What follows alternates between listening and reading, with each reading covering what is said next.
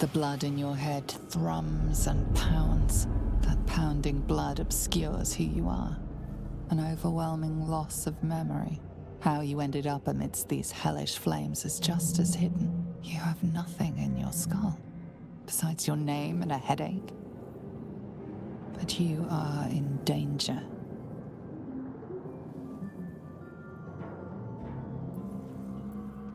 The dark urge. Whatever that is you. You will claw back the truth.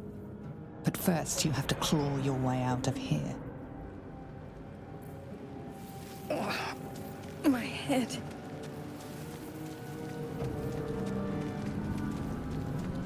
Here.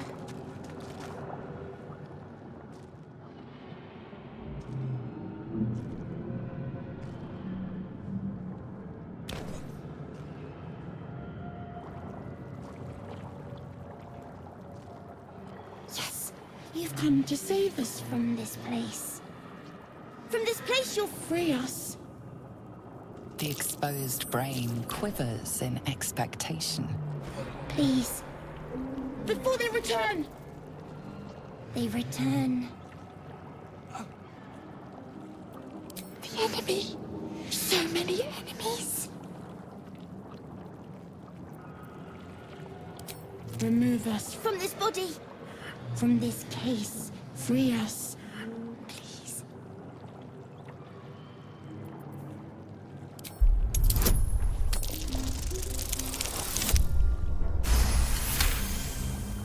You notice edema, a swelling of the brain causing pressure where it strains against the shell of the skull.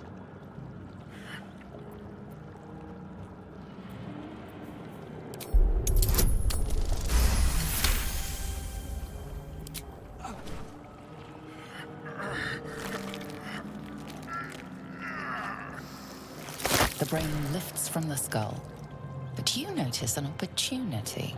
You could cripple the strange creature, making it more subservient should it prove a threat. Your fingers twitch with the desire to rip its tender, moist meat to shreds.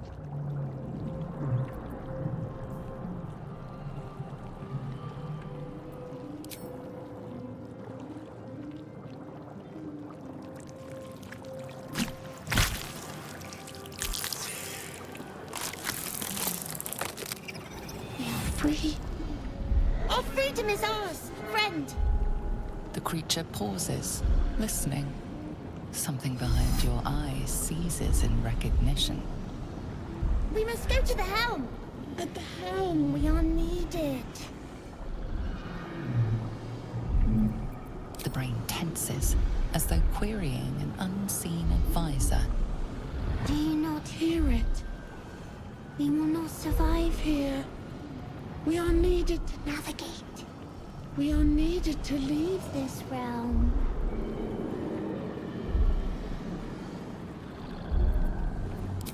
Us. We are us.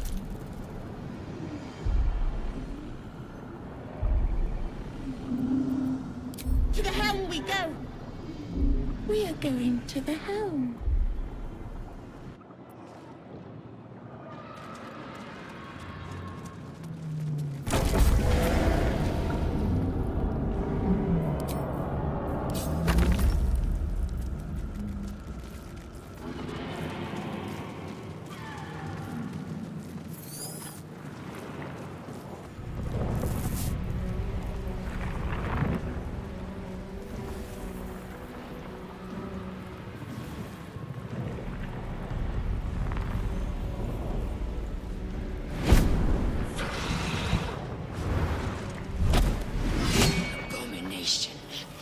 This is your end. Your head throbs and your skin tingles. Visions rush past. A dragon's wing, a silver sword, and a flash of your face seen through the strange woman's eyes. Oh, my head. What is this? Skvar, you are no thrall. Vlaakith blesses me this day. Together, we might survive. Who am I? Your only chance of survival. First, we exterminate the imps. Then we find the helm and take control of the ship. As for that thing, it will remain tame as long as it believes we are thralls. It may be of use in the fight to come.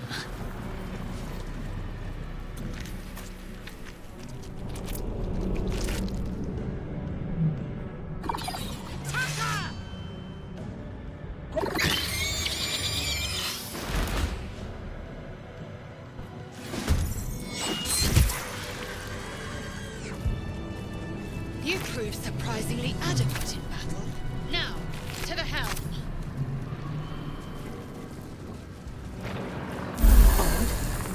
I feel ship won't be able to take another dragon attack. We need to get out before it's too late.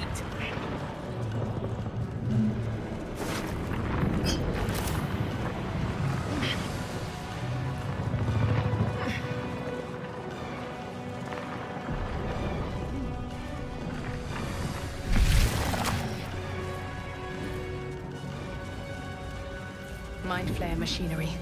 Better watch what I touch. Unleash. Aggression. Annihilate. You! Get me out of this damn thing! We have no time for stragglers.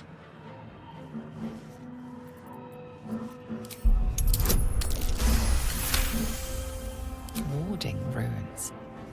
You feel them drawing energy from the console near to the pod. Are you satisfied? We need to go. Try that contraption next to the pod. They did something to it when they sealed me in. Hurry! Please!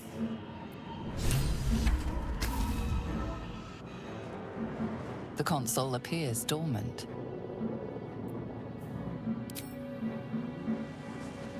The console hums to life.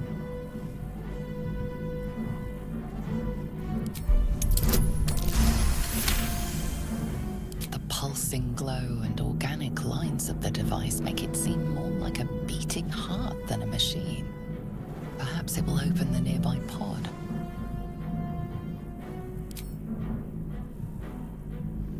Suddenly, you feel a hideous squirming in your head. A parasite. Then discomfort fades, and another sensation washes over you. Connection. Authority.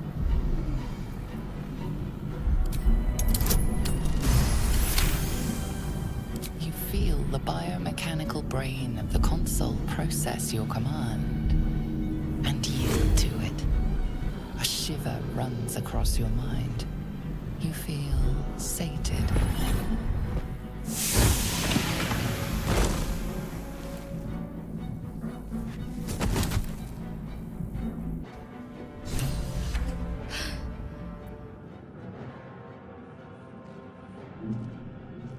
I thought that damn thing was going to be my coffin. Thank you. Your mind lurches into her thoughts. Her gratitude is mixed with wariness, because you have a gift with you. You keep dangerous company. I did. It must be because of those parasites they put in us. They'll have to wait. I need to get off this ship alive first. Let me come with you. We can get off this ship and watch each other's backs along the way. Shadowheart. One moment.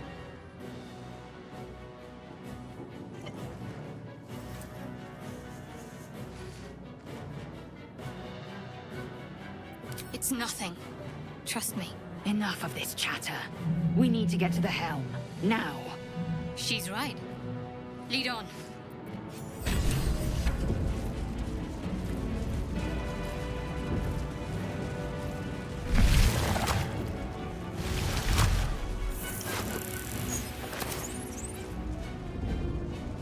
No traps, please.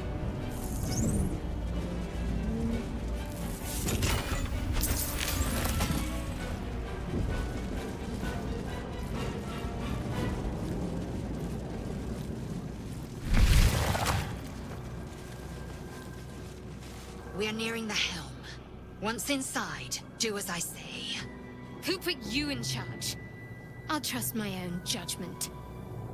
Cane yank.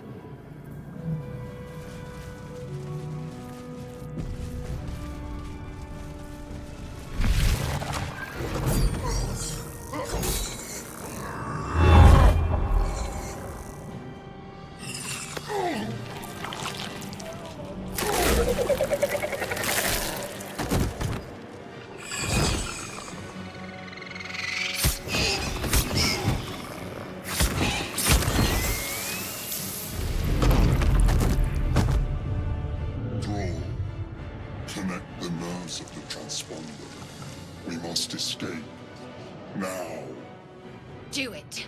We will deal with the gate after we escape. Connect the nerves. Nerves! We will connect. Them. It's clear.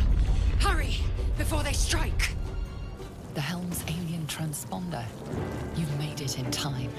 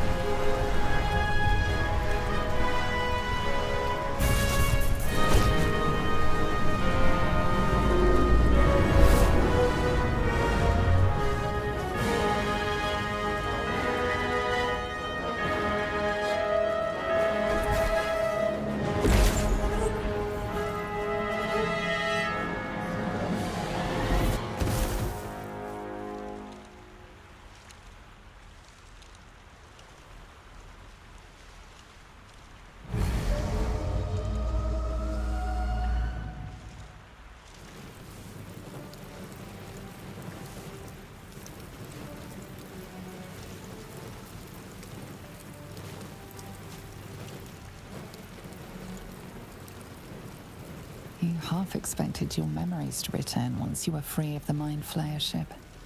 But your past is still an aching void.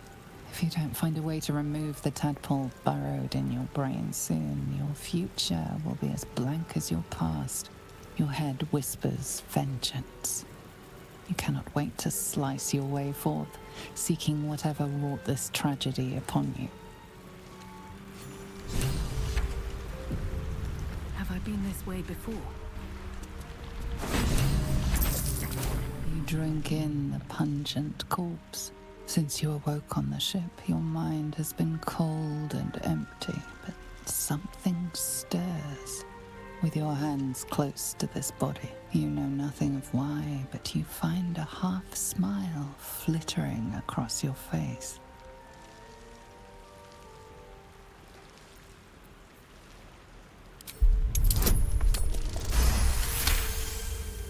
As soon as you delve into your mind, it is filled with flashes of 1,000 different dead.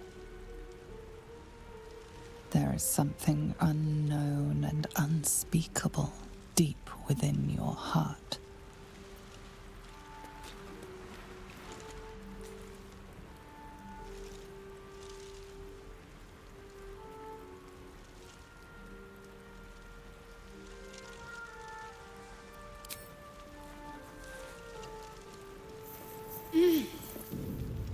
alive.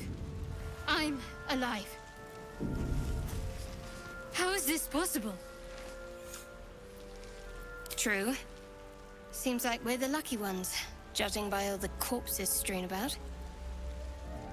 I remember the ship. I remember falling. Then nothing. No, I don't recognize this place. But anything's an improvement on where we just came from. First things first, we need supplies, shelter, and most of all, a healer. We might have escaped, but we still have these little monsters in our heads.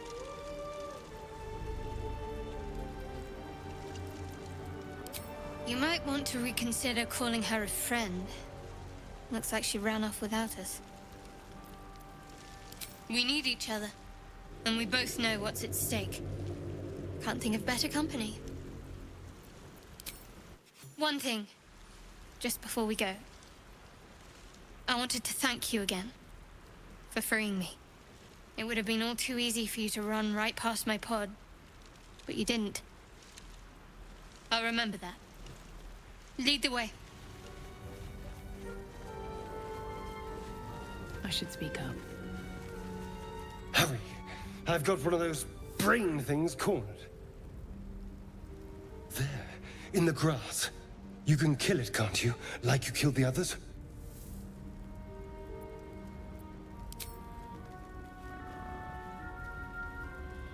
There. Can you see it?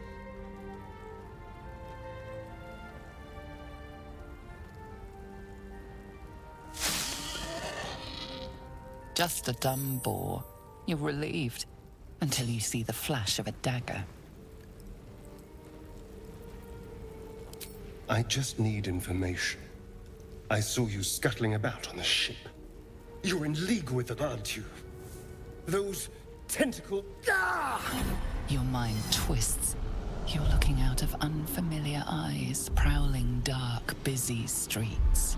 You try to hold the memory, but it fades to the worm. The light. The fear. What was that? What's going on? The worm. Of course. That explains things somewhat. And to think, I was ready to decorate the ground with your innards. Apologies. Indeed we are. Please, allow me to introduce myself. My name's Astarion. I was in Baldur's Gate when those beasts snatched me.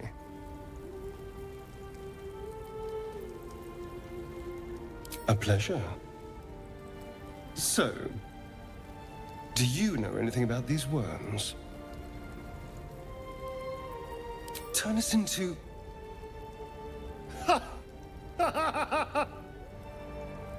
Of course it'll turn me into a monster. What else did I expect? Although, it hasn't happened yet. If we can find an expert, someone that can control these things, there might still be time. You know, I was ready to go this alone, but maybe sticking with the herd isn't such a bad idea. And you seem like a useful person to know. All right. I accept. Lead on. As he joins your side, your mind dances with thoughts of a perfect, pretty corpse. There. A mind flare. And it's hurt. That thing's back. You approach the dying monster. This is the thing that abducted you. You could end its life here and now, if only you didn't feel compassion. Compassion.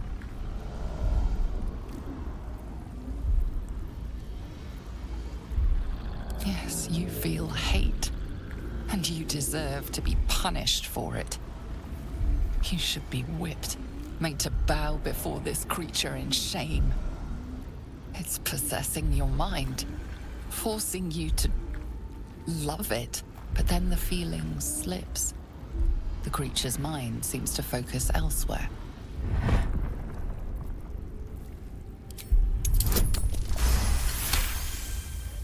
Your minds fuse, lusting for something that is gone. But then its grip claws back with a vengeance, a vice locking your mind into obedience. It needs sustenance to survive, and with your very body you can provide.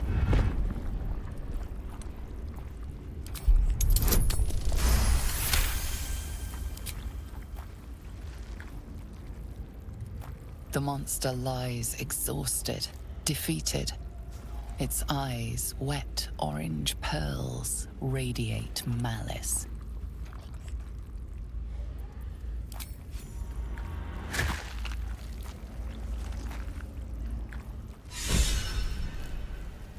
Monster. Death is too good for it. What's going on with that room? Looks unstable somehow. Approach the sigil on the stone. Magic glitters and swirls from it erratically, as if malfunctioning. It looks slightly dangerous.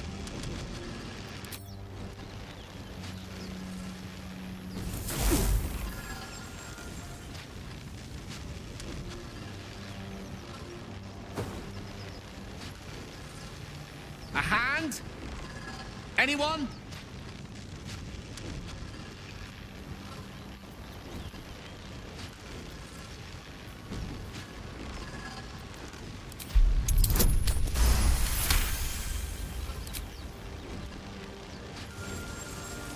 Whatever you're doing is working wonders. Now a quick little pull should do the trick.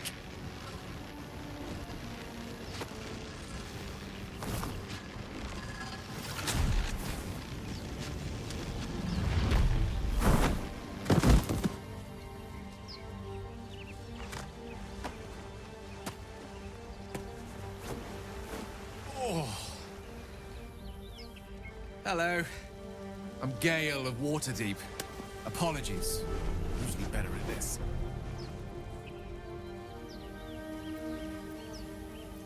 A bit shocked, but friend, it's a relief and a pleasure to make your acquaintance. Say, but I know you, don't I? In a manner of speaking. You were on the Norse Lloyd as well.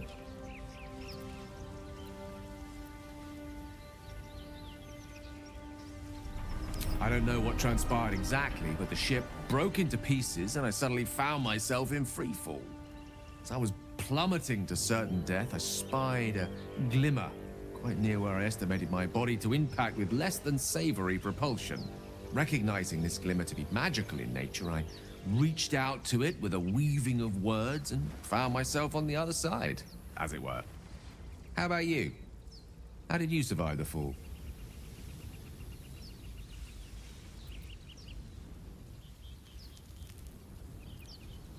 Fair enough. But even so, I have the unfortunate suspicion your survival is still very much in jeopardy. Back on the ship, you too were on the receiving end of a rather unwelcome insertion in the ocular region. Were you not? No use sugarcoating it, is there? The insertee we speak of, this parasite, are you aware that after a period of excruciating gestation, it will turn us into mind flayers? It's a process known as ceremorphosis, and let me assure you, it is to be avoided. You don't happen to be a cleric by any chance, do you? A doctor? Surgeon? Uncannily adroit with a knitting needle? You seem to know enough about our condition to realize it's beyond most clerics' skills. Most, no doubt, but I find myself hoping to be in the presence of the few. You don't happen to be one of them.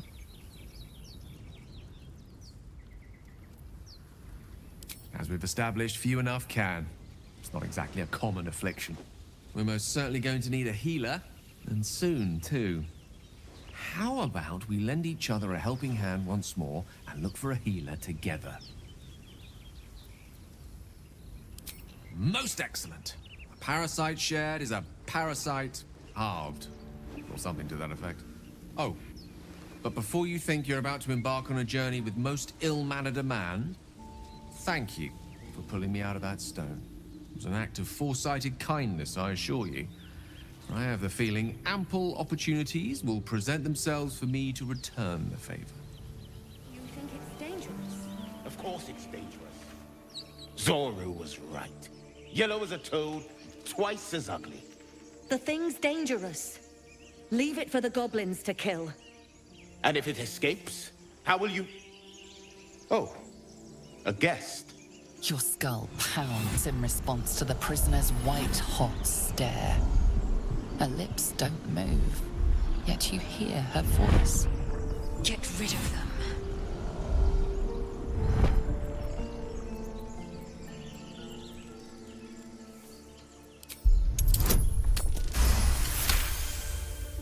They're right. No one's safe if that thing goes loose. You didn't hear it? Shook our camp good, so we came for a look.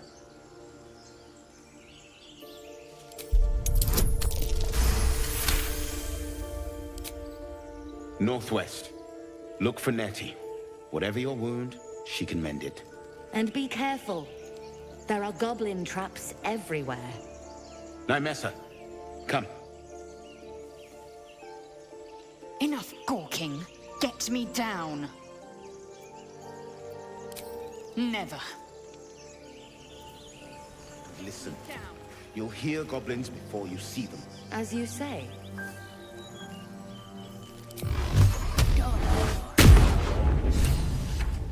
The tadpole hasn't yet scrambled all your senses. Auspicious. But the longer we wait, the more it consumes. My people possess the cure for this infection. I must find a creche. You will join me. Careful. She obviously sees your kindness as weakness. Don't let her take advantage. You may as well suggest a wyvern bow to worms. The cure I offer will suffice as thanks. It is many things. A hatchery, a training grounds, a shelter. Githyanki protocol is clear. When infected with a ghaik tadpole, we must report to Augustil for purification.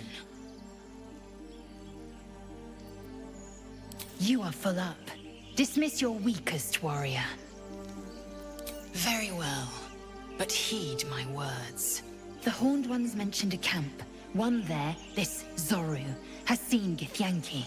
A creche must be near. I must interrogate this Zoru. Our very lives depend on it. I will be at your camp. Do not keep me waiting. Be careful.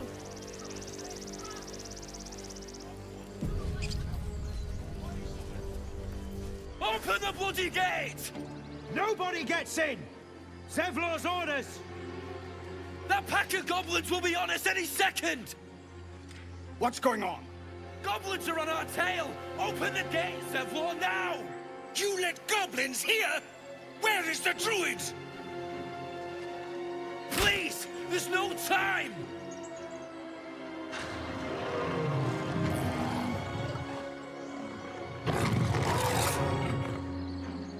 By the 9 hells! Open the gates!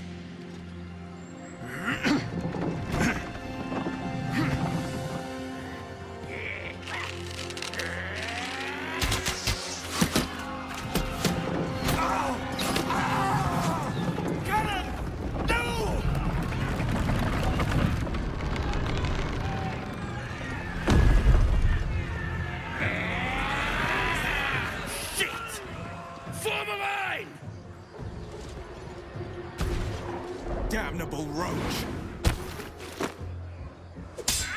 Provoke the blade, then suffer its sting. Yes.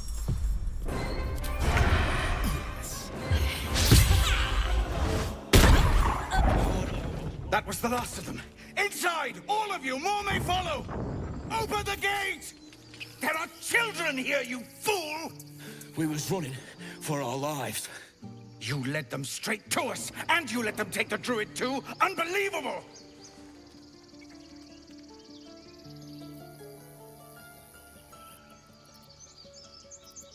Tell that to the dead at the gate. Shut it, Horns! I'd be lying dead next to the goblins if you'd stalled any longer. My duty is to this camp. Oh, God forbid you risk your precious tail. But I shouldn't be surprised. Full-bloods ain't known for courage. You see the tiefling's jaw clench. He's about to erupt.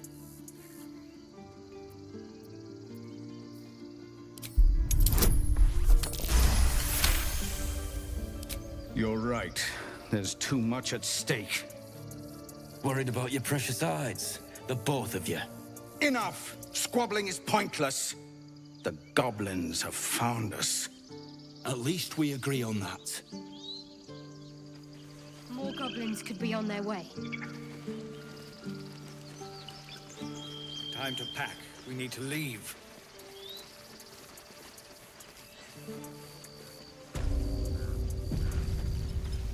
This is about your precious Balldur's Gate. I care about our lives. Our future. Is there anything you need? Just some bits and bobs I no longer need? Take that back. Sylvanas.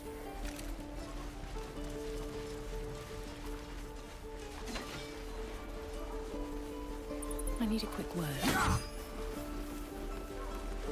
Go on. Give me a best shot.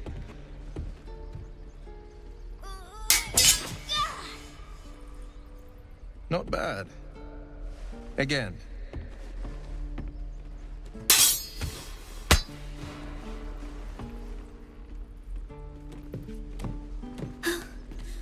I can't do it. I'm not like you. Umi, I don't need you to be like me. You just have to buy enough time to run. Come on. I believe in you. You can do this.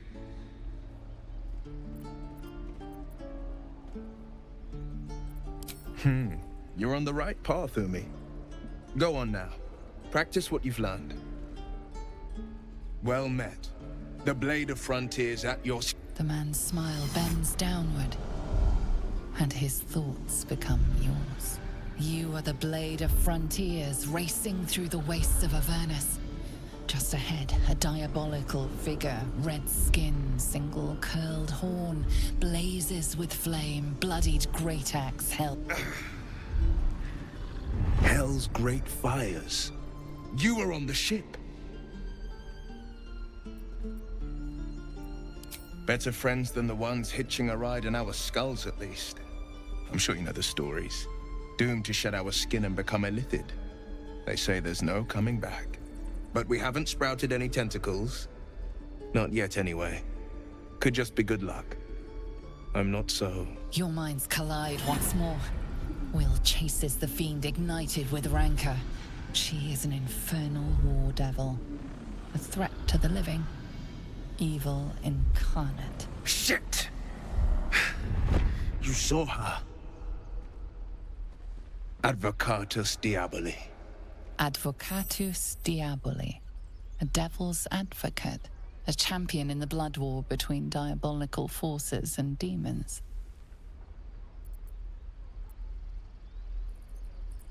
That ship sailed the Styx already. All I can hope for is to limit the damage. Her name is Karlach, an archdevil soldier I swore on my good eye to kill. I tracked her through the hells to the Mindflayer ship, but the damned illithids infected me before I could end her. She's out there now, preying on the innocent. I don't kill her, she'll leave behind nothing but a trail of corpses. Just so you know, my first duty is Karlach. I'm oath-bound to go after her. But I won't deny this infection is bothersome. I accept your invitation. You'll need to make room if you want to partner up, though. Still, when the time comes, call for the blade. I won't be long to answer. A splendid plan. We'll talk more there. Look where City Palace is following me. Ah, you're addressing me? A humble ox. How quaint.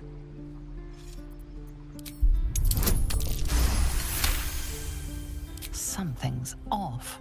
This creature isn't what it appears to be. No, You are incapable.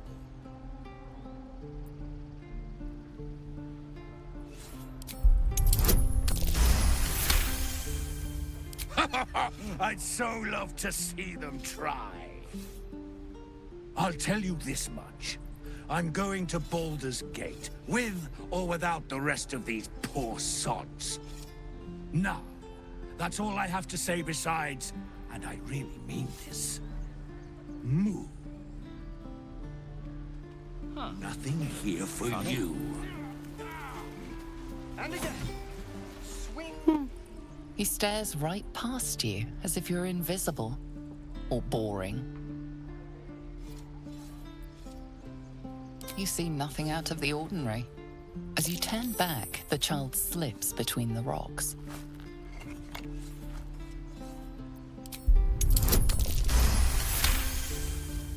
You find the edges of a concealed entrance.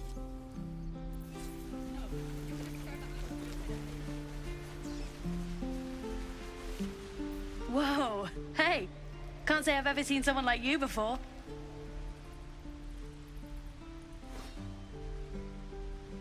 Go on, take this ring. It's lucky. You haven't seen anything yet. Go on, take the ring and watch your fortune change.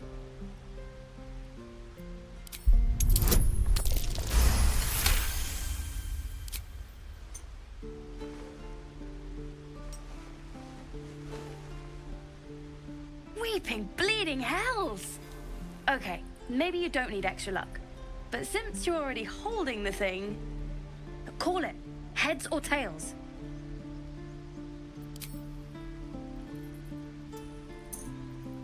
Heads it is. See? That's the kind of luck you get from one of my lucky rings. I've got more where that came from. Real cheap too. Interested? Hey, not so loud. You caught me. All right. They're not lucky rings. I'm just trying to earn money for my family. My father left and my mother, she's so sick. I wish I had better things to sell than trinkets, but it's all I have. Thank you. That means so much. That's what I got.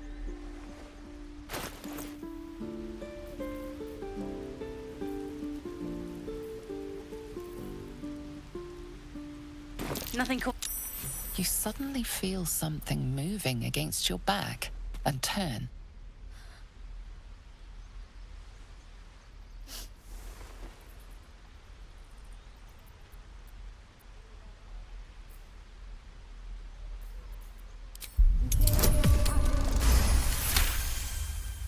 You see her hand in your bags and the shame in her heart.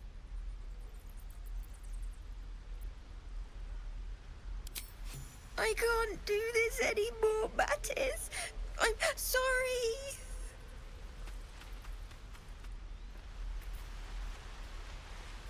Hey, you here to trade or? Yeah, I know. I was standing right here telling her to rob you.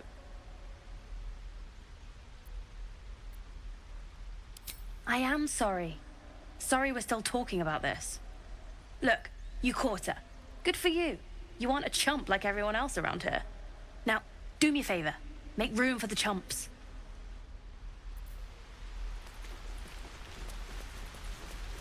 Please, let us through. Let my daughter go right now! She's a thief, hellspawn. And you will wait for Korga's judgment. Now get back! Oh, let me through, Mragrashem, or I'll rip your damn throat out!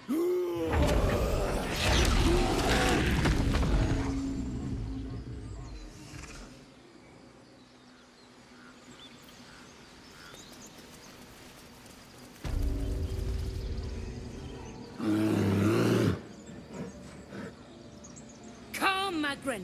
Give them a chance. You, step back. We'll not tolerate drow in here.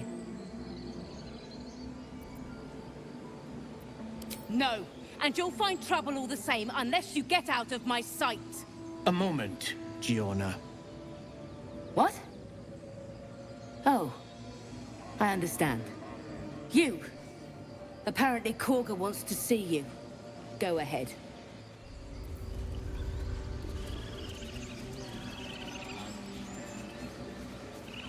Yes. Ah, my good friend. You were at the gates just now, no?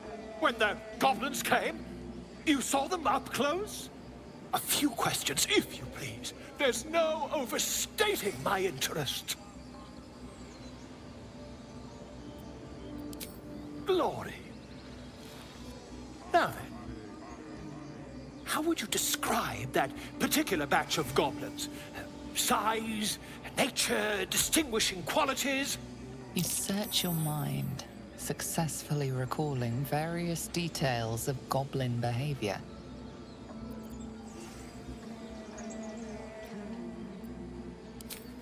Goblins were of a rare, jam-colored hue and wielded magic blowguns. And the dragon they had marching in the rear, was it of the brass or silver variety? Witnesses failed to notice the obvious dragon. Last question, then you'll be quite free. Did the attackers rally to the absolute when they fell upon the gates? Really? Well, this does complicate things. But then again, well, never mind. I've interrogated one, a captive in this very camp. She reports they've abandoned their god Maglabiet in favor of someone called the Absolute. The scandal! Never you mind. I'm on my way to their camp as we speak. I always knew my studies in Gukliak would come to some use.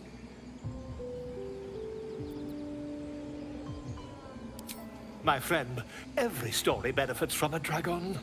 Until we meet again.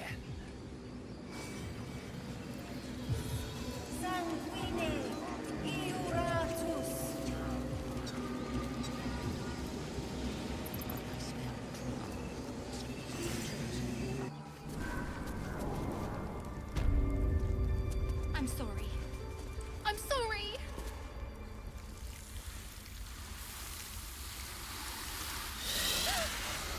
Please. I'm sorry.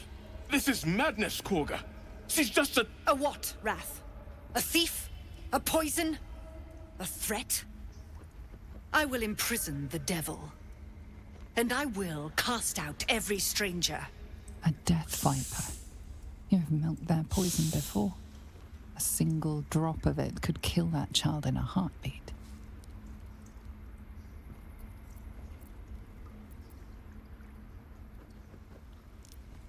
Girl, you mean parasite? She eats our food, drinks our water, then steals our most holy idol in thanks. Wrath, lock her up. She remains here until the rite is complete. And keep still, devil. Tila is restless. Come, Korga. We took back the idol. Surely... Do it. The snake's hiss of approval reveals its intentions. Should the child struggle, it is poised to strike. The death of a child. A timeless tragedy that never grows old.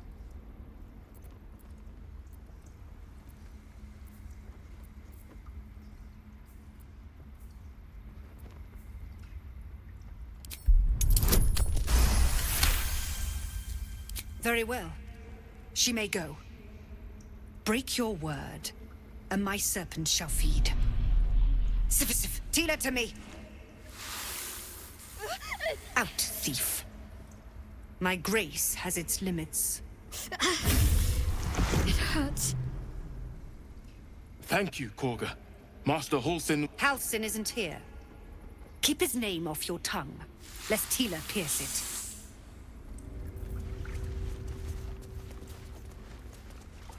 Go on. Say it. You think I'm a monster?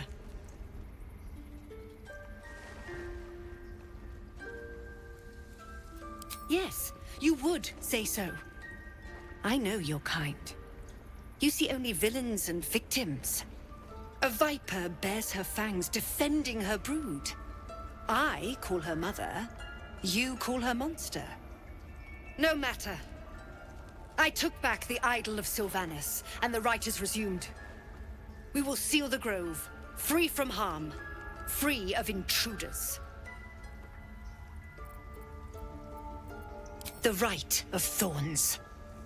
It is the Tree Father's gift that none come to harm. When we speak the final prayer, the great vine will sprout forth. The grove will be cloaked in bramble and thorn. No one enters, no one leaves. Sanctuary. None of this can happen while Outlanders infect us. Sylvanas demands that we choke them out. Nothing! They've done everything. You showed great mettle at the gate. The mettle of a skilled sword for hire. I want you to provide your services to the tiefling leader. Zevlor, he's called. Offer to guide the Outlanders out of the grove. I'm sure they'll reward you well. They're to be gone before final prayer. If they are not, the Viper must strike. You will do more than speak. This tale ends but one way. With the Outlander rot cleansed, and the grove forever shrouded. Tiring business, isn't it? All this traveling and adventuring. Why don't we take a little break, Allow ourselves a few moments of rest? Gives me a chance to talk to you about something, well, rather important. We've been on the road together for a while now, haven't we? Survived some perils, overcame some obstacles. Ever since you were kind enough to free me from that stone, I've seen you demonstrate remarkable guile and courage. The way you diffused the tension between Zevlor and Aradin, the way you got Korga to release the girl. In short, I've grown to trust you. The reason I make a point of saying this is that I've grown confident enough to tell you something I've yet to tell another living soul, except for my cat. You see, I have this condition. Very different from the parasite we share, but just as deadly. No, it cannot be cured. And I assure you I've left no page unturned in reaching that conclusion. I can keep this condition under control, as indeed I've done for a significant amount of time, but that was under different circumstances altogether. Home, in Waterdeep. What it comes down to is this. Every so often, I need to get my hands on a powerful magical item and absorb the weave inside.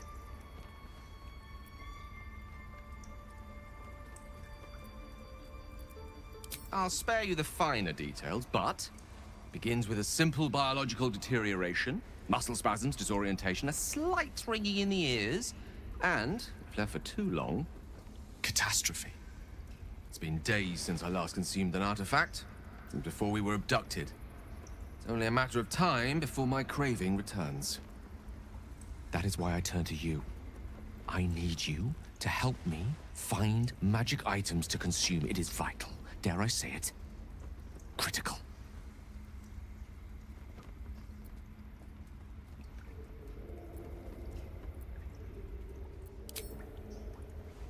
You have my thanks. And fear not.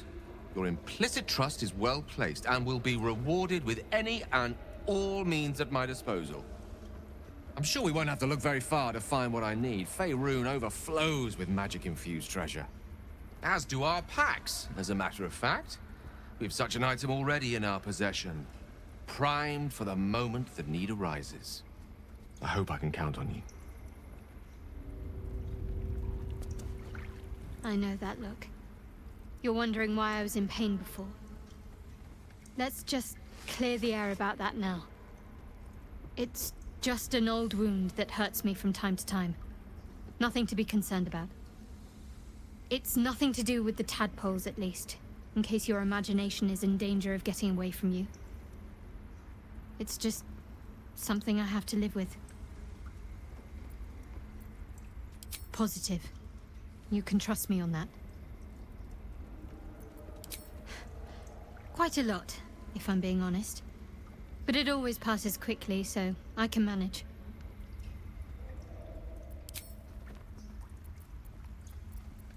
There's no story. None that you're entitled to hear, anyway. Just forget you ever saw it. I understand why you ask, but memory loss is not as uncommon as you'd think. There may be other causes.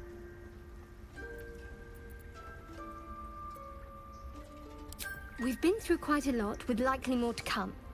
Care to narrow it down a little? Must I? Thinking about it won't help. We know what to do, so let's do it. Find a way to rid ourselves of these things. I'm not too hopeful that a Gith crash will actually prove our salvation, but worth keeping in mind. I suppose we'd go our separate ways. Not a slight on your company, of course. Perhaps. Perhaps not. If we do survive, we'll have separate lives to return to. I need to get to Balldur's Gate. There's someone waiting for me there. Someone I have to reach. As soon as possible. Thank you. And you're right. It's a delicate matter. Not something for light conversation.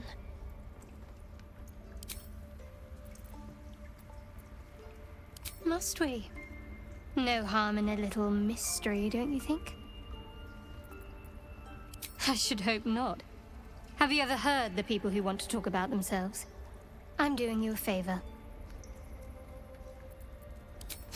Sweet of you, but don't worry. I'm sure you'll get to know me just fine by traveling together. No need for interrogations just yet. Thank you. I'm sure we'll get along perfectly well.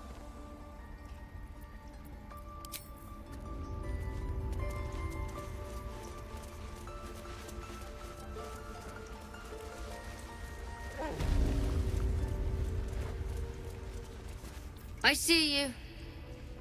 Just give me a moment.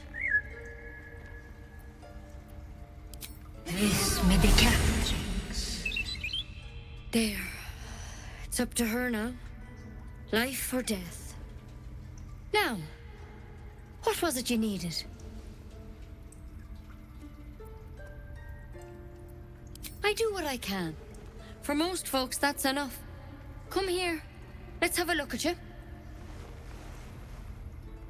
You seem healthy enough. A bit tired around the eyes, maybe.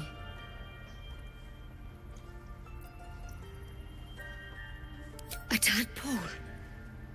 A mind flayer tadpole.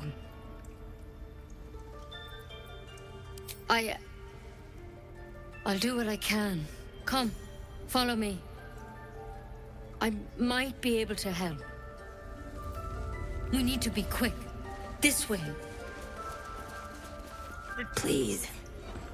I'm resting. The bird says nothing, trying to rest. The bird says nothing. Only the sound of its labored breath fills the silence.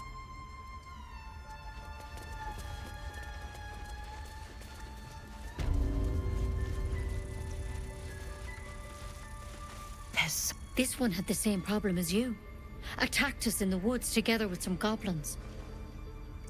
Tadpole crawled out of his head soon after. Seems so. Gave Master Halsin a right start.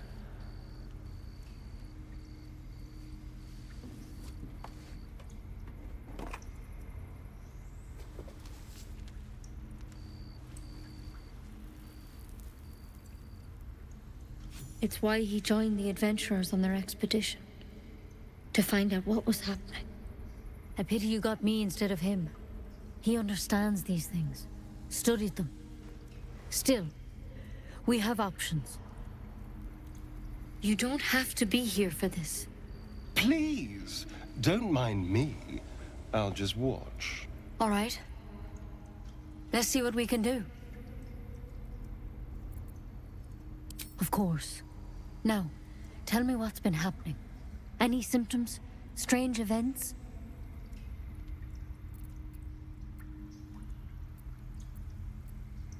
Victims can identify each other. Not that the others know they're victims, of course. How'd you pick up the parasite? Halsin was desperate to find where all this was happening. A mind flayer ship?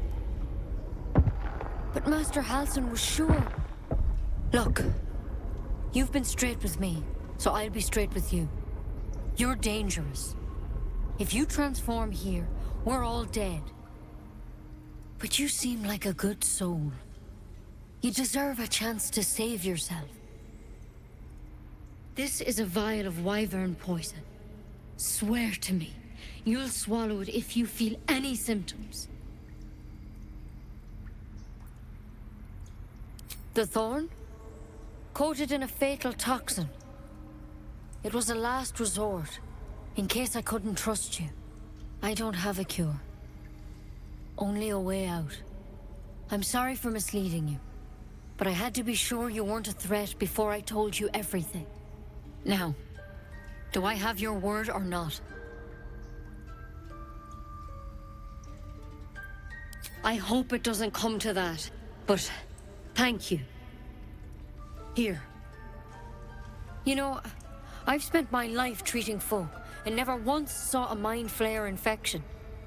Then suddenly, there's dozens of you. Maybe more.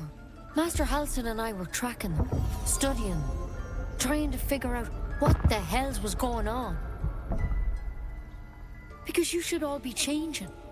There should be a small army of mind flayers out there. But you're not. Weird powers aside, you seem perfectly normal.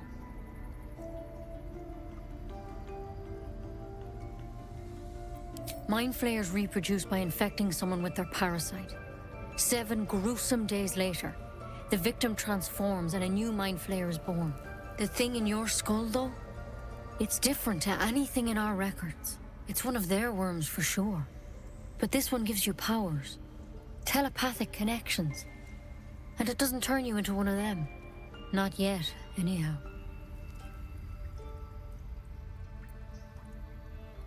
Hard to say, but there's a lot we don't know. Infected, folks like you, have been converging on an old temple of Selûne. And I've no idea why. When Master Halsin heard the adventurers were heading that way, he saw a chance to get answers, joined on the spot. Whatever he found there, he didn't make it back.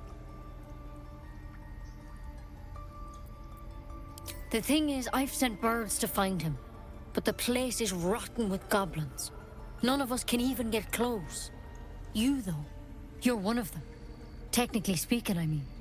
They won't kill someone carrying their parasite. If you can find Halsin and get him out of there, we can discover what he learned.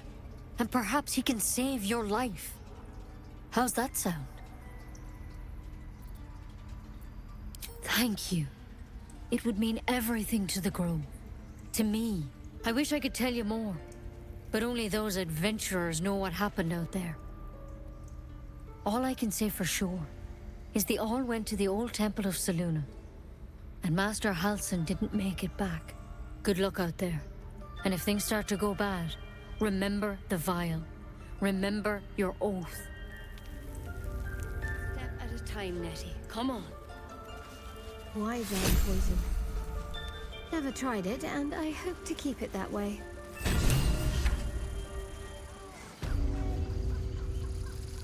Moon, sun, oh, remind me. No, that doesn't. Dance upon the stars tonight. Smile and pain will fade away. Words of mine will change. No. Become. Change? No. Damn it! No, I'm moments away from a grisly death. At the hands of this bloody song. I can't... Nothing fits, you know?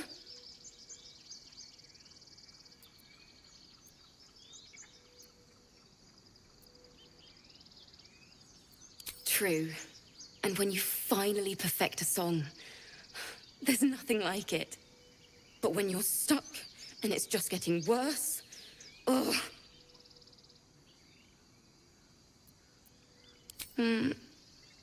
It can't hurt. I have an extra lute, if you want. My teacher, Lihala. She loved dancing. Had 2 left feet, mind. I remember waking up one night on the road and seeing her dancing beneath the stars. A huge smile on her face. Thinking of it now, my heart hurts. And my words just seem to crumble. Like ash. Wait. Words of mine will turn to ash. That's perfect.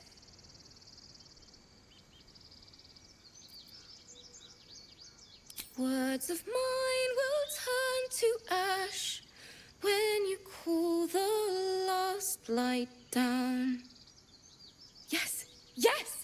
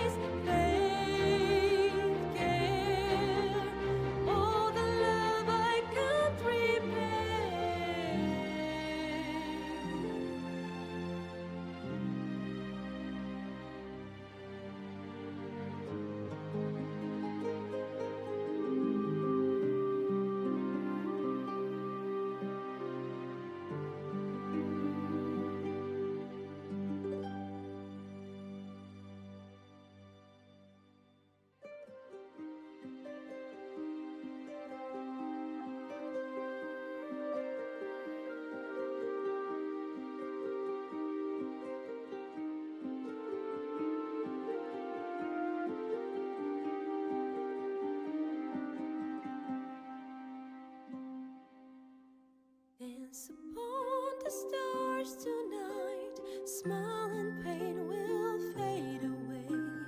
Words of mine will turn to ash when you call the last lights down. Moon reminds me of your grace. All the love I can't repay. Rest and note it, I will pray. Farewell, my dear old friend. Dance upon the stars tonight. Smile and pain will fade away.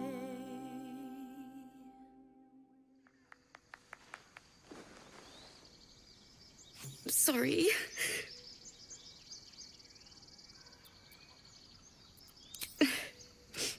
She'd have said the same thing. That's the first time I've played since Lihala died. My teacher. She was playing her lute. We didn't hear the gnolls coming. There was so much blood. I can still smell it.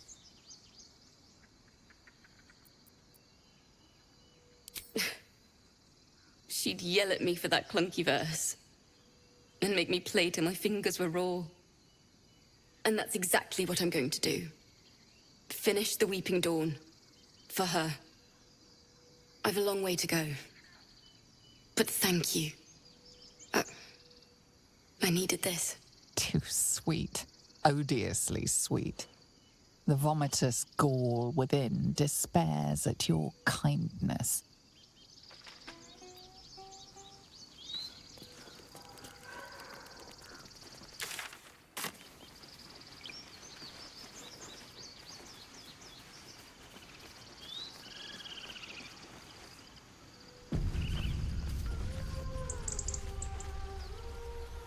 Is someone singing? It's beautiful.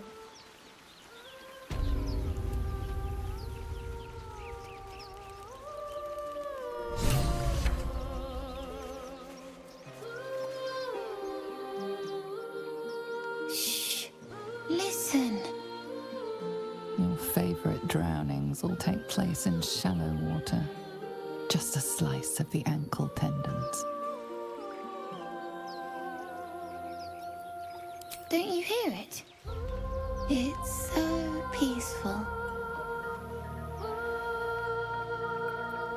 No, it's just a bit of water. I only want to listen. Just a little closer.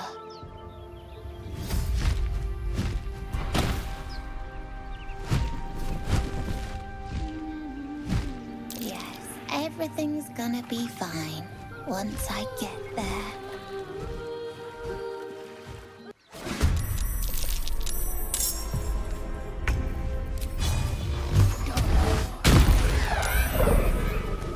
Time to press ahead.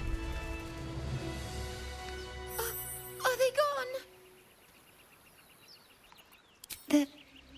They're gone. Now there's just Mole. She'll be so mad. I didn't get the gold from the nest. I got to go. Wait, you should meet Mole. She'll be grateful you helped me. Find a boy called Donny. Tell him you want to see the dragon's lair.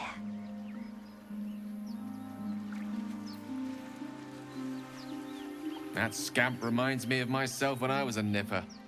Always getting into trouble.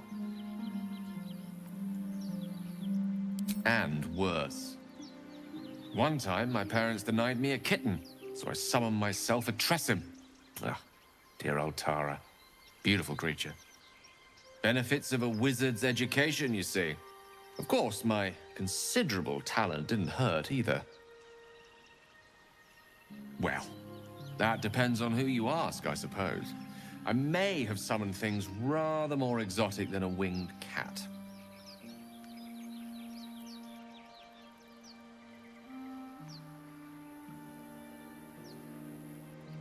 Only when the occasion suits. That's mostly a synonym for yes, by the by. Anyway, I'm glad we got that boy out of his predicament. Poor lad would have been harpy feed if it wasn't for you. I have something to ask. You ever scare me like that again, and I'll feed you to a knoll. Mom, I'm fine. Stop it. Our little Hellion told us what happened. Thank you. Don't know what we'd do without her.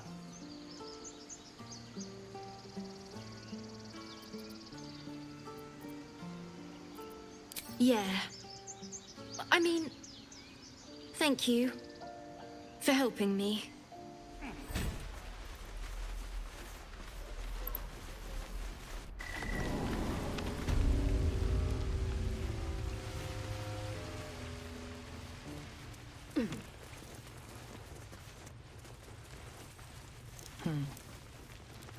Well, look who's come to visit. My kids say you've been busy since you got here. Mercon says you got him out of a tight spot with some harpies. Gotta say, I'm impressed. You saved Arabella from the Druids. Don't know what those bastards would have done. And thanks for going easy on Sylphie. Not many marks would have done the same. We're saving up for a better hideout when we get to Balldur's Gate. Why? You planning on telling me stealing is wrong?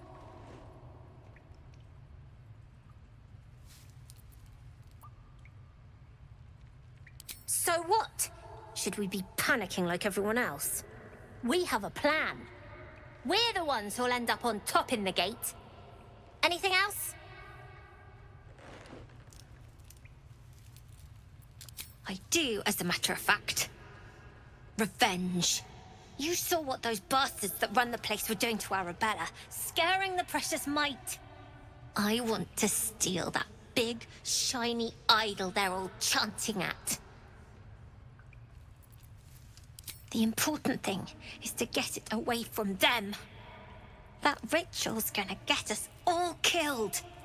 And we can sell it once we get to the city.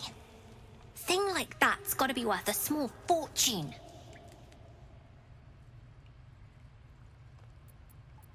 Figures. Don't think you've got the stones for the job anyhow. Anything else? You've been a friend to us. Come back anytime.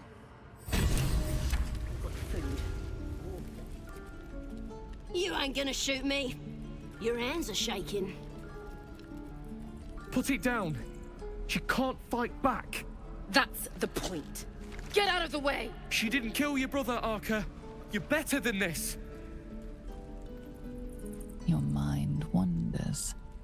If the crossbow bolt shot through her mouth, would she taste the metal before she died? Shoot before you lose your nerve, Tiefling.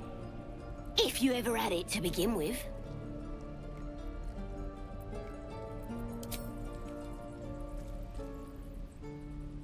Looks like the Absolute sent me a protector. You gonna kill them too? You, move!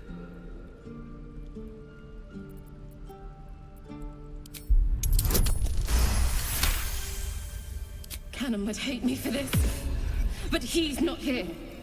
They took him from me. Don't you dare! Damn you. Damn it! Why do you care if a goblin lives or dies? Not sure I get that. The bars don't make her special. But fine. Whatever. It's all right, Arca. Let's go. Let me out, you bunch of softies! Believe it or not, but I witnessed a similar standoff back at the Yawning Portal. Of course, an establishment like that invites all sorts of outlandish entertainments. An inn in Waterdeep. Ooh, never a dull moment there. Adventurers come from all over Faerun to try their luck down the well. Leads into the Undermountain, you see, full of death, danger, and vast amounts of treasure. Hard to resist. Oh, a drow, a dragonborn, and a cleric of Cyric walk into a bar. Your standard fare. Maybe someone was cheating at cards. Maybe it was some weird lover's quarrel. In any case, out came the crossbow, and a hush fell over the entire room.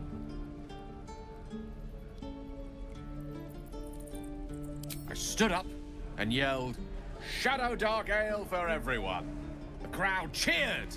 The tension drained into 6 tankards, and soon all was well again. In a place like the Yawning Portal, the most powerful magic is calling for a round of drinks. Mind you, all I did was call for ale, but you went and stood in front of that crossbow. Well, I'd drink to that.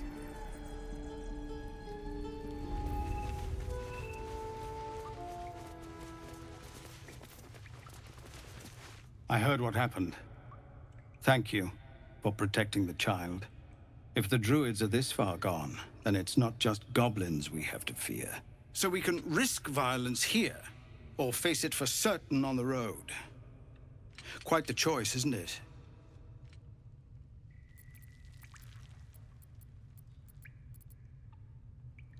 You saw what they were willing to do to a child just for trying. It's Korga's influence. Without her twisting things, I believe the druids might see sense. It's good of you to offer, but there's a whole army of goblins out there. We'd need an army of our own to escort us safely to Balldur's Gate. And while I don't doubt your abilities, you're no army. There may be a way, though. Goblins are ill-disciplined. It's unlike them to organize so cleverly. Somebody must be leading them, bringing discipline to their ranks. Take out that leadership, and they'll scatter. It's no small thing to ask, but I've seen you fight. You're equal to the task.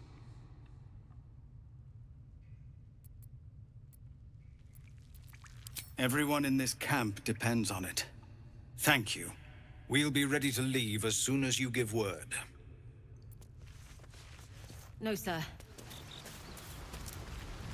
I've known a few warlocks in my time. Talented, of course, though sometimes too eager to listen to the devils on their shoulders. Comes with the territory, unfortunately.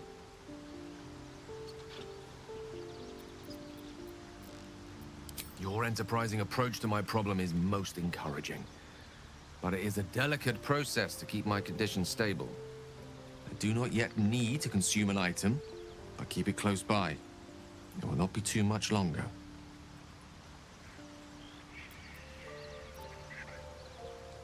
Think of it as tribute. The kind a king might pay to a more powerful neighbor to avoid invasion. As long as I pay, there will be peace. But should I ever stop, along comes a war. I can assure you, the battlefield would extend well beyond the borders of my body alone. Memory loss isn't usually a symptom of xeromorphosis. If it is, they've forgotten to write it down in any text I've read on the subject. Then again, our case isn't exactly usual. Perhaps whatever's causing our tadpoles to remain in stasis has also affected your mind. If xeromorphosis takes place, all trace of your former self will be subsumed into the Mind Flayer's hive. So, to still be here, if a mite forgetful, still a win in my book.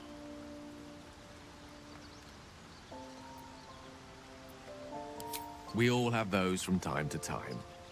I once wished a most impure demise on a colleague of mine who bought the last remaining copy of Etheril's Enchiridion of Enchanting Easements. First edition, too. As regards to your own morbid little fantasies, I'm sure they're nothing to worry about. So long as they remain fantasies. I question the wisdom of that decision, but so be it. The goblins still infest the roads. As long as their leaders live, Zevlor's people are trapped. Karlach's fires raged in Balldur's Gate before she escaped to Avernus, as my source told it. And she was planning to return. One of the archdevil Zariel's own, chaos incarnate, a devil with pure fire for a heart. I made my way to Avernus to stop her. She fled from my reach, even climbed aboard the Mind Flayer ship as it screeched through the hells. I followed in close pursuit.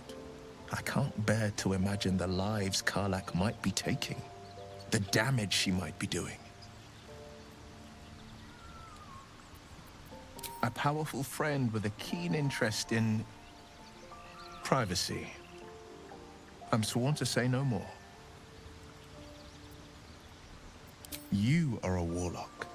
You know about bound souls and frozen tongues. I can only leave the rest to your imagination.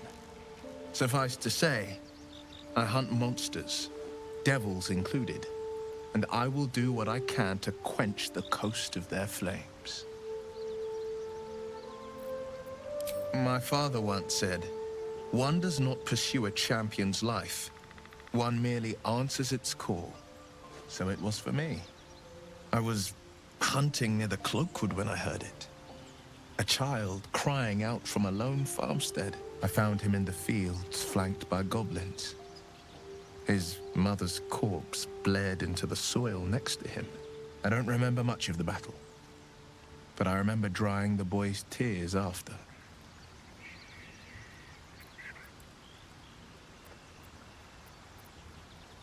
proud. No, angry. Angry at the monsters preying on innocents. Angry at the so-called good gods for tolerating the cruelty of the evil. Angry at myself that it took so long for me to see the coast suffering. The frontiers demanded a blade. And so I heeded.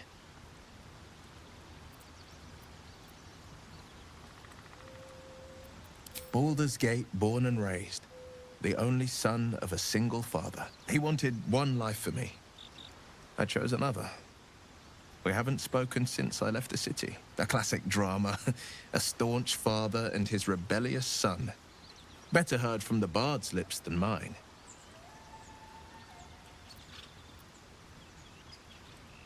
Seems unusual to me. Then again, we're talking about tadpoles inserted into our brains by rubber-skinned tentacle monsters. There's nothing usual about it. All the more reason to stick close. I think you'll agree.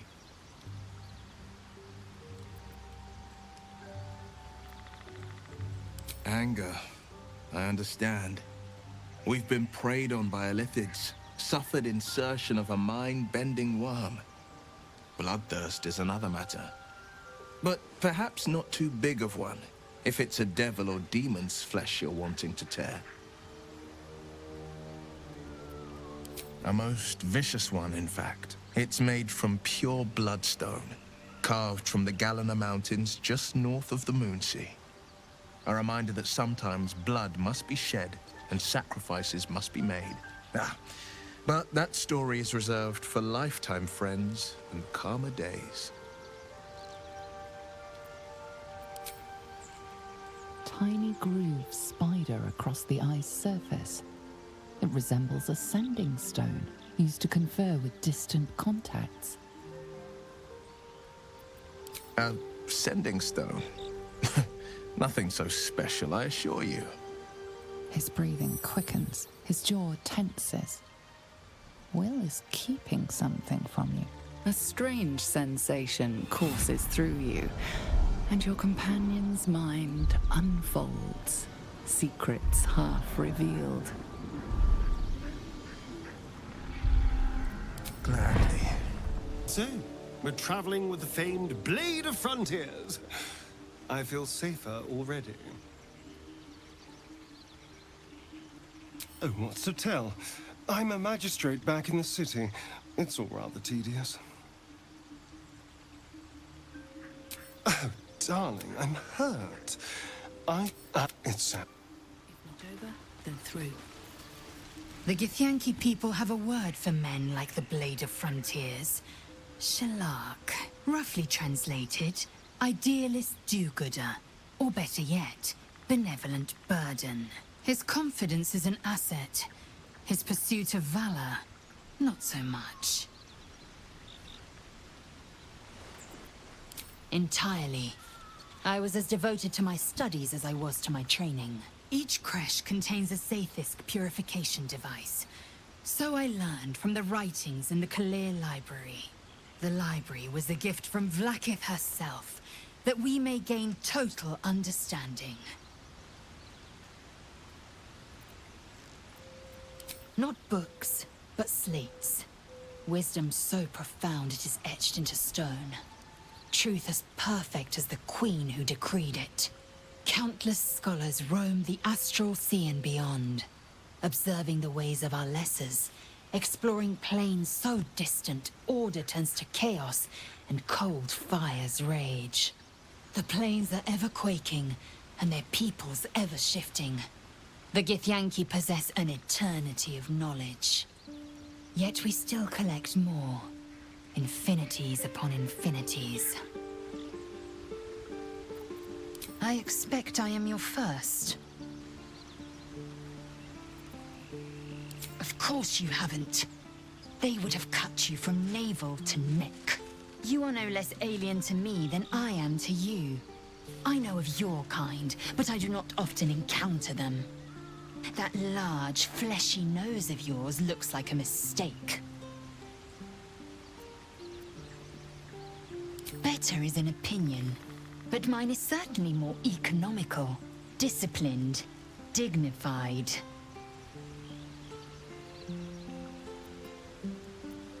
I understand much beyond your comprehension. More to the point, I know the cure for our condition. It is imperative we locate a creche. You do well to observe more and question less. Yes, in great detail. It starts with a fever and memory loss. Then you start to hallucinate. Your hair falls out, and you bleed from every orifice. Your bones will change form. Your jaw will split to allow room for 4 great tentacles.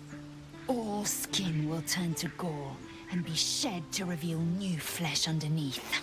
Then you have ceased to exist, and a mind flayer is born.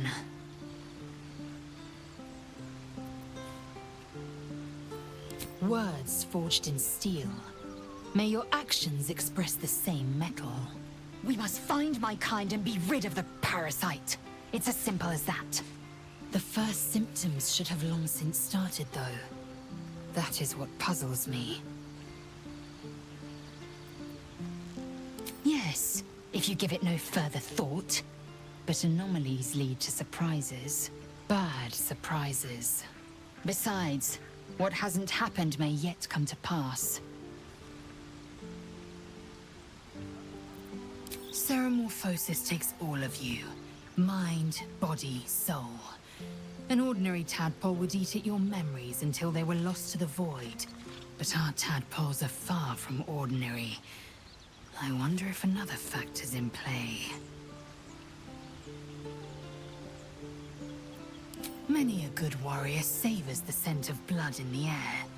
There's no shame in a capricious murder now and again. Too many, though, and you waste energy and dull your weapon.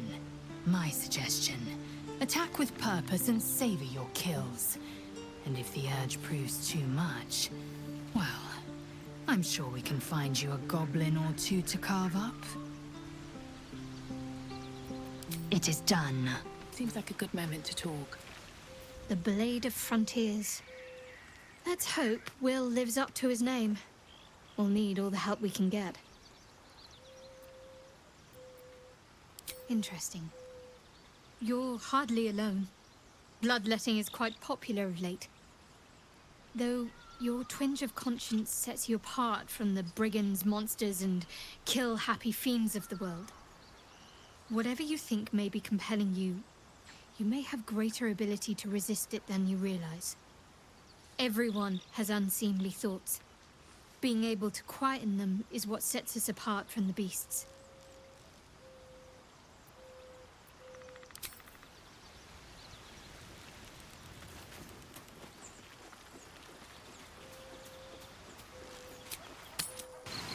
I wonder when the goblins will come. What I wouldn't do for better. I was looking forward to it. By Mordai's eyes. Another one. My friend's blood not enough. Come to rip me open too. In Kresh Kalir, a formal greeting begins with a bow. Is this monster with you? You dare interrupt! Has the tadpole ravaged your senses?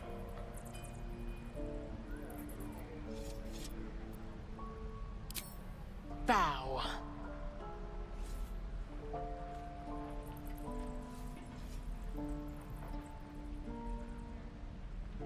Lower.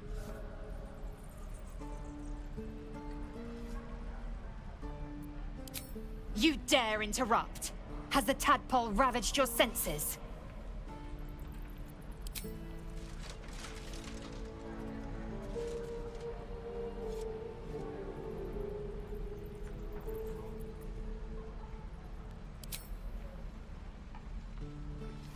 Thanks. What do you want from me? On the road to Balldur's Gate, near the mountain pass.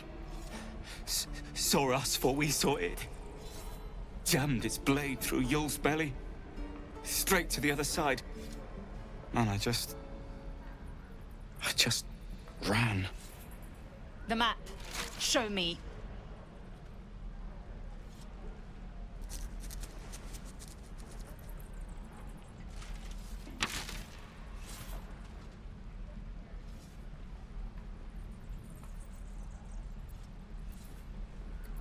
Yes, your mediocre interrogation technique notwithstanding.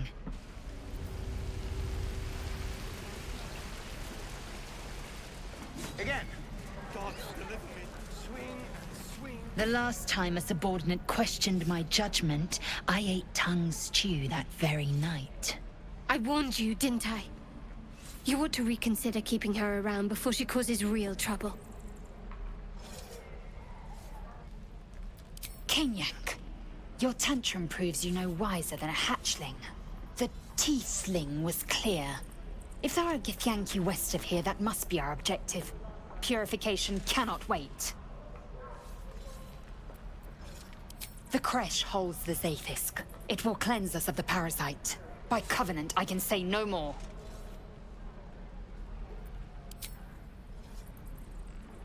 I am unfamiliar with the... well, I shall not say culture. Custom, perhaps. You will educate me on matters of this... Fey run.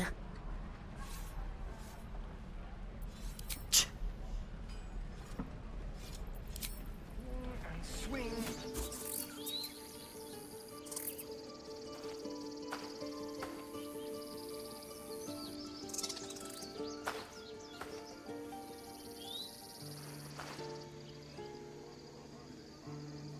Get out! The squirrel lunges at your foot and bites it. You're trespassing. This is my territory.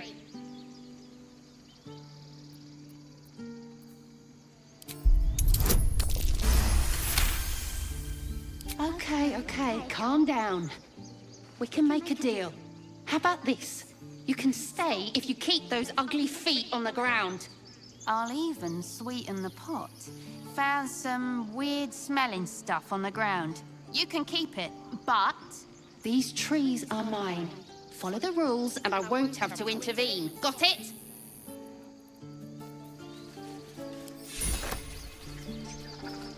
You always knew what to say. When I was homesick. You never let it show.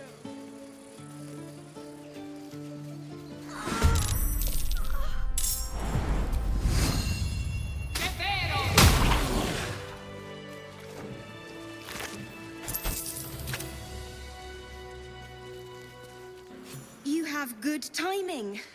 Never been much of a fighter, so wrestling a bugbear would have gone... poorly. But you're not here for heroics, are you? Avernus's stench is all over your skin. Let me guess. Your devil mistress sent you to get her soul coin back. Too bad. I earned it, fair and square.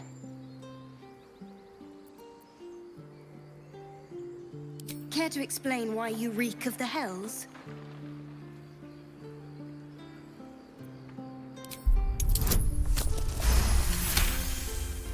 Well, that's quite the story.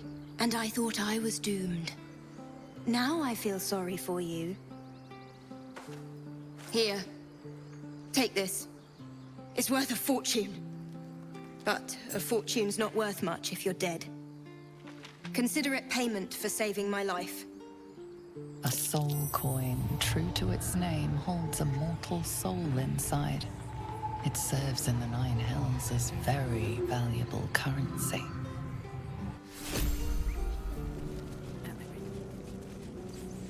A lot of effort to hide one sarcophagus.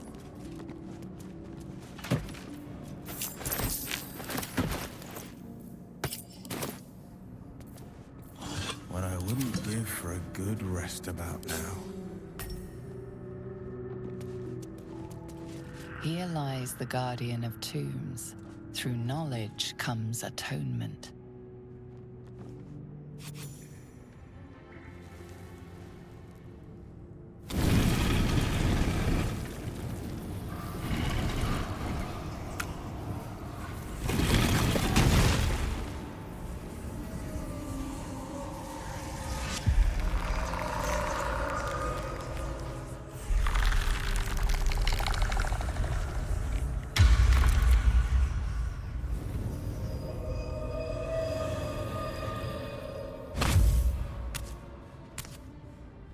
So he has spoken, and so thou standest before me, right as always.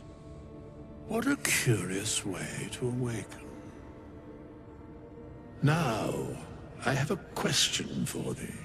What is the worth of a single mortal's life?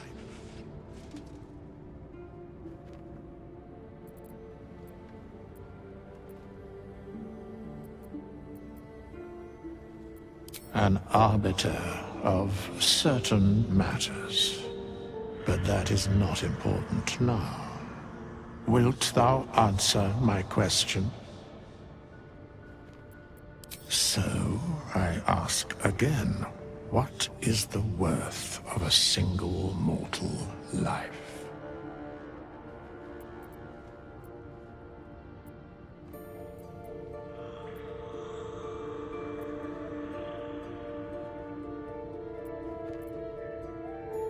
In death, that is so.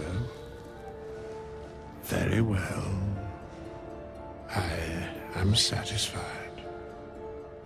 We have met, and I know thy face. We will see each other again at the proper time and place. Farewell.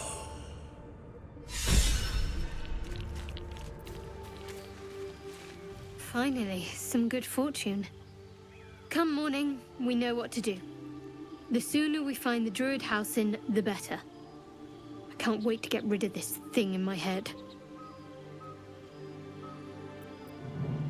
Head to Balldur's Gate. Someone's waiting for me. Let a girl have some secrets. Was there anything else? The same. These parasites are proving suspiciously benign. But suppose I turn. What would you do?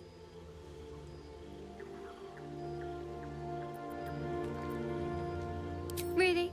I'd just kill you. Anyway, get some rest. Try not to dream about tying me up.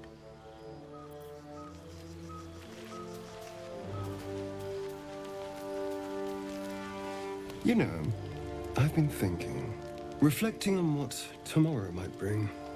When we find the druid, will he know how to bring the worm under control? Will this little adventure of ours be over?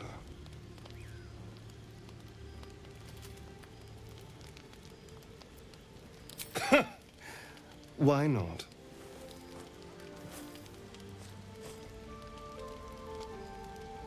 You've been to the Hells and back, survived the crash, survived everything that's followed. I'm not easily impressed by people, but you're stronger than I gave you credit for.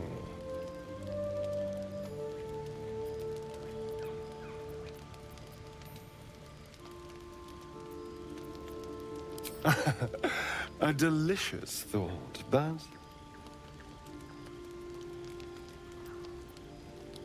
the right moment. I'm sorry. I need to clear my head. I'll see you later, I'm sure. Sleep tight.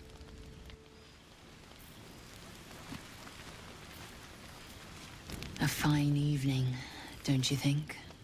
The moonlight shines warmly on us. The breeze caresses our faces. Hideous. All of it. Would that I were doing battle up there, among the tears.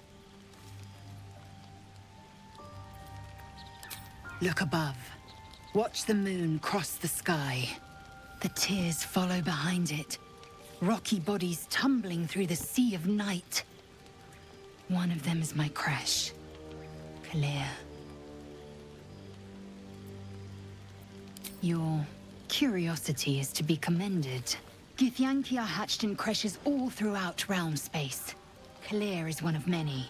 It's there I first saw a Kithrak mount a red dragon. Where I slit my cousins' throats at the Vaj's command. But enough of this. You are wasting your resting time. Come dawn, we resume our search for a creche.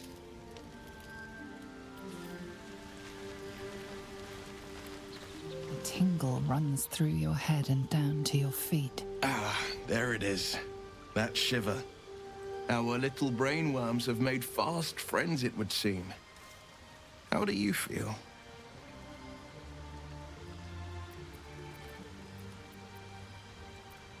Courage in danger's shadow. I love to see it.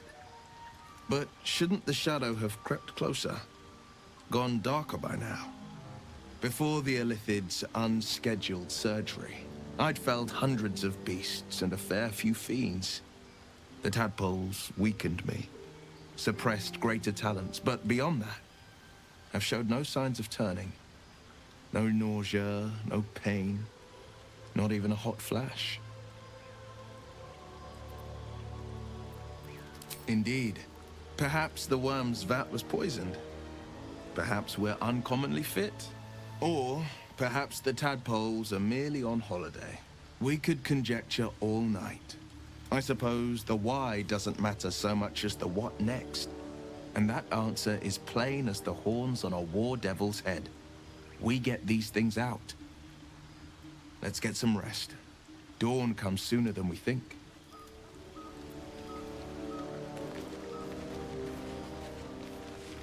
What's on your mind?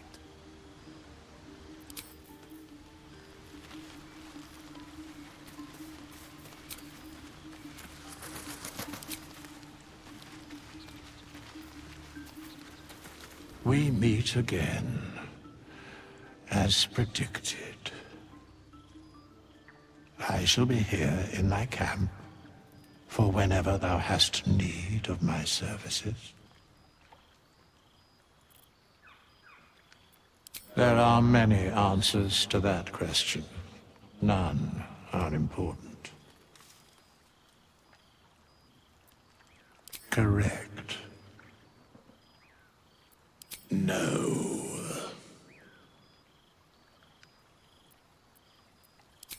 Beyond mortal realms, there doth exist an amalgamation of spirits akin to thine own, ensnared by the treacherous cult of the Absolute, felled in its name. They bear great discontentment with their destiny. For a mere pittance of coin, I might summon the worthiest among them to lend aid to thy undertaking.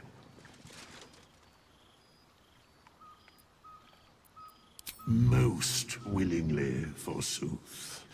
Their passions doth run deep for what hath been wrought upon them.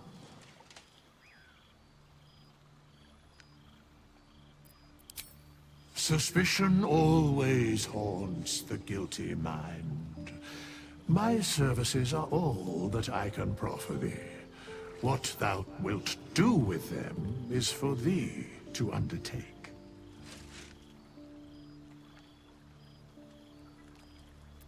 Should thou or any of thy compatriots perish, I will cleave soul to body once more.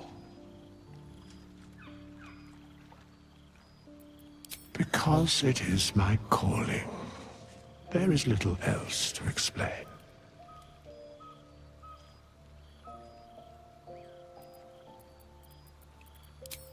Indeed. Farewell.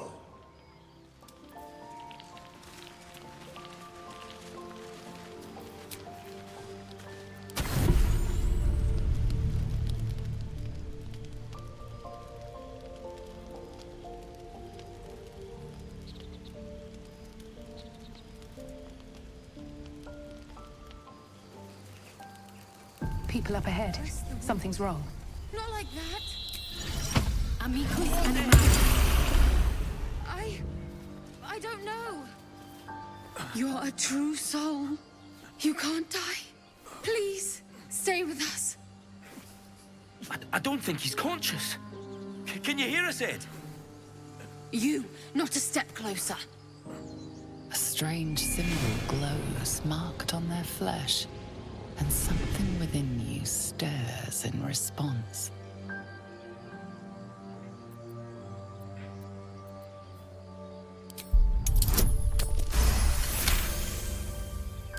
I'm so sorry. It's our brother, True Soul Edwin. He's injured, and I I wasn't thinking. Something stirs deep within you, hungry and alert. It's taking something you'll never get back. The injured man locks eyes with you. The parasite rides in your head. Your minds intertwine.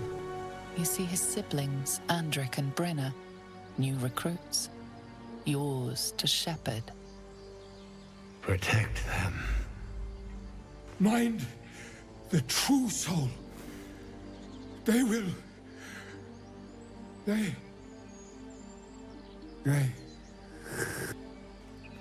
Edwin! Ed! Please! He's with the Absolute now.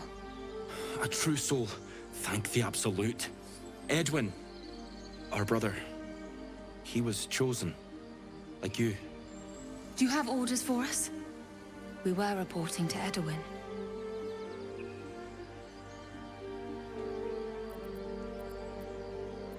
We were looking for fugitives. Survivors from that ship that crashed farther west of here. But instead of them, Edwin found an oil bear. An angry one. We managed to drag him away, but the beast's claws had already done their work. I told Edwin not to look in that cave. It was filthy with oil bear tracks.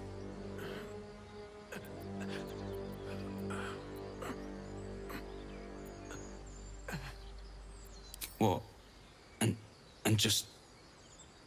leave Ed? I suppose he'd want us to go on. Find a way to honor his sacrifice. May the Absolute guide us.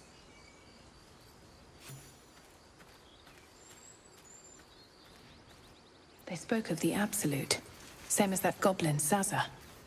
Curious. Looks like the Absolute's drawing all sorts to become followers. Impressive in a way. By the Sundering, the parasite allows us to influence others. Ignore it. Deny it. This is nothing but a disease, and every use will sicken us further. A power born of illithids might be dangerous in the wrong hands, but valuable in ours. It's only valuable if we understand it, and we don't. Not yet, at least.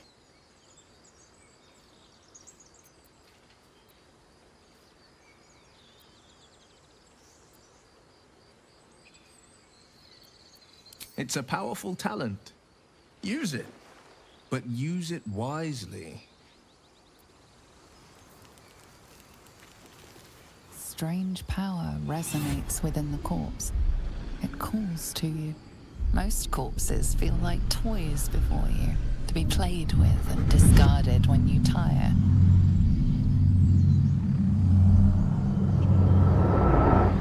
This body seems different. A friend calls out from the corpse, desperate to be freed.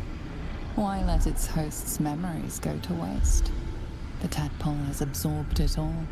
Its experience could nourish you, strengthen you.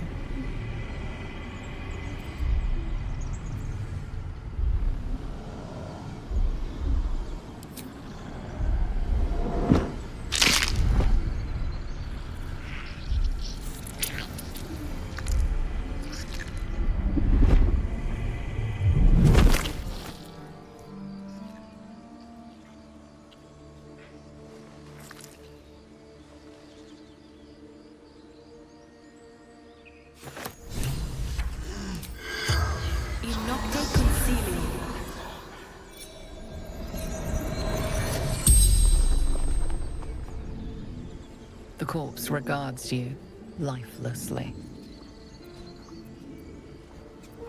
Looking for weapon, the Absolute.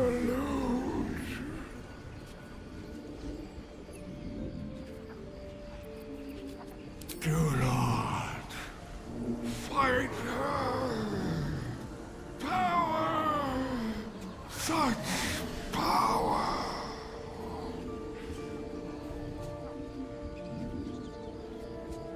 Crashed from the sky, taken Ye infidels.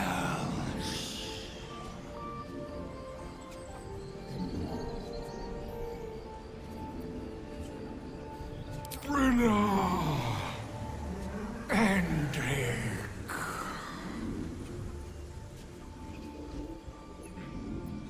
Adorn. A true soul. A chosen. The spell's power wanes. You can ask no more questions.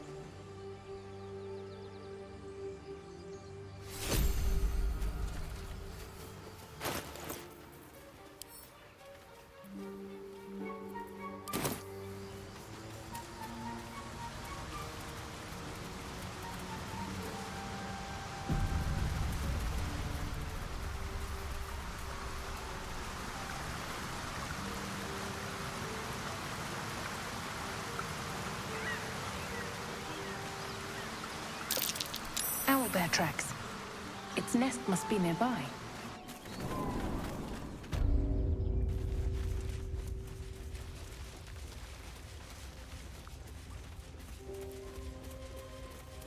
That stench. Dead owlbear prey, no doubt.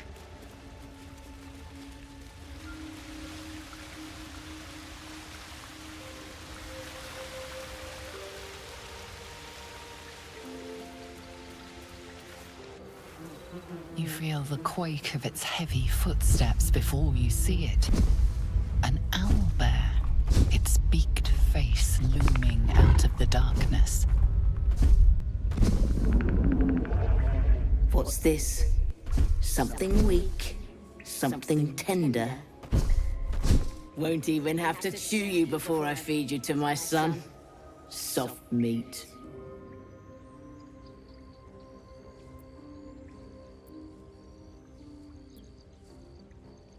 It's a splinter. I've gutted bigger threats than you with worse.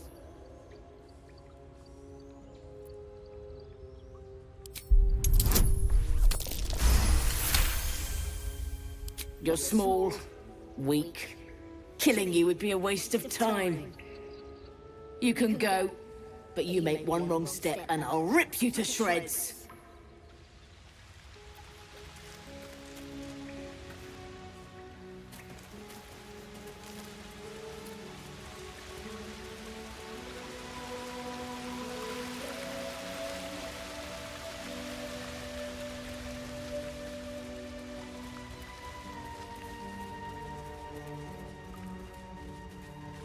Cursed to put my hands on everything. Do you think your kin search for you, Lae'zel? I know they do not. It is my responsibility to cleanse myself. They pursued the Nautiloid. Perhaps they were trying to free you. A vain notion. I am one of many, and will not be a burden to my queen.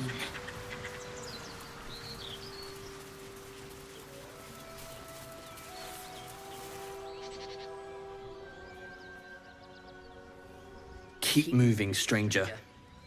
Quietly. I told you to go!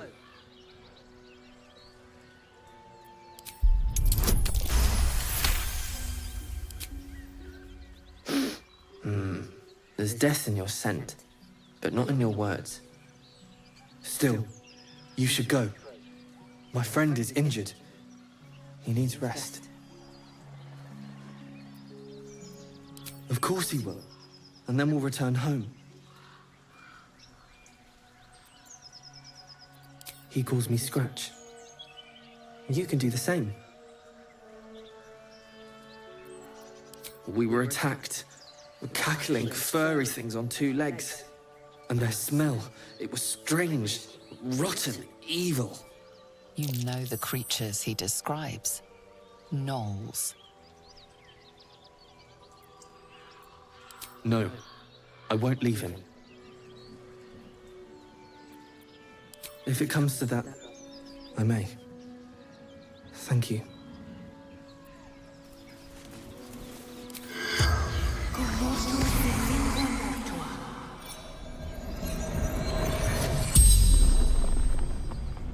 The corpse regards you, lifelessly. Run, Fleetfoot, Courier Company. Letters, delivery to Balldur's Gate. In bank, standard issue. Pack of Knolls, claws, teeth. From Trail. The spell's power wanes. You can ask no more questions.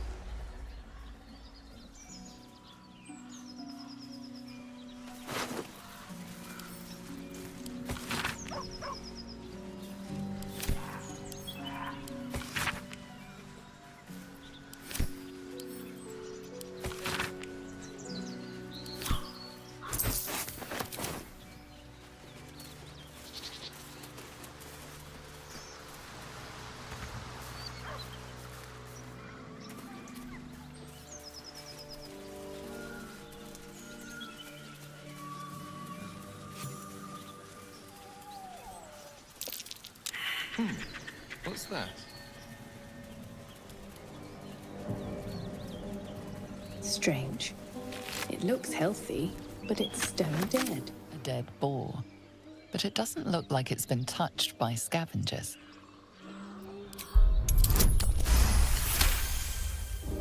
The carcass seems to be fresh, only a few hours dead.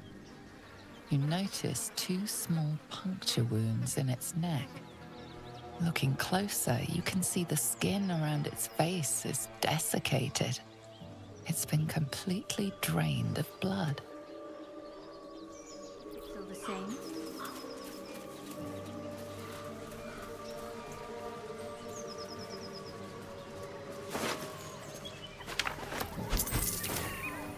Dead goblins. Dead travelers. Were they heading to the Druid's Grove?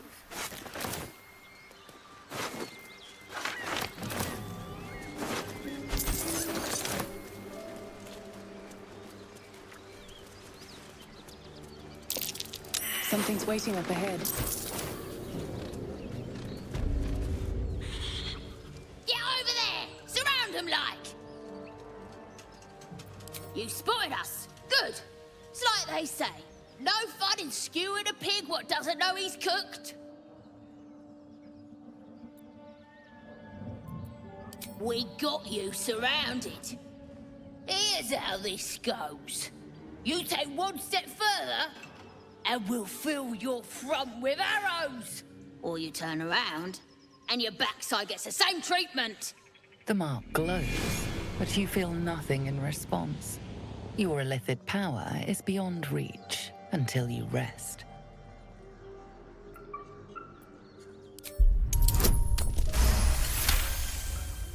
Hold up, lads. This one might be more than we bargained for. Go on, then. Just keep your nose clean.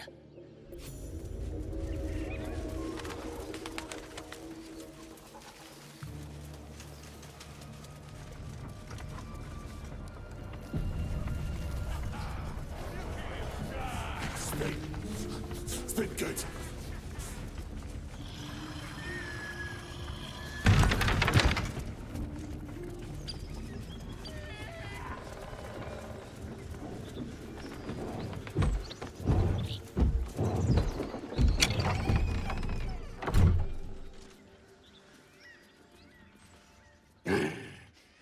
What the hell are you doing?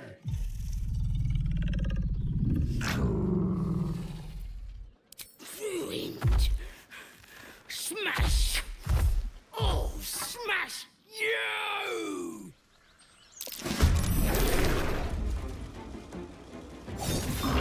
Another fight. Let's go. Let's end this. Swift and lethal.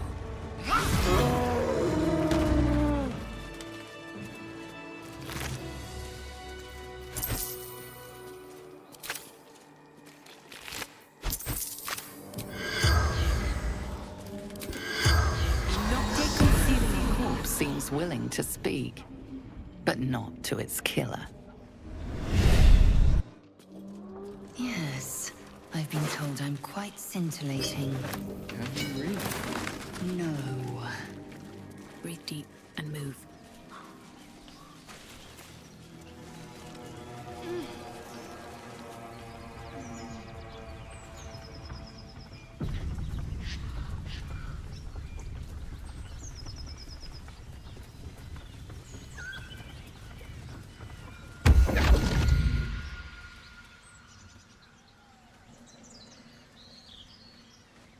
My, what manner of place is this? A path to redemption? Or a road to damnation? Hard to say, for your journey is just beginning.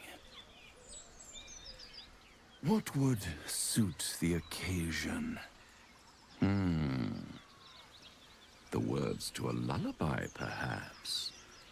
The mouse smiled brightly. It outfoxed the cat. Then down came the claw. And that, love, was that. They do know how to write them in Cormier, don't they? Well met, I am Raphael. Very much at your service. It's not every day one meets such a cavalier sinner as yourself. A true, bloody pleasure.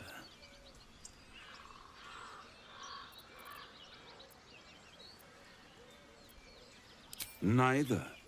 The fox, rather. Hiding, in a word. A silent observer, about to break the silence.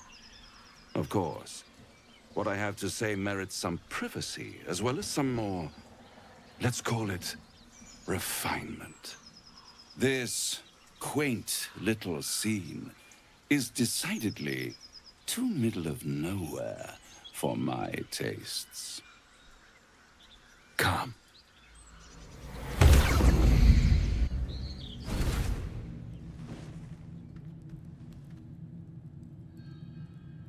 There, middle of somewhere. The house of hope, where the tired come to rest and the famished come to feed lavishly. Go on, partake, enjoy your supper. After all, it might just be your last.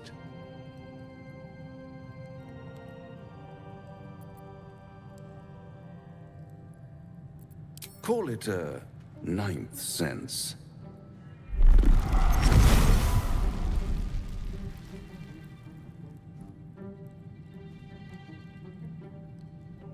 What's better than a devil you don't know? A devil you do. Am I a friend? Potentially. An adversary? Conceivably. But a savior? That's for certain.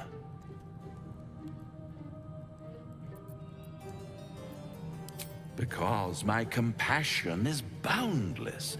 I stride among the needy, giving comfort where I can. And you're in dire need. One skull, two tenants, and no solution in sight. I could fix it all like that.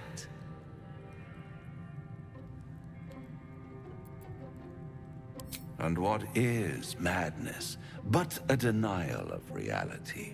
Still, I've a feeling you'll change your mind before it's changed for you. Try to cure yourself, shop around, beg, borrow, and steal. Exhaust every possibility until none are left. And when hope has been whittled down to the very marrow of despair, that's when you'll come knocking on my door. Hope. Such a tease.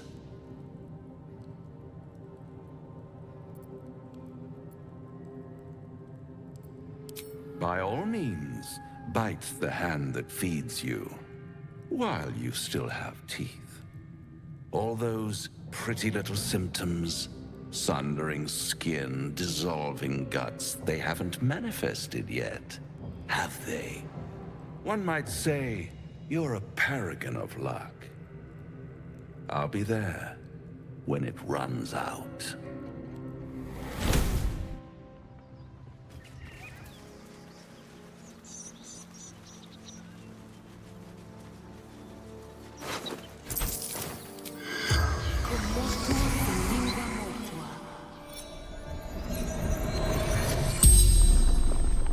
The corpse regards you lifelessly. Gold basement. Locked.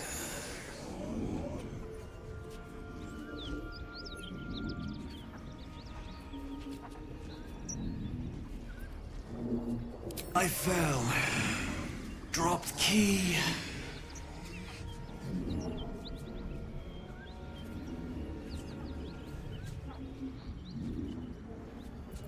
Anywhere. Away. Safety.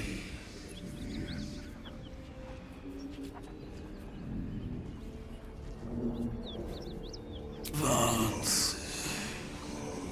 Toll collector.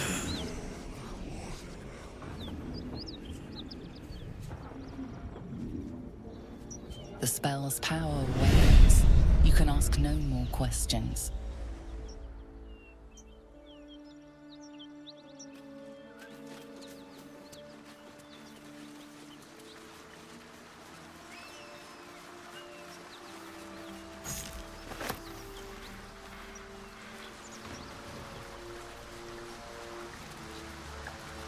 What's up for discussion?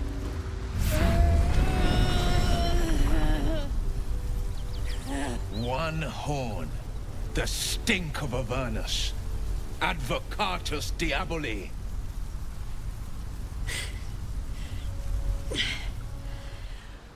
Well, I'll be God's damned. The Blade of Frontiers. Thought I'd shaken you for good. That'll teach me to underestimate you.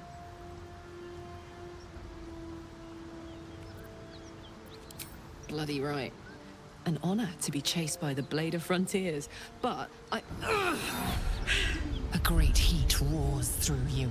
Her heat, fiery as the hells. Then you're lost in visions of demonic armies as you tear through a landscape of fire and blood, the Blood War. You saw it from above as the Nautiloid passed through Avernus. This woman was on the front line. What was that? Evidence. Proof that you're a devil. A gladiator in the archdevil Zariel's army. I can explain, but it's a whole situation. If you just hear me out... Another vision. Karlach's blade raised, slicing through devils, Zariel's servants, as her eyes dart around, seeking escape. Her rage and desperation seep into you. She's a victim of the Blood War, not an agent of it. She's trying to trick us. Don't believe her lies. You saw the truth. I never wanted to serve Zariel. I was enlisted in her army against my will. Forced to fight, and fight I did. When I saw an opportunity to get away, I took it. Finally home. Or near it, anyway. You served her! That's enough to damn you! Will catches his breath and his lips straighten. Sheer dread twists his face. You don't know what you're saying! You're asking me to trust a devil!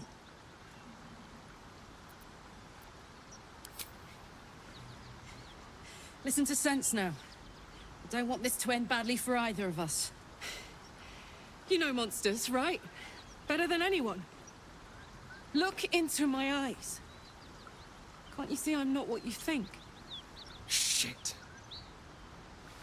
You really are no devil, are you? I've been deceived. Oh, thank the gods. Thought I was gonna have to take your head. You would have died in the attempt. But there have been enough threats today. Truce then, eh? Aye. Truce. I'm Karlach, but you already knew that. And you are... Well met, soldier. Nice to meet a friendly around here. It's been tough going so far. I may not be a devil, but I can put the Blade's reputation to work. How would you feel about helping me kill some evil bastards? Little background, if your moral compass needs something to point at. You already know I fought in the Blood War. I was good. Really good. It turns out I've got a knack for killing demons. That made me a valuable asset. Zariel, the archdevil herself, made me as her personal attack dog. I played along until I could get the fuck out of there. But devils don't like to lose their assets. Zariel liked it so little. She sent a bunch of goons, so-called paladins of Tyr, to take me back. Problem is, I'm not going. Don't worry, I'll lead the charge. But I could use your help. There's a lot of them and only one of me. After that, we can team up. Take Faerun by the short hairs. Sound good? Fuck yes! They cornered me outside the toll house just up the hill. Doubt they've gone far after the scorching I gave them. Hang on though. Looks like you've got enough backup at your side. Not sure there's room for me. I'll catch up with you when it's time to camp for now. But don't get to any of the fun stuff without me. Got it? You've been witness to a pantomime, I'm sorry to say. And I've played my part all too poorly. I can say only this. Karlach's not the only one who's had a villain's knife held to their throats. What's that supposed to mean? The truth will out before you know it. One night soon, when we make camp, the veil will be lifted, and I'll pay my penance. You're not in any danger, I promise. I can't say the same about me.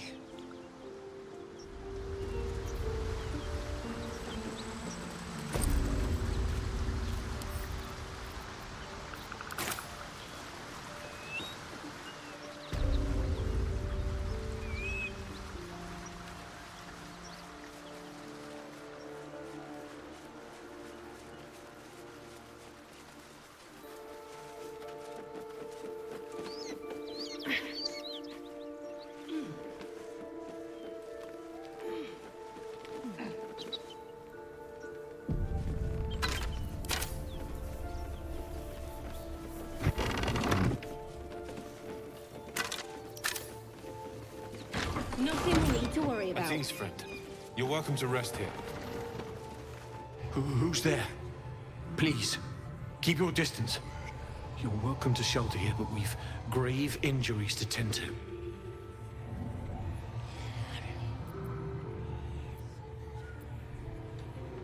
Agents of... Let me guess. The devil Karlach herself told you that profane lie. We are paladins of Tyr, sworn to protect those in need. He sent us to hunt Karlach down. She was too vicious for us.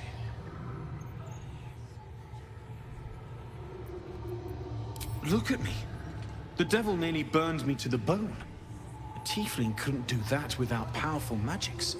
She's something far worse. Believe what you will, but do it in silence. We have wounded to tend to, and a return home to plan. It isn't too late to do the right thing, though. This is the sword of justice, blessed by Tyr.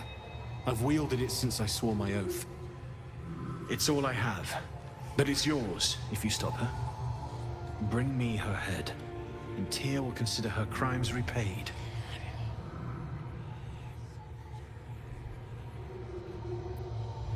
Fool. All you'll get is a broken skull.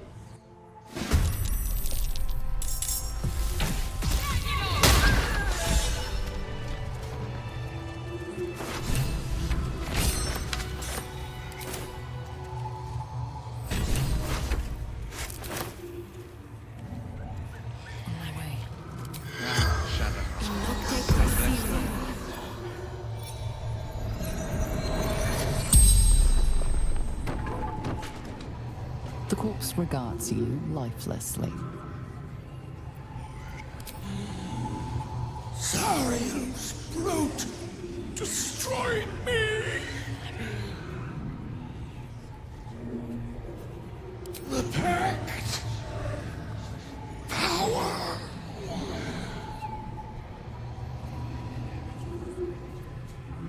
Fallen. Lady Zariel. Power. Strength.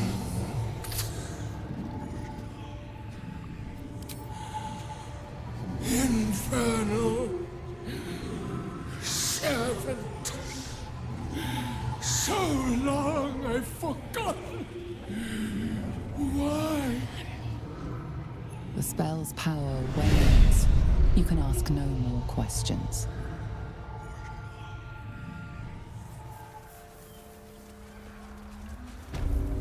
Smoke. Something's burning. Teach us care when we would be reckless. Teach us certainty when we would have doubt. I hear shouting. Someone needs help. Keep pushing! Duke Ravengard could be inside. On count of 3. 1, 2. Ravengard? He's here. Yes! Now make yourself useful! Push, damn it! Push!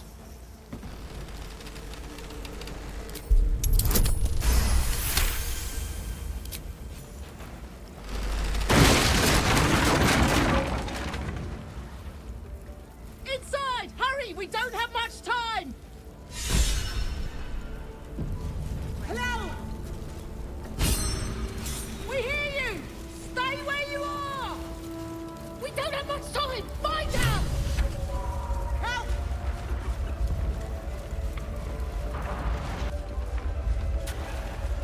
The heat coming off that door. Opening it could spell trouble.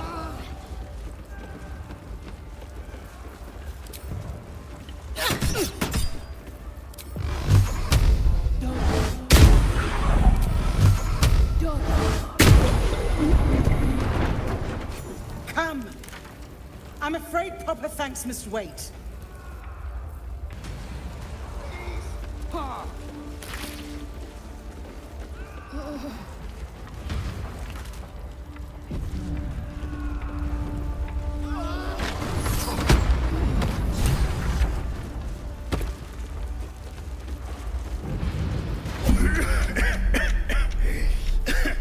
Fire! Hurry! Get this thing off me!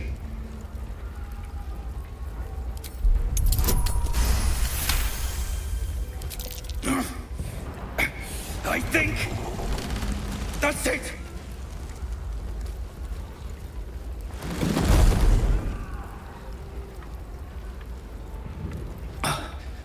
Thank you. Now, how the hell do we get out of here?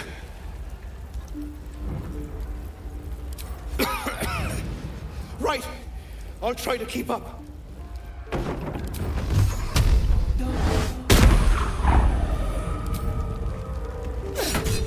What's next, I wonder? A long way to go still.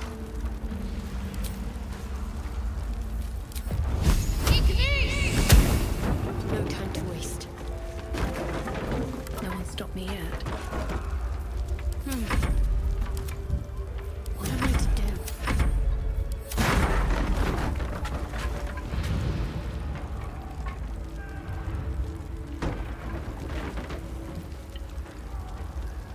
Action, not reaction.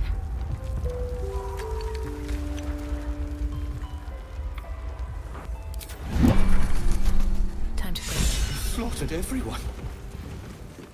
Mary. Oh, Mary. No. Mary.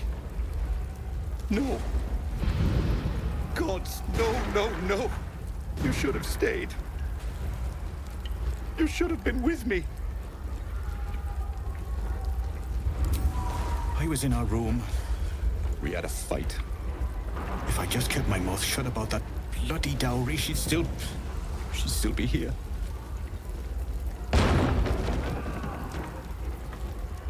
How How is this a blessing? You should have let me burn.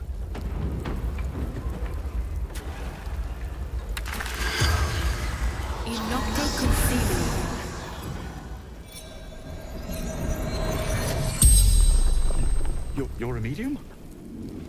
You're gonna speak to her? Could you ask her something for me?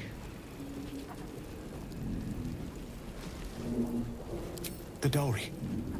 She'd know where it is. It's for her sister's wedding. Miri had it when she ran out. Dowry for sister in barn. The barn? She must mean one of the empty buildings behind the inn. I trust you to get it for me. I can't leave her. The corpse regards you lifelessly. From Eltergard, traveling, sister's wedding, finding husband Benrin inside, door locked, trapped, fire.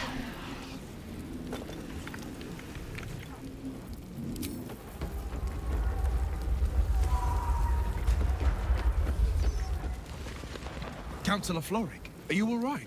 Well, by the living gods, I couldn't have asked for a finer savior.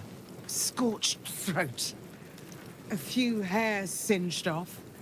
Nothing a bit of time and fresh air can't cure. Gauntlet, a new duty calls. Drow have taken Grand Duke Alder Ravengard westward, if my eyes and ears can be believed. Report to the Manip and send for reinforcements. We must find the Duke. On your command, Councillor. No, it can't be. You mean they've taken my... Yes, Will. The Drow have your father.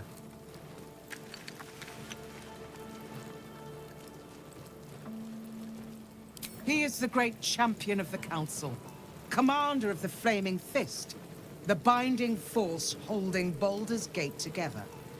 Without him, the city faces collapse. In fact, I fear that may have been the intention of those who abducted him. Will, you must hold little love for your father. But please, find him and return him to the city. Trust us to see it through, Councillor.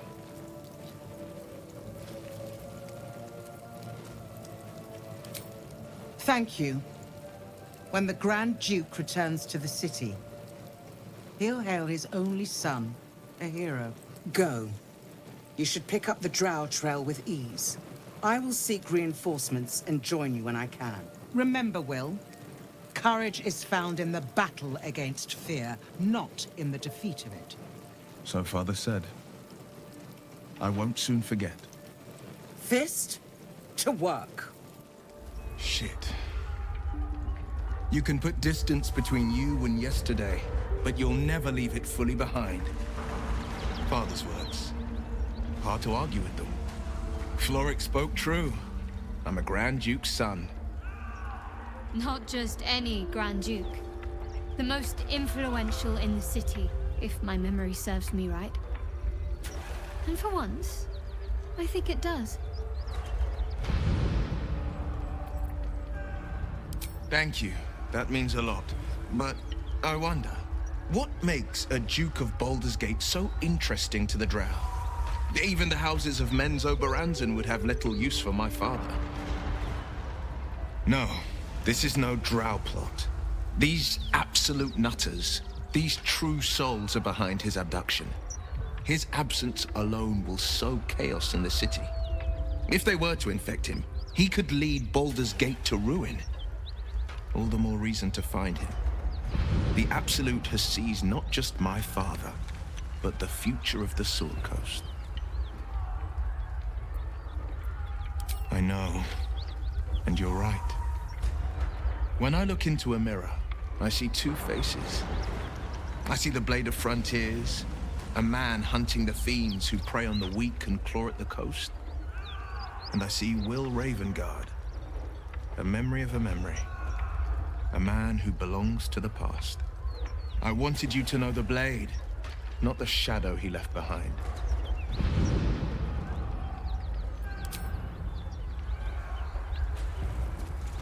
I've faced countless perils and conquered them all. This will be no different. Drop your weapons! I'll feed your innards to the ants before I do that, Istik. This is your last chance! No, look up. That was your last chance, Istik. Now burn!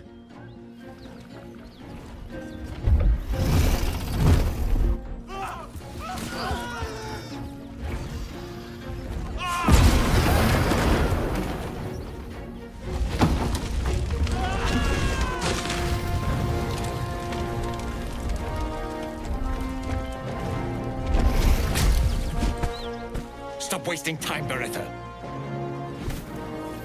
You're not here to play with the locals. Of course, Kithrak.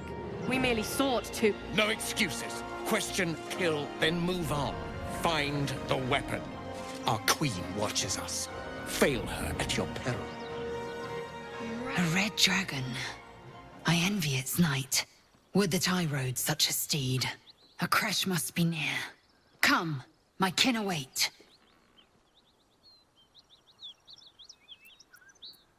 The dragons serve Githyanki. I'll see it does you no harm. Follow me. We are close to the cure we seek.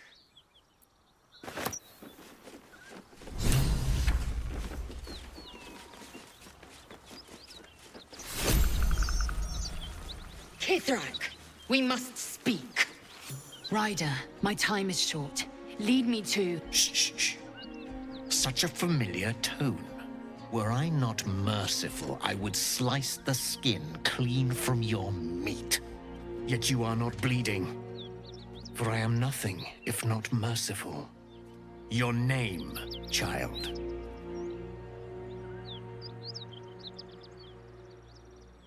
Lae'zel. Lae'zel. Proud.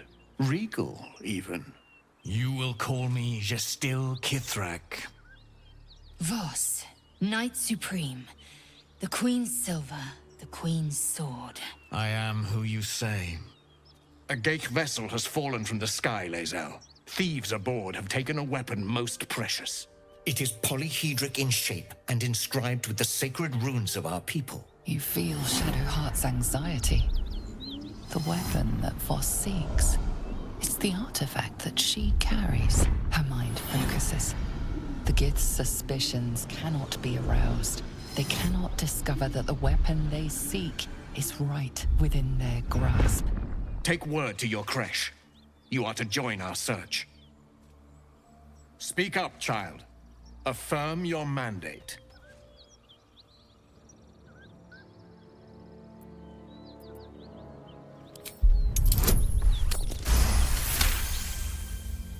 You honor me with this duty, Kithrak.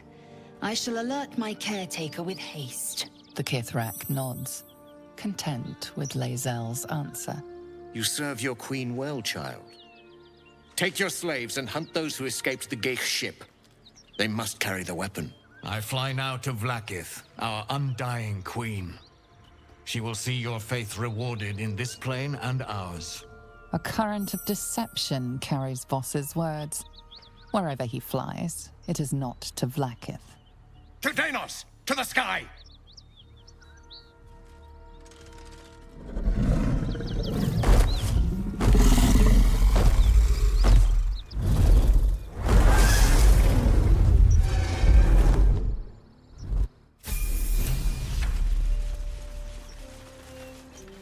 Damn it all! You did well to intervene, vexed as I am to admit it. The Gestil Kithrak would have flayed our skin and left our carcasses to burn in the sun. All for the sake of the artifact that we carry. The crash is near, this much we know. We follow the path forward and into the valley. No one, not even the ignoble Gestil Kithrak, will keep me from my purification.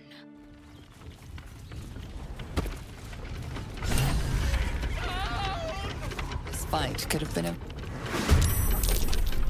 The worms will face your sorry carcass when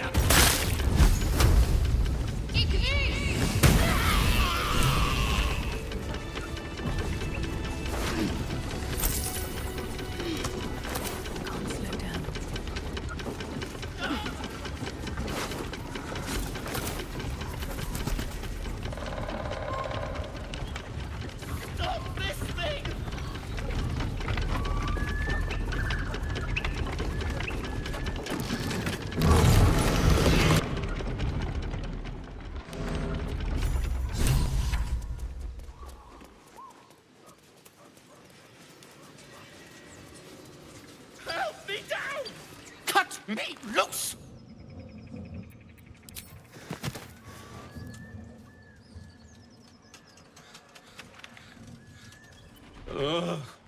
Bagacabara. Those pustulant thugs. Well, get on with it. Whatever you are. You saved me, now you'll extort me. That's how this works, yes? My own fault, really. I should have dropped my pack and outrun those bastards. Alas. Take my pack, if you can find it. The only reason those goblins caught me was its weight. I'll travel lightly from now on. Ignorance is alive and well, it seems.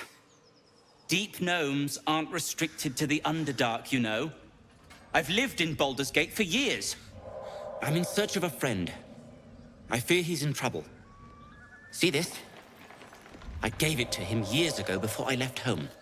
I found it around the neck of a thug in the lower city. It was speckled with blood.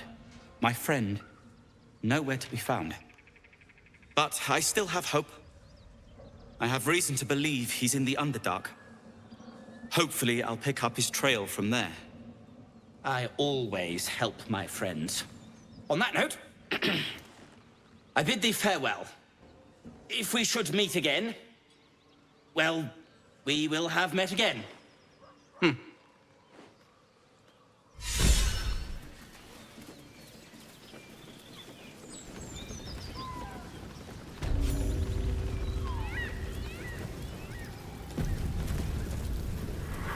Goblins ahead. Look it, Claw. Sapper's here. Unless you got another reason to be here. Fexite. The mark glows, but you feel nothing in response. Your illithid power is beyond reach until you rest.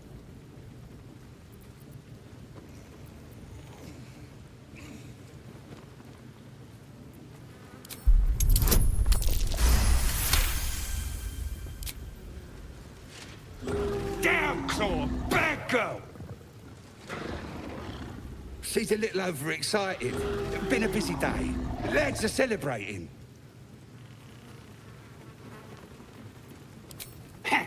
Depends who you are. We're celebrating a raid. No better time in camp than this. Get yourself a bit of fun before it dries up.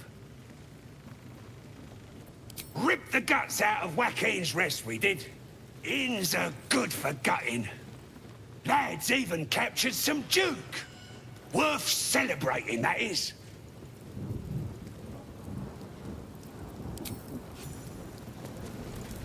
These big dopes could guard the place themselves. Let us off the old guard duty. Right, boss? Rip couldn't guard his nose from his fingers. Blessed be.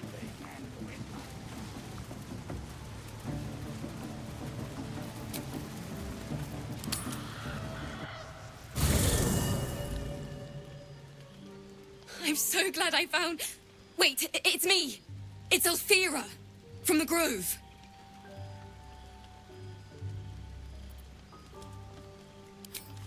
I'm sorry for barging in like this, but I had to come find you. You've... well, inspired me. I want to stand on my own 2 feet, to prove that I can be half the bard Lihala was. I want to join you, to fight by your side. I want to help people, as you've helped me. I've been running since El Turel. And when we finally arrived at the Grove, we found danger there too.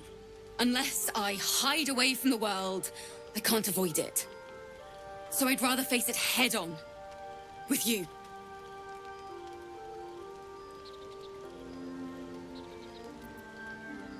Really? Just like that? Oh, thank you. Thank you so much.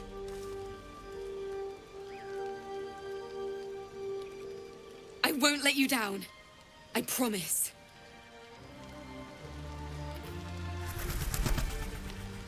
That contraption's a hot ticket item. Might not be our last scrap for its sake.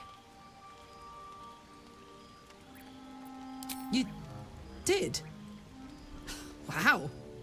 That was sound of you. Why'd you do it? You're my kind of people. Wish I could have been there to watch those ignots crumble, but I'm just happy they're off my tail. Then again, facing them down might have put my tin can into overdrive. Hear that? Infernal engine for a heart. Lets me burn as hot as the hells. Seems to be running in overdrive since I left Avernus. Won't be seeing my mechanic anytime soon, so I'll just make the most of the extra heat. Just don't get too close till I've found a way to calm it down.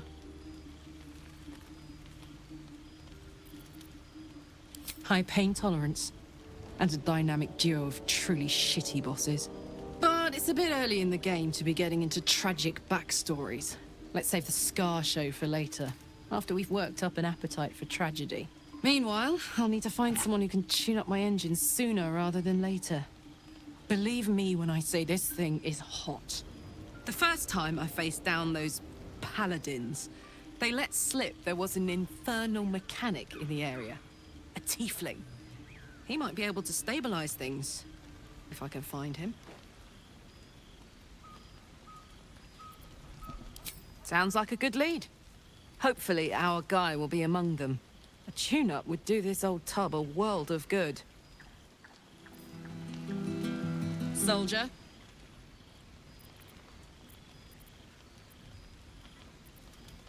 Why not? Let me see if I can paint you a picture. The year, 10 air. The place, sleepy little town called Balldur's Gate. Our hero, Karlach, a knock-kneed delinquent from the outer city with everything to give and nothing to lose. I was a kid looking for a way to fill my days and make some cash when I fell into the wrong crowd. Worked for a guy I respected. A lot. Turns out the feeling wasn't mutual. Through the jigs and the reels, he made a deal with Zariel behind my back. You know Zariel, right? Archdevil of Avernus. She put this thing in my chest and set me to work. Well, to war. I learned quick how to stay alive. And the engine served me when it came to killing devils. 10 years of that. The stories I could tell.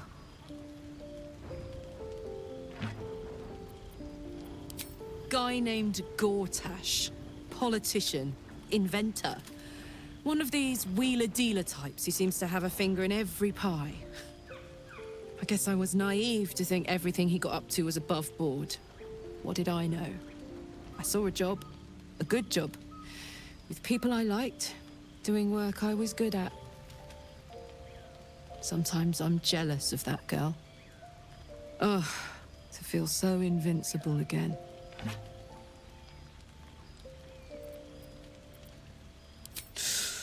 Depends on the type.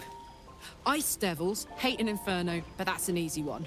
Orthons love projectiles. What they don't love is getting their bombs lobbed right back in their faces.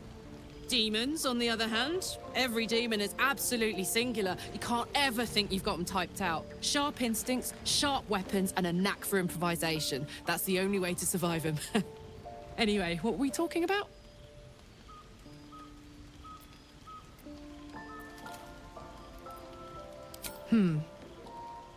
I don't think so. At least, I still remember everything. In more detail than I wish. But, as for what's going on in your mind, and maybe in mine, I'm certain there are answers out there. We'll find them together.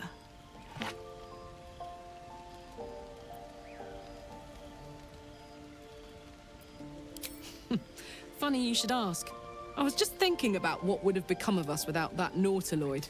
I mean, I know where I'd be. Trapped in Avernus still, with the Blade of Frontiers on my tail. But what about you?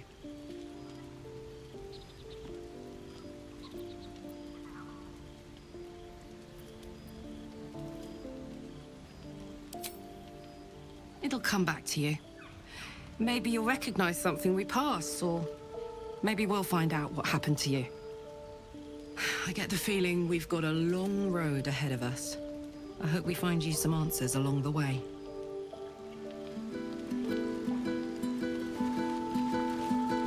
wait to hit the road. Where will we go? Neverwinter? Oh, can we go to Waterdeep?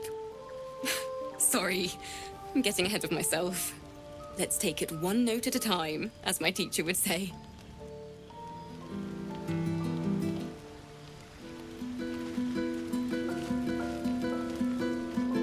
Something's on my mind. It seems the Githyanki are keen to reclaim the artifact I carry. I can't afford that to happen. In fact, none of us can. That thing is shielding us somehow. I don't want to know what happens if we lose it.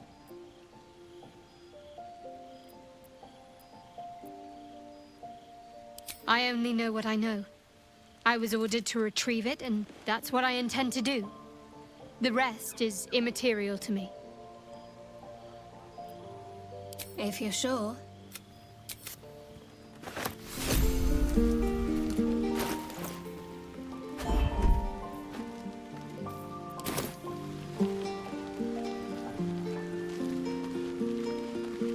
What's the story? Well, look. You've said it, right out loud. That takes guts. The guts you'll need to change. Or at least make sure you're channeled in the right direction. I've got enough enemies who could do with a good bloodletting, you know?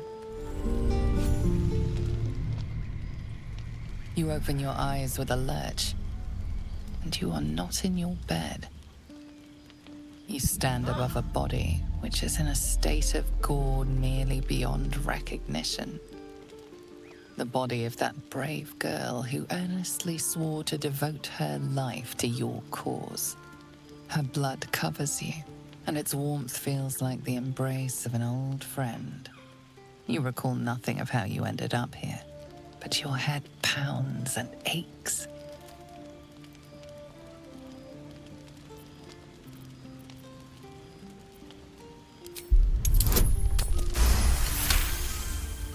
A single moment comes to you, the flash of abject terror in her eyes, blood spilling from her lips. No time for last words.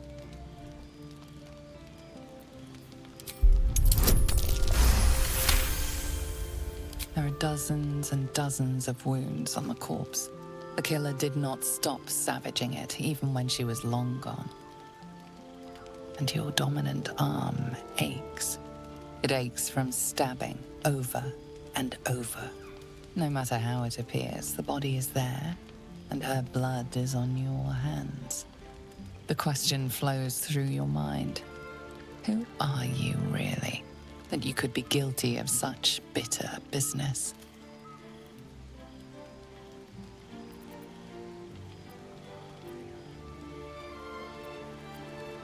Something wicked must have woken you. The contemptible pervert within must have lavished slash after slash upon the girl. But where, oh where could that monster have come from? If only you knew yourself better. You don't have much time for reflection now. You need to act. You may only have a few moments before the others awaken and begin to cast blame for the hot sin before you.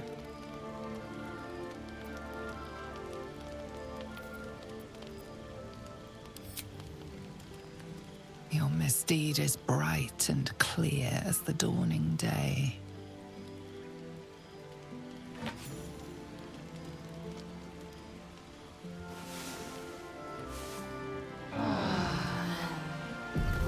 Teacher, this is some sloppy work.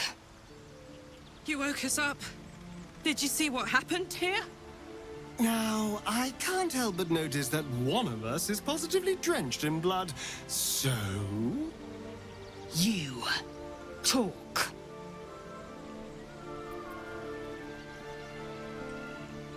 You think me a fool?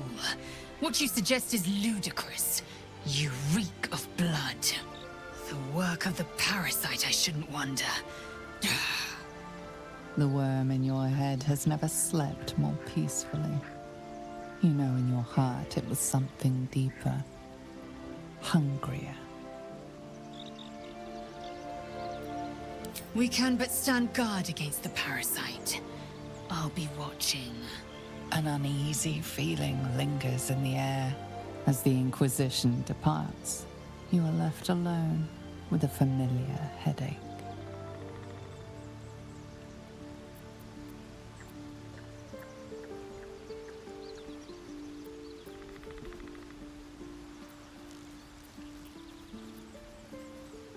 Every one of your instincts screams against the saccharine thought.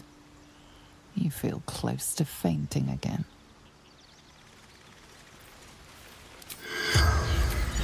Look where city behind. I need a quick word. Hope you're keeping well, friend.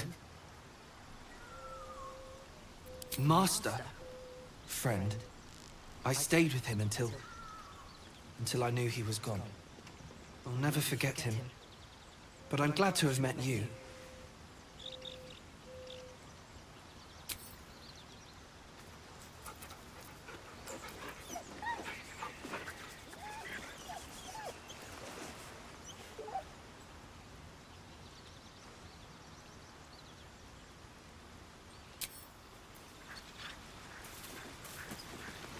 Ah, glad you've a moment for me. My, predicament has become rather urgent. I need a magical artifact to consume. Right now. We've already found enough magic to soothe its disquiet. If you'll just give me what I need.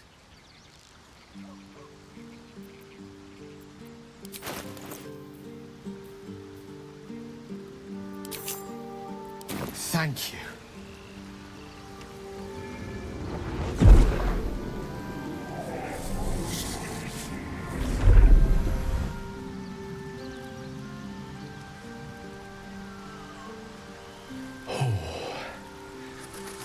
That hit the spot. I can feel it work. The magic, it's like a lullaby that sings to sleep the demon inside. A metaphorical demon, I haste to point out, but no less dangerous. And no less bound to wake up again to continue its ravages. Such is the nature of all monsters.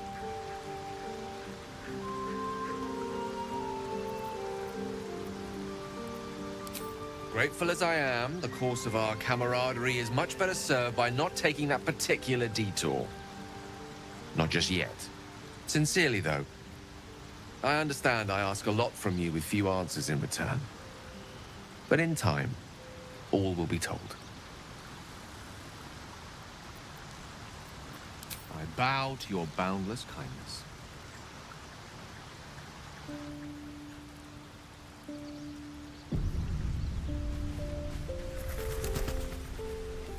Open up.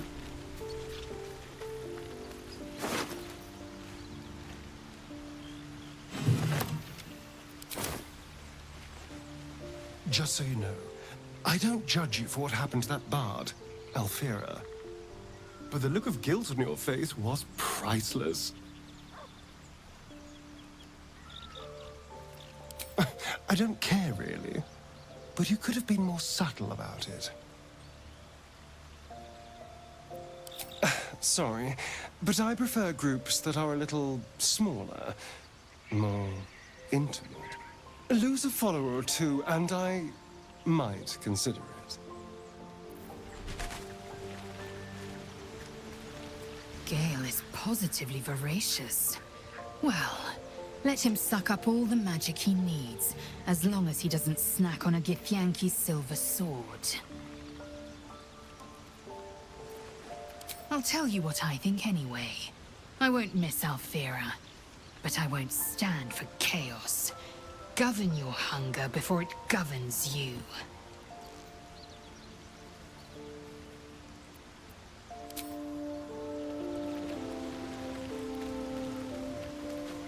Gale slurped that thing up like a horse with a carrot. I hope he got what he needed from it. Is that so?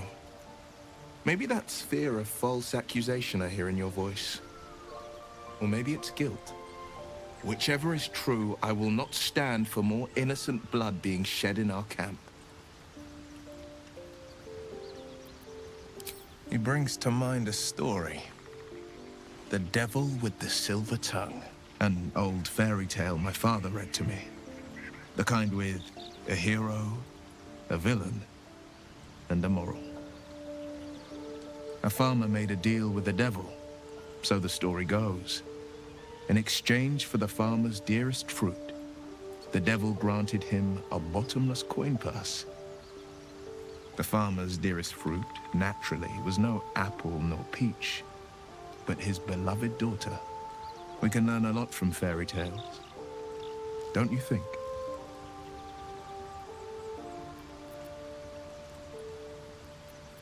Refuse him, no matter how tempting the offer, no matter how delicious the feast he lays out for you. The cost will be too great.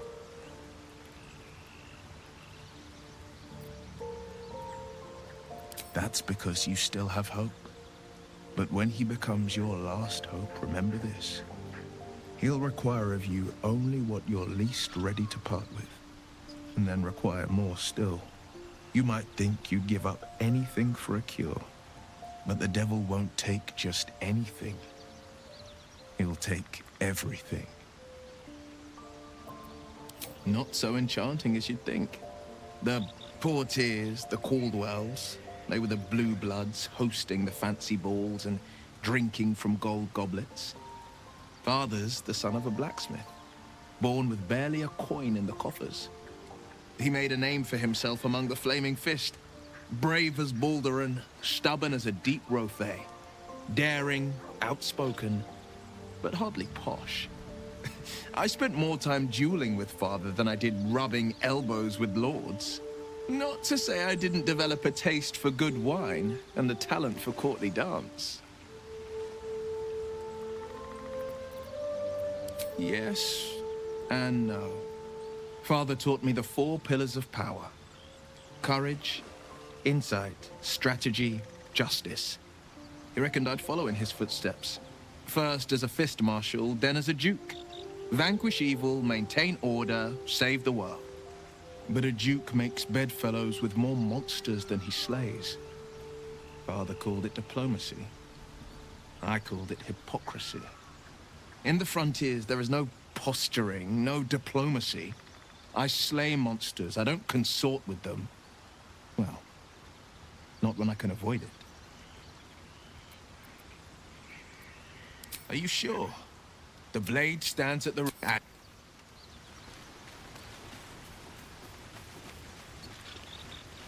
I've known people who are hungry for power, but Gale takes it a bit too literally for my liking. I wonder how he does it. Why he does it. I'm sure all will be revealed in time, but I don't like it. A waste of perfectly good treasure.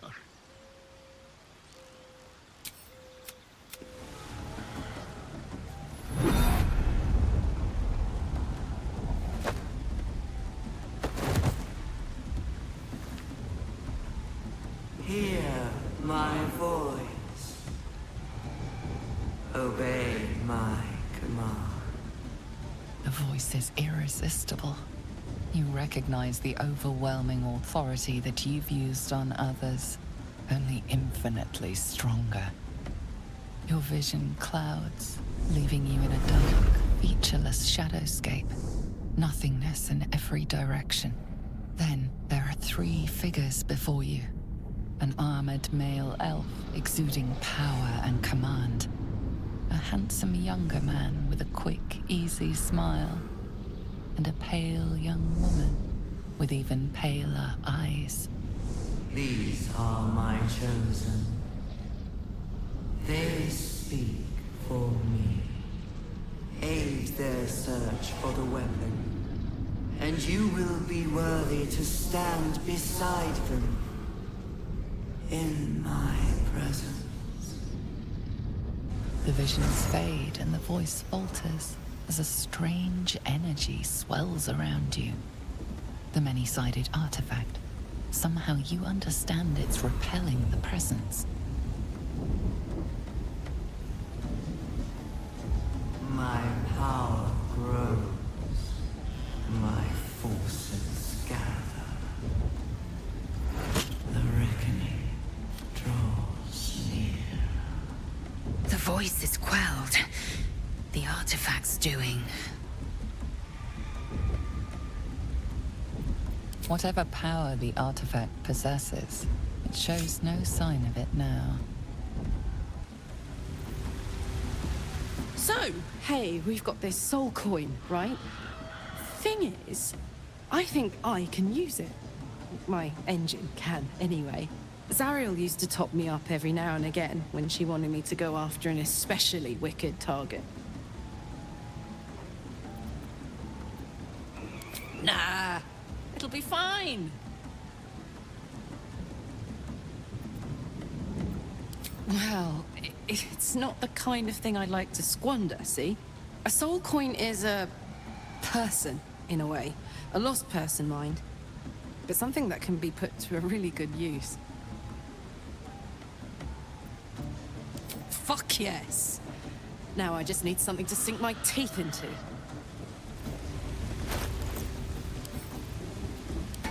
Hey, good looking. Still breathing, despite everything. These boots have seen everything.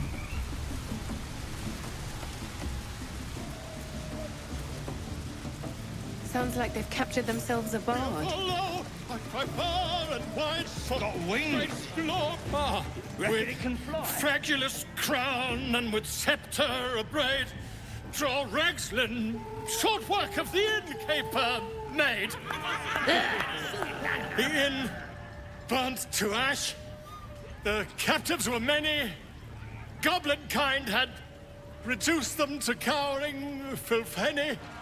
So raise it, your goblets, and drain them with pride. Draw Ragslin, the true soul, had led you glide.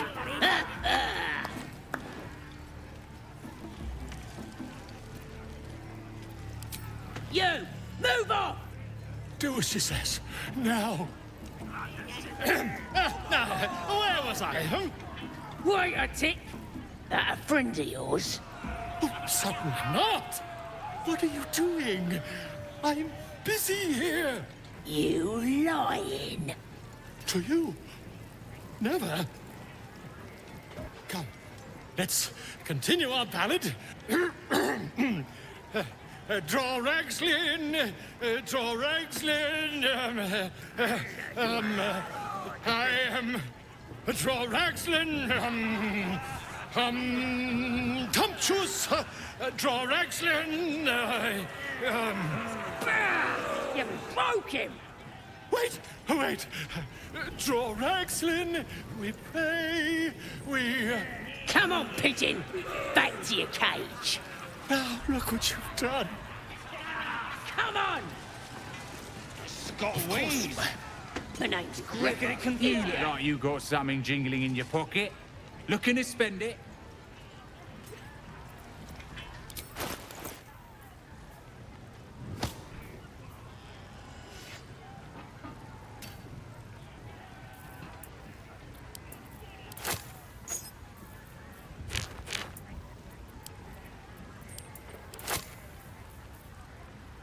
But it's massive. We're still just a babe. It don't feel right messing with it is all. Oh, shut it! What kind of coward won't even chase a baby? Bring a pet. Playing or what? Stop it! Oi! Who took the innkeep's ring? It weren't for sale! That smells delicious. How are we to find the druid? Bloody racket. Oh, come on now. They're just having a bit of fun. Oi! Ain't no party in here. We're doing the Absolute's work. State your business. Now. As the symbol glows, power courses through you. Authority.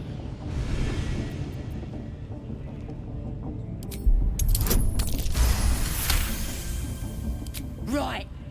Well, you ain't the first foreign type, I suppose. Gonna have to be a bit more specific though, mate. Absolute's got a few favourites around here. You here to see Priestess Gut, Boss Ragslin, or the Drow?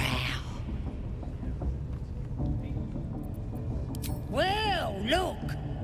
Big Boots here has an appointment with Draw Ragslin himself.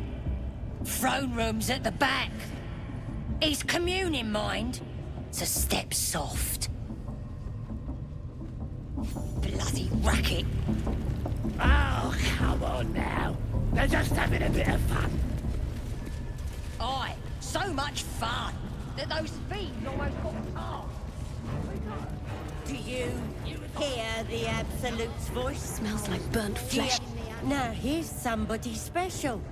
The Absolute has touched you, hasn't she? Priestess Gut needs to touch you too. Hold out your arm so I can mark your flesh.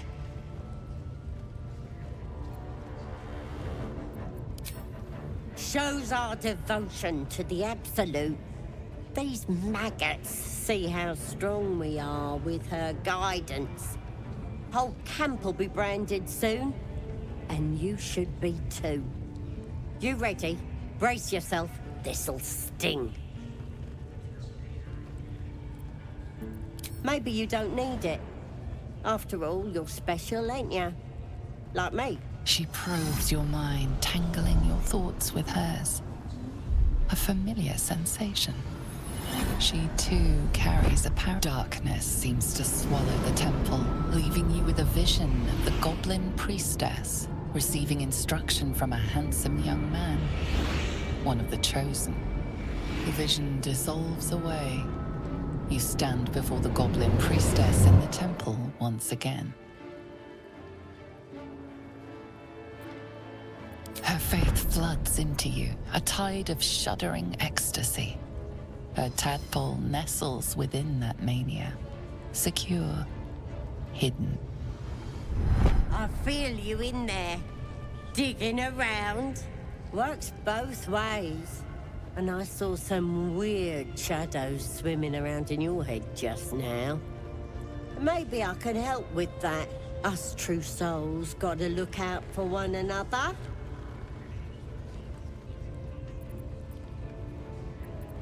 Of course. Don't want this rabble interfering with true soul business. Let's go to my chapel. Oi! Priestess! We want the mark! Yeah! Ain't we good enough for the Absolute?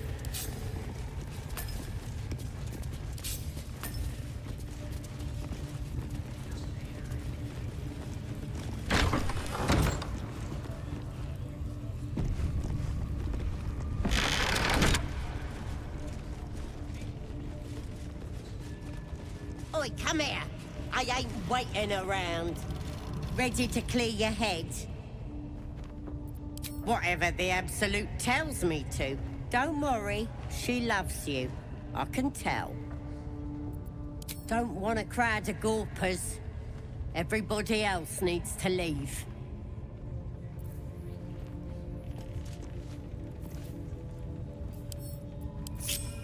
Action, not reaction. Onward.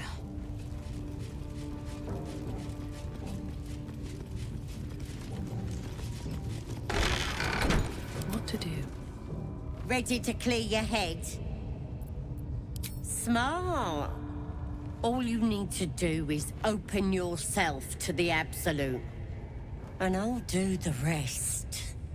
Psionic feelers creep across your mind, like a pickpocket's fingers seeking flaws in fabric. It's all slippery in there. What are you hiding?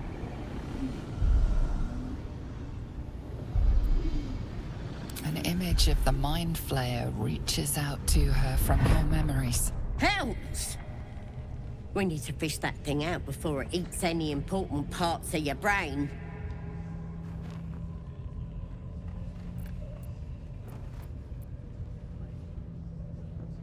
No. It's messing with your brain. You're seeing things, probably hearing voices too, yeah?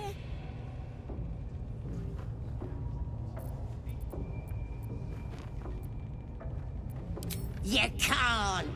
The Absolute will crush ya.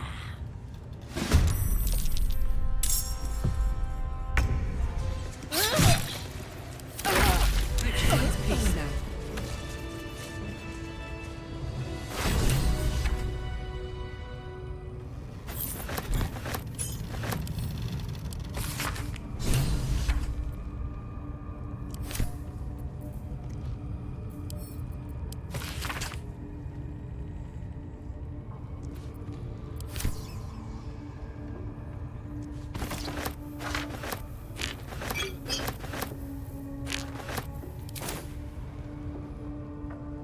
Lies before me. Better not be cursed.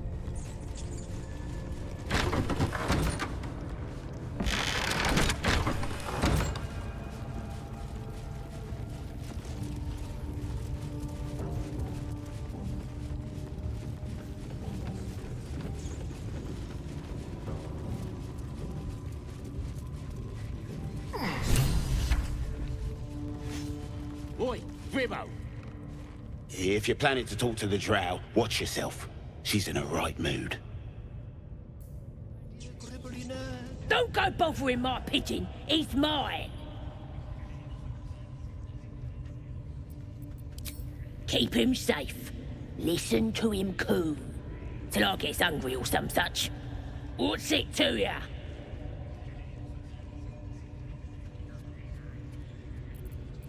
Hey, he don't mind. Keeps him safe from me mates. Raids make 'em rabid. Then catch one on your own. As the symbol glows, power courses through you. Authority.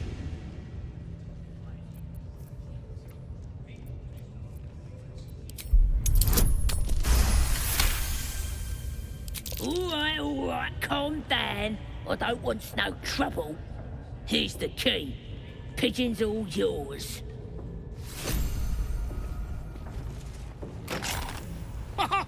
Look at this. I'm quite saved. A joy to see a familiar face in such a precarious setting. I guarantee the story of your daring rescue of my person will live on for eons. I intend to do just that. A trusty invisibility potion goes a long way in a place like this. We mustn't tarry, but I'd hate for our friendship to end here. Please, won't you meet me once we've both slipped the goblin yoke?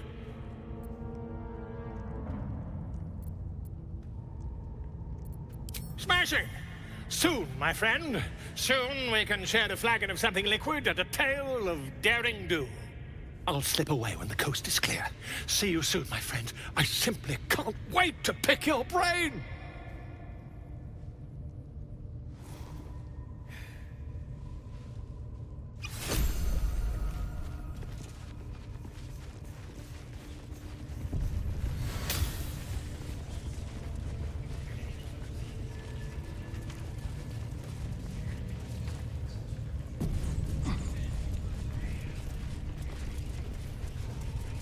At least give me a sword!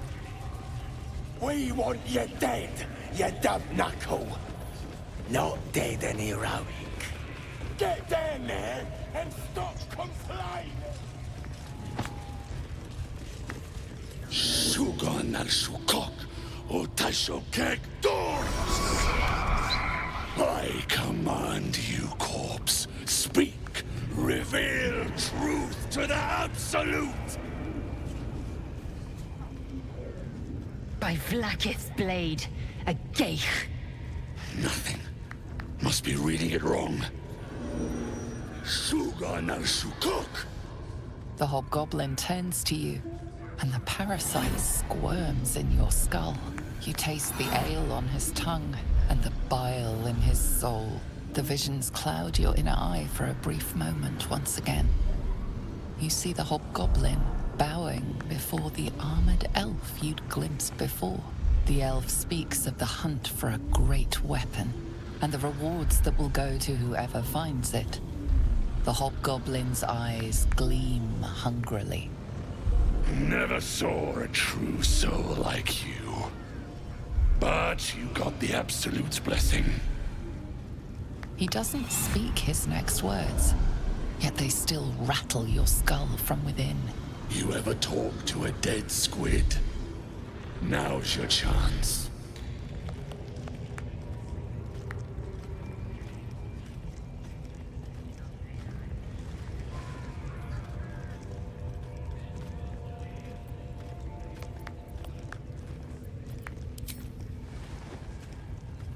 This mind flayer's build is smaller, its garb plainer.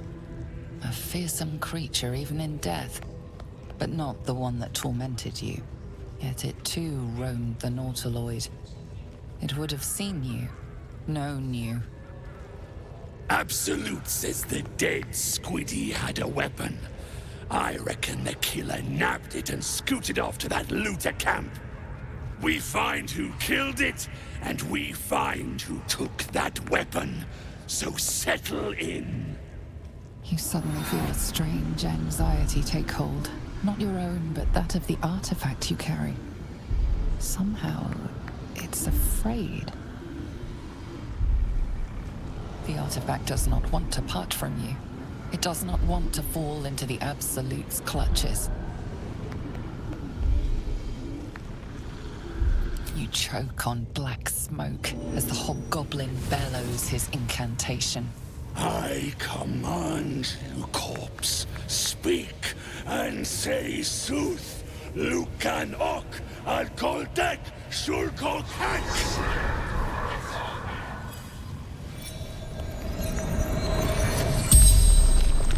The hideous corpse rises, tentacles writhing.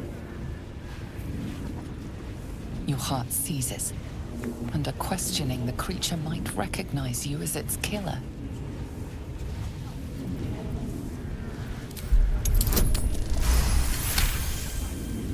Raxlin's mind reels, then calms. He will speak as you command. With Raxlin's voice, you ask.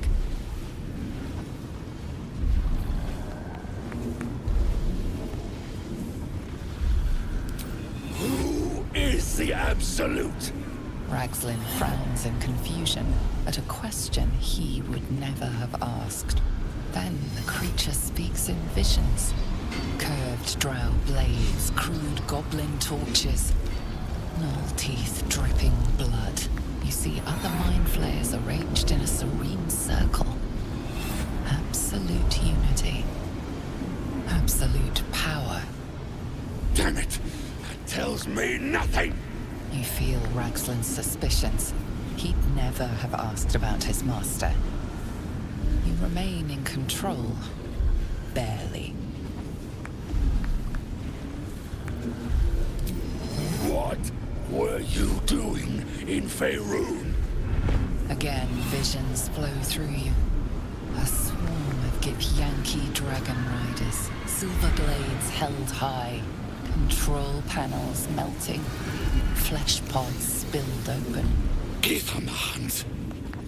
They know something. Suspicion floods Raxlin's mind.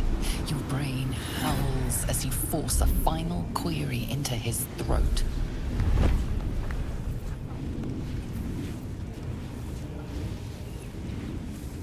Why were the Gith chasing that ship? You see dark tunnels lit by noxious pools of brine. The darkness spreads through the earth. The sky splits open and nautiloids pour out of a void that consumes the stars. What in the... The corpse collapses, silent once more. No, no! I'm not done! Riddles, all of it. And nothing to show for the trouble but rotting squid meat. No answers, no killer, and no damned weapon. That damned Drow was right. Can't let her get all that glory. Seems I ain't done with you. Report to the Drow. Minthara's the name. She's mounting an attack on that blasted grove. Tell her you'll join her.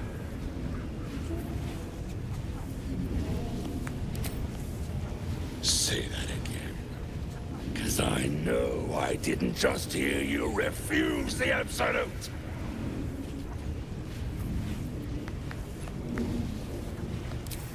Falling in line. Just what I like to see.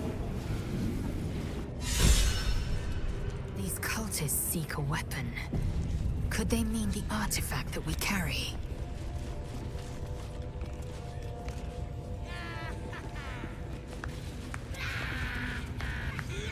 Listen. The The Absolute honors you and slays her enemies. She'll fertilize the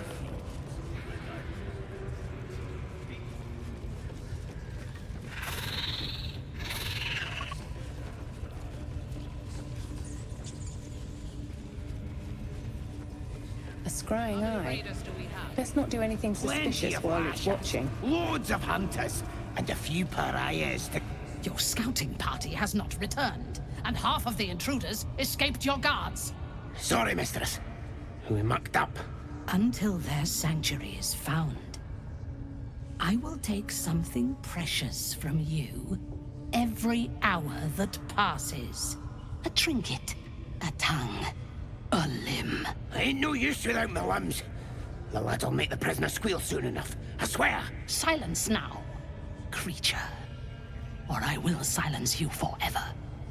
As she turns to you, her thoughts mingle with yours. A cold hand caressing your brain.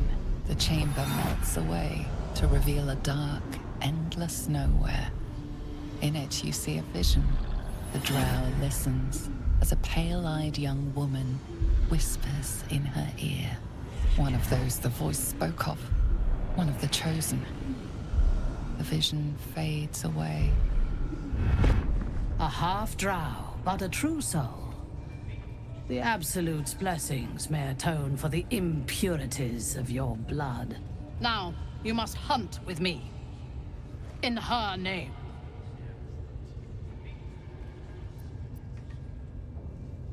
Worshippers of a false god. Their existence is an insult to the Absolute's claim on this region. There is a weapon the Absolute seeks. I'm sure those wretches have it hidden away there. We will find it amongst the dead and the ashes. Her excitement is palpable. She lingers on thoughts of victory, of unbelievers' blood spilled, and of the weapon. She will seize it, in the Absolute's name. The thief, whimpering in our dungeon, tried to flee to their sanctuary. We will continue to remove parts of him until he tells us exactly where it is. He's been resilient, but he'll talk. She is seeking the grove you visited. Already you feel her mind closing around yours.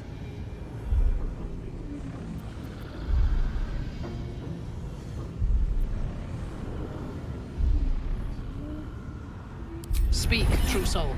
The hunt must begin soon.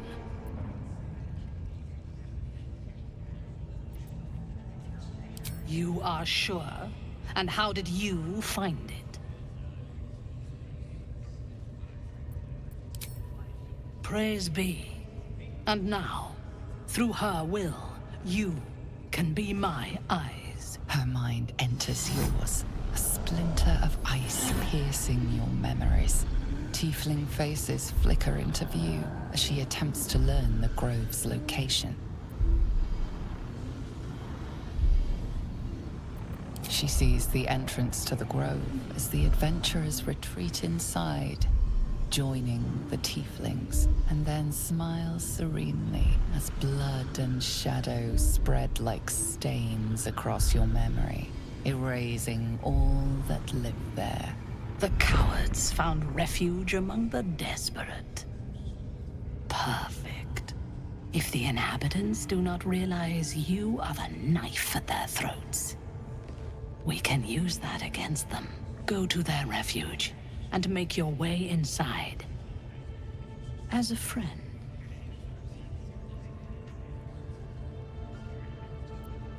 I will gather a raiding party and move into position. You will open the gates from the inside when the time is right to strike. We will cleanse the place of infidels and burn it to the ground in the Absolute's name. And then we will be the first among her favorites. The masterful painting she depicts of the massacre awakens you hungrily. The Absolute brought you here for a reason. To throw open those gates so we can crush our enemies. Good. Marshalling the goblins is no simple matter, but my warband will be ready to attack by next light. You must make your way inside. Once I am in position, on your signal, we break them. And when they are dead, the Absolute will reward your faith. As will I. For the Absolute. Gather the raiders. It is Yes, time. your ladyship. Whoa, soldier. What did you just do?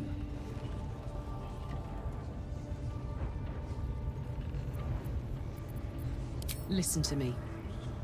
I'm trusting you. But if you disappoint me, it'll be the last thing you do. I will!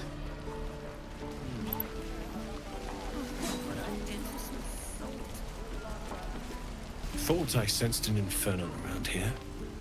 But you aren't from Elturel. What's your story? I spent a good bit of time in the Hells. Enlisted against my will by the Archdevil Zariel. Same as you, I suppose, if you're from Elturel. The devils were delighted when your city was swallowed up. I thought they had you for keeps. Glad you got out. I got lucky. It looks like you did too. And you brought some infernal machinery with you. A little gift from Zariel. Keeps me burning hot. Very hot by the smell of it. Might be burning out a piston ring or leaking oil. Mind if I take a listen? Be my guest. But don't get too close or your eyes will melt shut.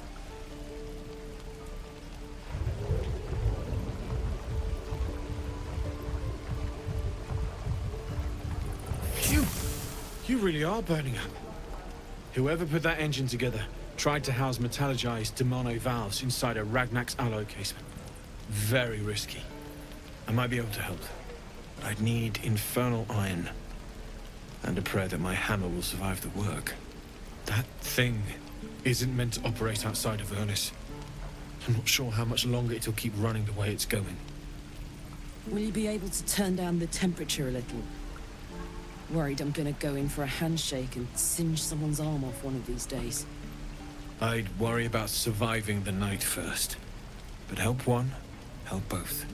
If we can cool you off, it'll stabilize your engine and allow you to touch whomever you please.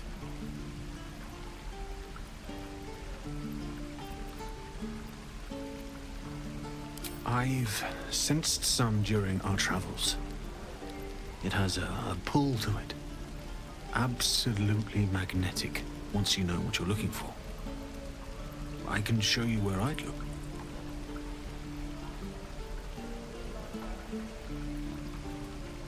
Meanwhile, I've still got plenty of weapons and armor in stock if you're looking to load up.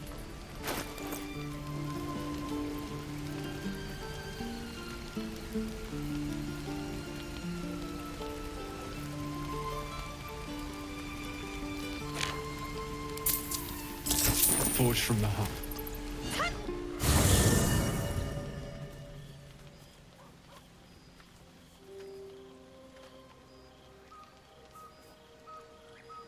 The air is heavy. Moisture drips down your forehead. Pain shoots through your fingers. Your finger traces the arc of your lips. Wetness, sweat, blood, and saliva mixed into one viscous liquid.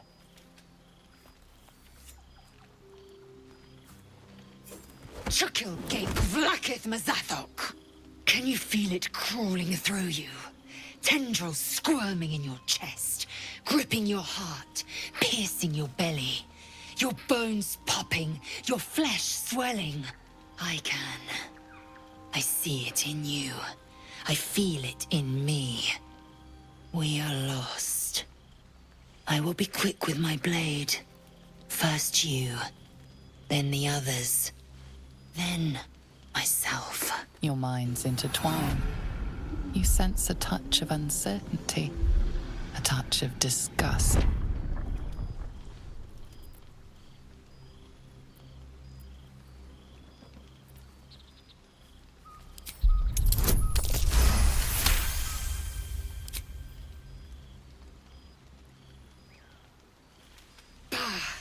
I cannot trust my own mind.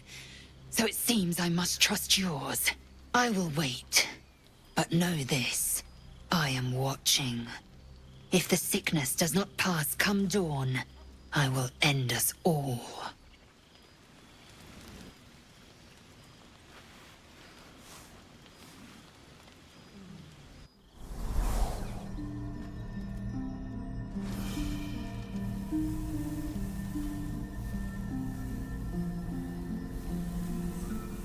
I came just in time. You are transforming.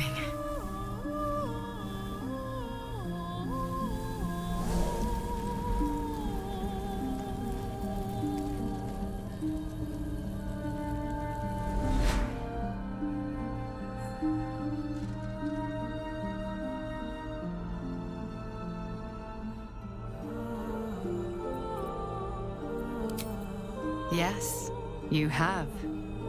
I saved you before.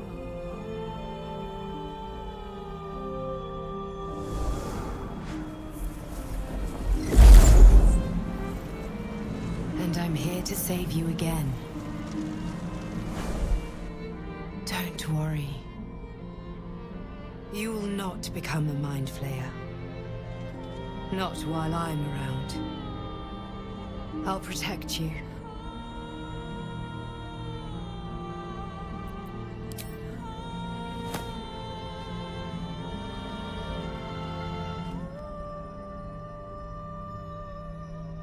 We haven't much time, so listen closely. There is great potential within you. It comes from that parasite. Your instinct is to resist the power it gives, but you must accept it, nurture it. I will keep it from consuming you, but for the sake of both of us, you must learn to wield it.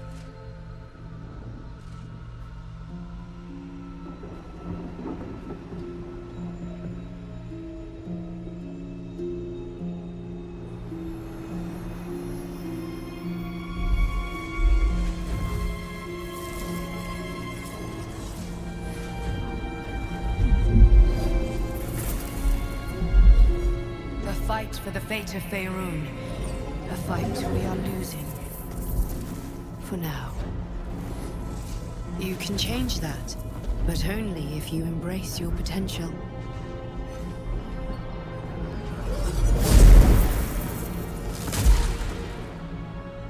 I have to go. The enemy is closing in. I will be back.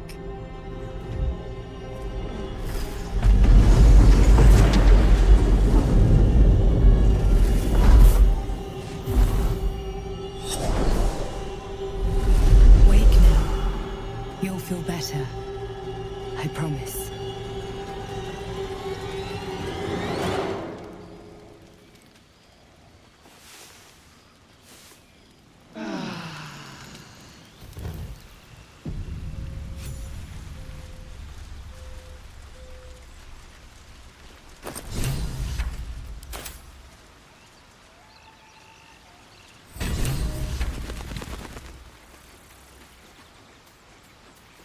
My apologies.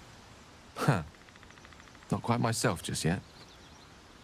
I had the strangest dream last night. A visitor came to me. A vision of unparalleled beauty and power. She told me she was watching over me, protecting me, and that our tadpoles could prove beneficial if we embrace what powers they have to offer. An uncanny apparition. Not entirely sure what to make of it.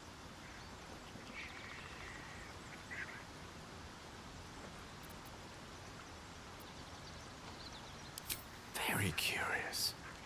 In all my readings on the effects of illithid parasites, I've never come across any accounts of correlating dreams between infected parties. Another unique quality of our predicament, perhaps. Are you inclined to take these visitors at their word?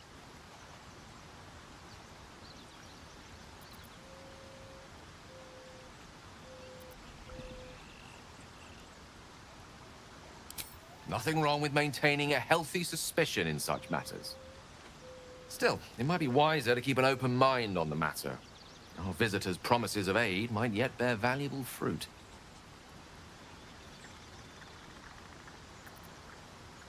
That is most gratifying to hear. May I?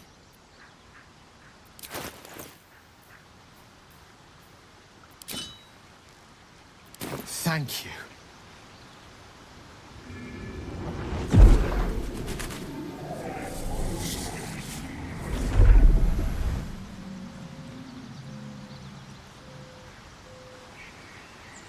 It is a strange experience.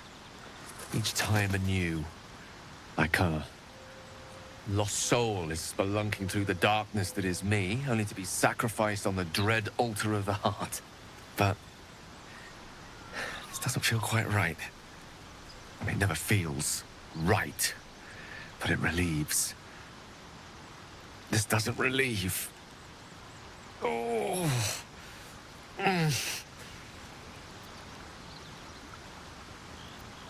You do plenty for me, more than you realize.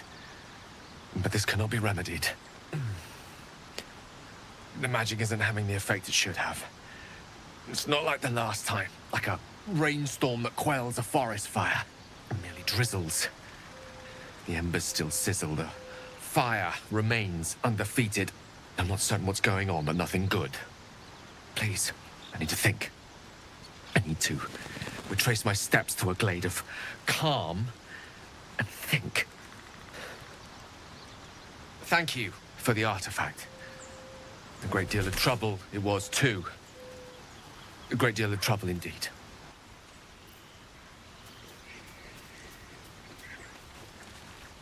I had the strangest dream last night. There was a visitor promising me protection and all sorts of delicious powers from the parasites in our heads. Given our shared affliction, I suppose you had a similar dream.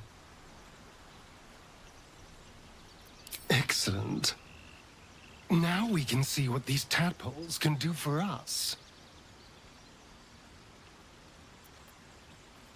Exactly. Waste not, want not. Even when it comes to mind flayer parasites. Now, was there anything else?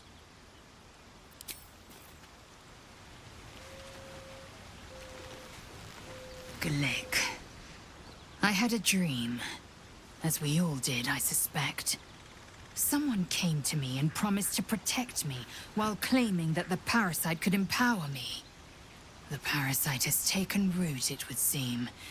Every word, every promise, it is Geic deception.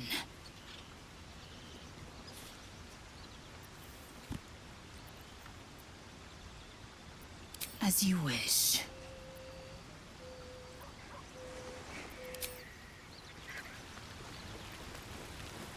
I had a dream last night. A vivid one. And so did you, judging from the way my tadpole is tingling. Someone came to me and promised to protect me while claiming that the parasite could empower me. Tempting as these powers sound, we should recognize this dream for what it is, the tadpole's little trick. No good ever came from trusting honey-tongued strangers conjured up by elithid worms.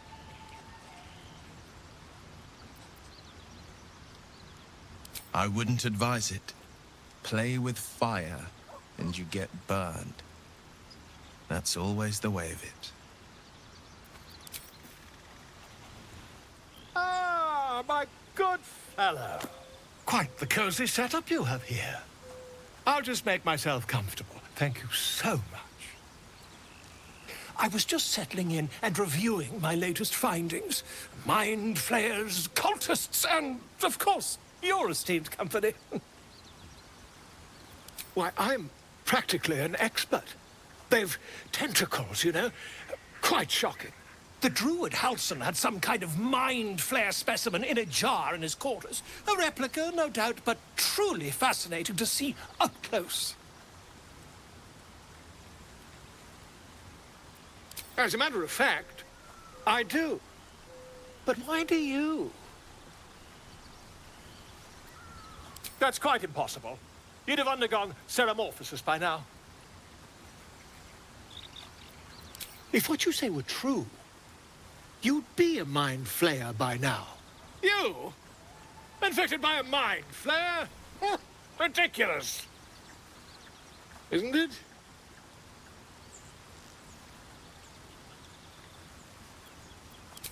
Perhaps that's for the best. I'd be irresponsible not to debunk such a strange claim.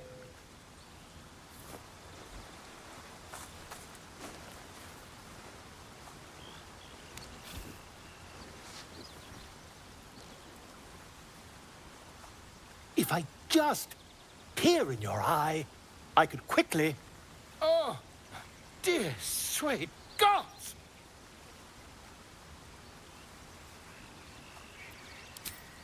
I mean, yes.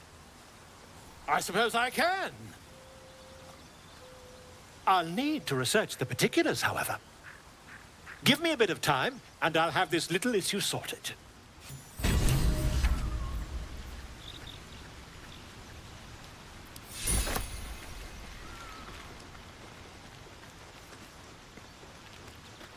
I had a wild dream last night. This beautiful entity came to me, promised to protect me, told me the parasite in our heads could give us power. Sounds like it. What did you make of it?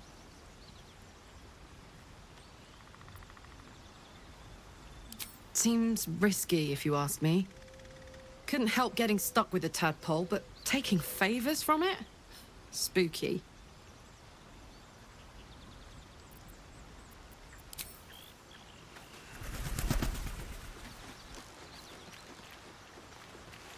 Did you have any strange dreams of late?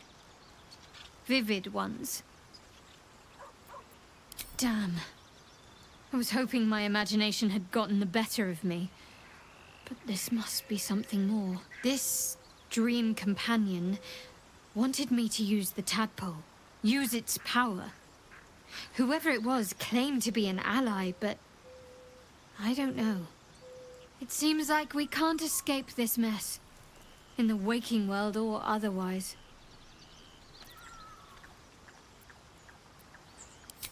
So, you're not in full control of your faculties? If you think it might happen again, warn me. I would hate to have to kill you. I know. I don't understand how exactly, but I felt it go to you.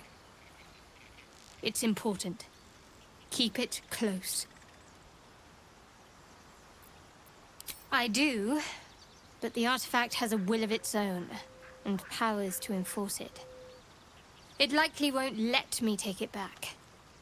The best I can do is to stay close. Bide my time. Eventually I'll need to take it.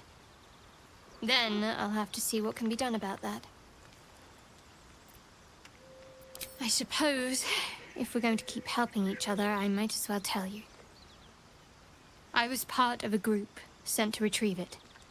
Bring it to Balldur's Gate for our goddess. I worship Shah, the mistress of the night. It's my mission to deliver the artifact to her secret cloister in Balldur's Gate. It hurts. Now that you have the truth, please don't make a big fuss about it.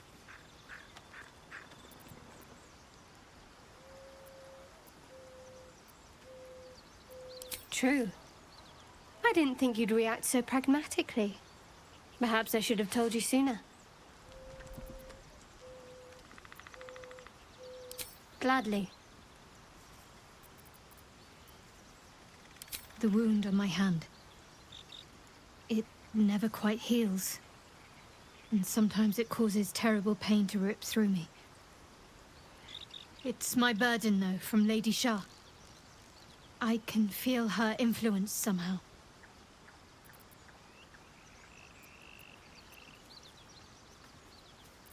I don't think so, but you're sweet to ask.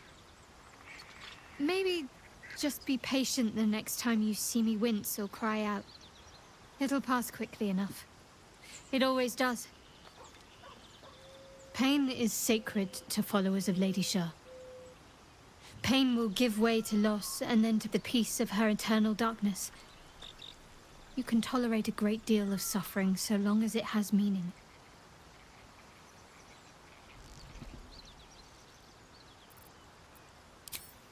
I cannot say. Not with what I can recall. But even then, it would not be for me to question her will. Lady Shah has her reasons. It's difficult to say. Sometimes I wonder if it's supposed to be guiding me, punishing me, testing me. But perhaps it's none of those. Perhaps it's completely random. I'd like to hope there's more to it than that. Some meaning that Lady Shah will reveal to me when the time is right. Until then, all I can do is endure.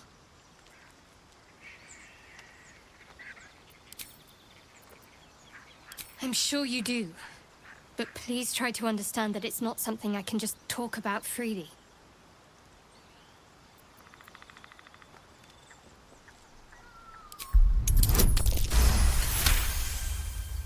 Very well. Perhaps there's potential in you. Let's see how you handle this. I am indeed a disciple of Shah, Mistress of the Night and Lady of Loss. I assume you've heard of her?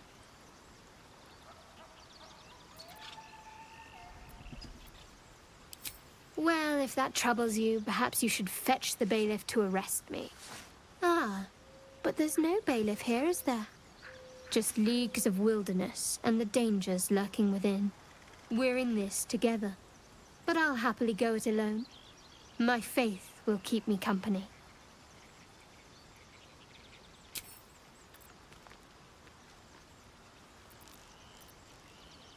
You already know my biggest secrets. What more can you ask? She took me in when no one else would. Without her, I wouldn't be alive. She's my mother. She nurtures me, cares for me, loves me. Don't believe the lies the Selûnites tell. What, besides my life's calling and the greatest problem I've ever faced? Well, I like night orchids and can't swim. Is that the sort of thing you meant?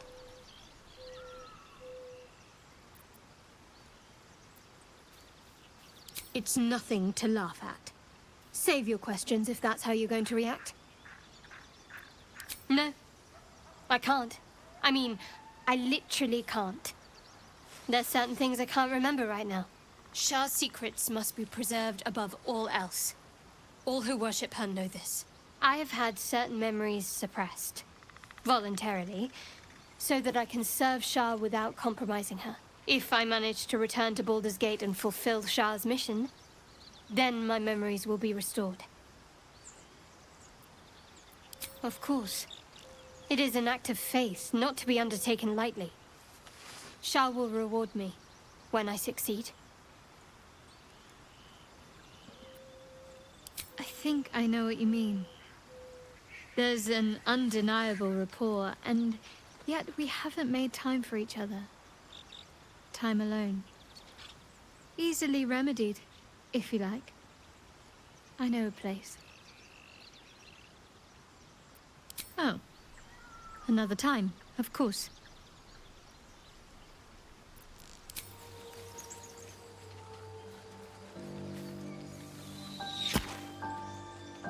Wait! Bows down! Gods above! We took you for a goblin! Get up here!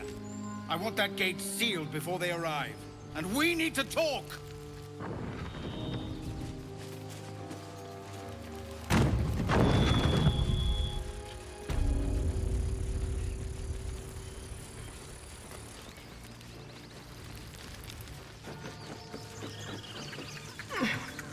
Almost done? Nearly.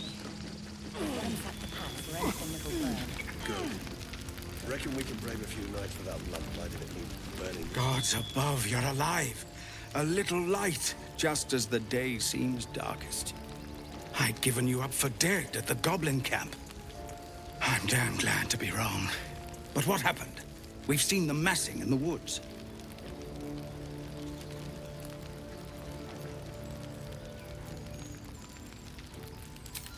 You led the drow here? By the nine hells, why?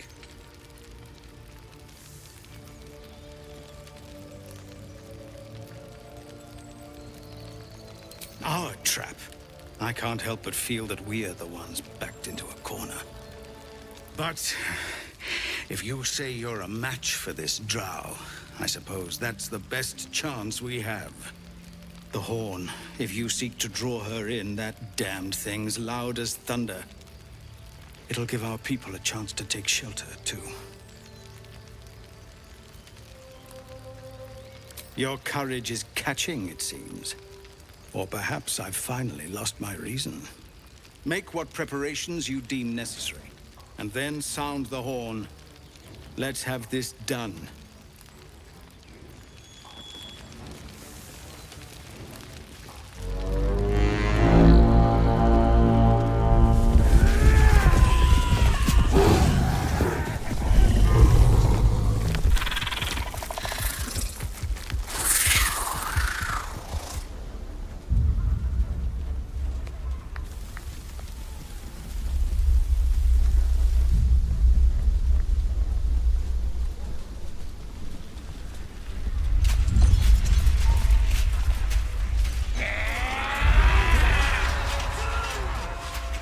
This is it. Everything turns on this.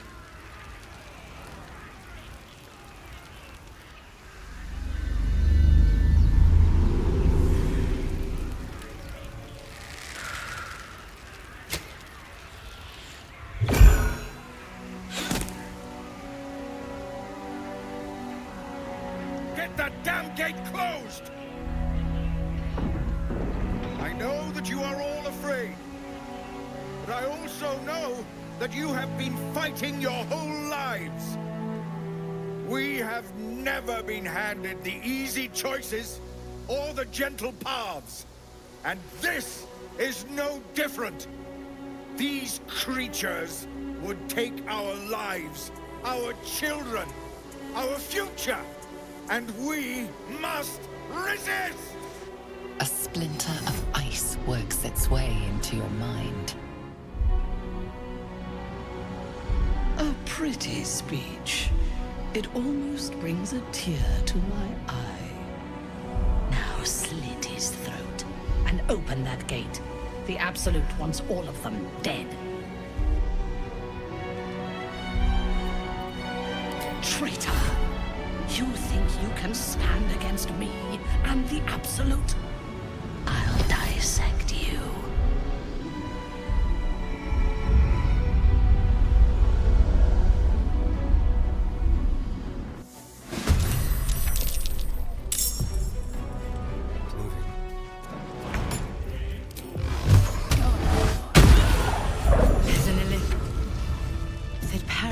In that corpse. You should take a look.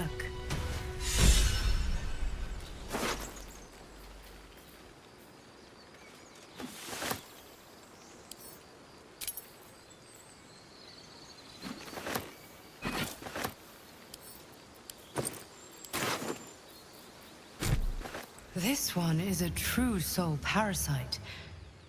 It can enhance you. You can absorb its potential. Open your mind to it. You already know how.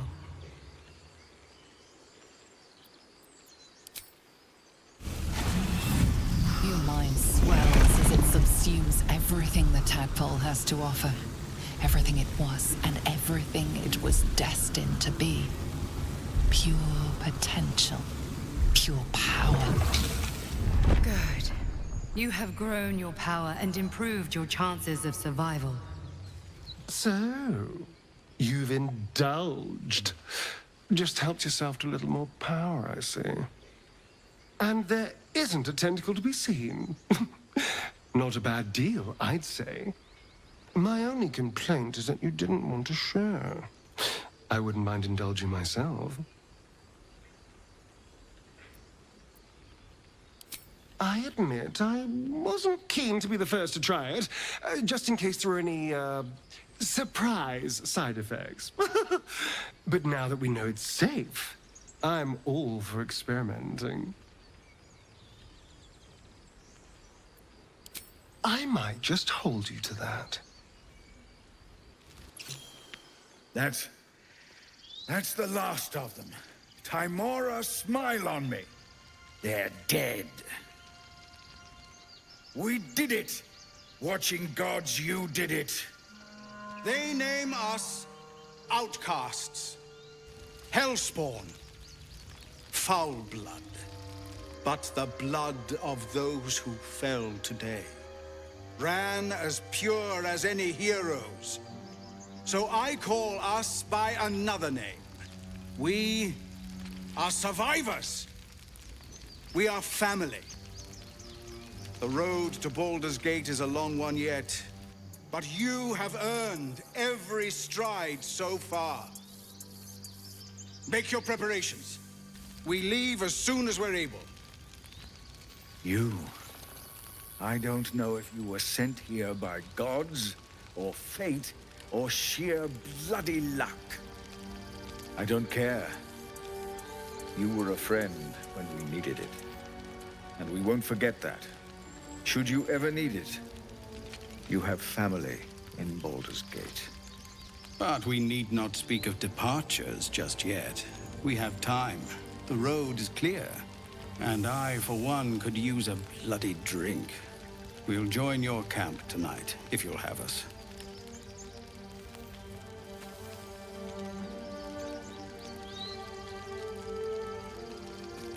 By all the watching gods, that's Halsin. He'll have some hard words for Korga, I expect. Go, speak to him. You're the reason he has a grove to return to at all. We'll be here when you're ready to travel.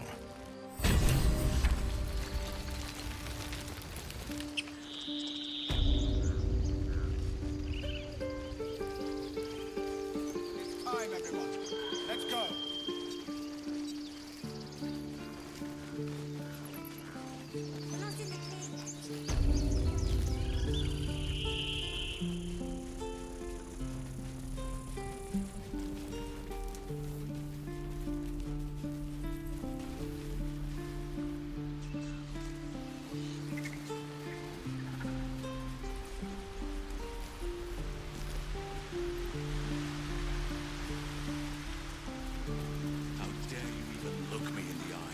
I did what I had to.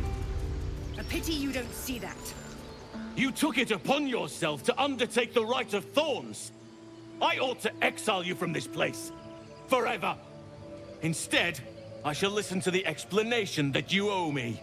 I owe you nothing. Goblins swarmed us like roaches while you stumbled after the past. You chose to abandon us. I chose to protect us. Silence! The rite has been ended.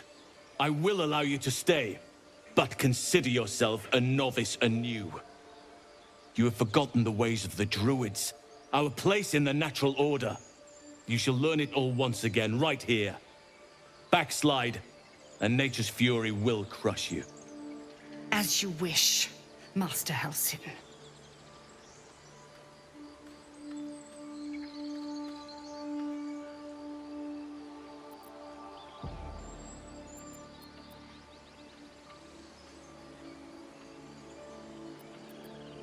A misjudgment. One that should weigh heavily upon her. But the Grove still needs her passion. You will soon see why. But enough of that for now. I owe you my thanks. The Grove stands. Nature prevails. I owe you my thanks. And an introduction. I am Halsin, first druid of the Emerald Grove. And I sense you have a problem you seek my help with.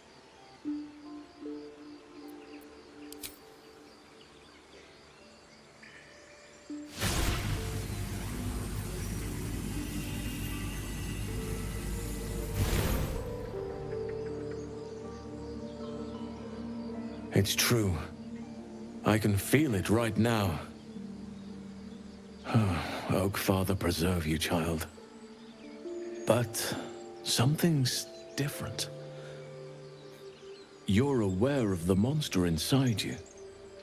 You don't bow to the Absolute like the true souls do. How is this possible?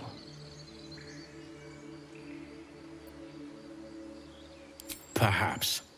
But I wouldn't want to place all my faith in blind luck. Someone is using very powerful magic to modify these tadpoles. They're using them to exert control over the infected. I'm sorry to say, I can't undo that magic. I can't cure you. But that doesn't mean I can't help. At the Goblin camp, I hoped to find a way to remove the tadpoles. I failed, but I did find the next best thing. I found out where they come from. I will do what I can to help you. Let us speak tomorrow. You and I both have matters to see to first. As for what you've done for the Grove, speak to Wrath. He will see to your reward. The journey to Moonrise Towers, and all the dangers that entails. But that's tomorrow's problem. Take some time for yourself tonight. Rest, celebrate. Come morning, I'll be by your side. We're ready to head to your camp. Are you? Excellent. Lead the way. Have a drink. I'm fine. Loosen up, picker on. Would you look at this place? All these people, happy because of us. It's nice to be somewhere where good is still possible. And with good potations, too.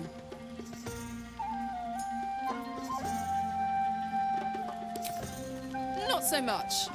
You spend the whole time avoiding swords and schemes. Plus, people just get nastier as the night wears on. I tried to make friends at first. Learned my lesson fast. Better to keep to yourself in hell.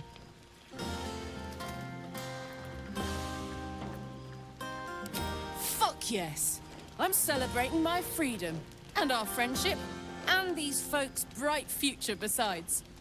All I need now is a fire-retardant lover to get lost in till sunrise. You too, soldier. Enjoy yourself tonight. You've earned it. Our numbers have grown so... You know, I never pictured myself as a hero. Never thought I'd be the one they'd toast for saving so many lives. And now that I'm here...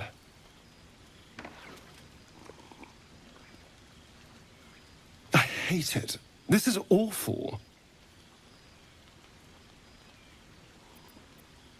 We killed some goblins to save some tieflings.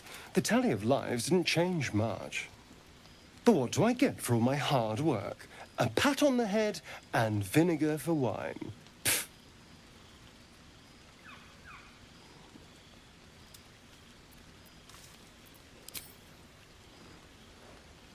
It's a heavy, rich red. Dry and sharp. See what I mean? Awful. All I want is a little fun. Is that so much to ask?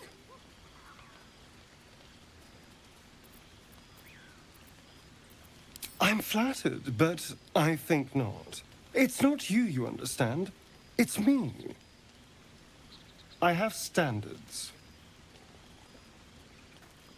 Live up here, under the stars. It's a bed and a roof for me. But off you go, Master Ring. Everyone seems to be in high spirits. Strange. You know who I never thought I'd find myself caring for? Exactly right. Never gave them much thought. Certainly not that bunch in the Grove.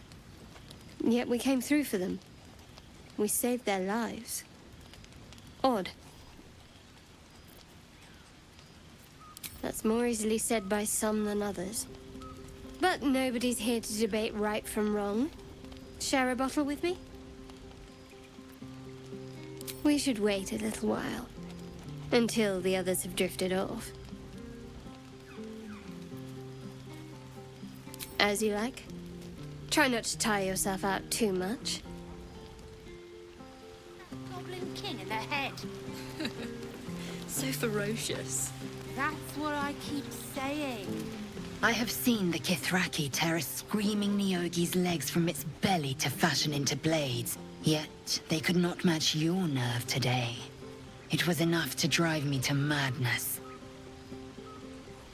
I smell their blood on you still. I smell your sweat. I mean to taste it.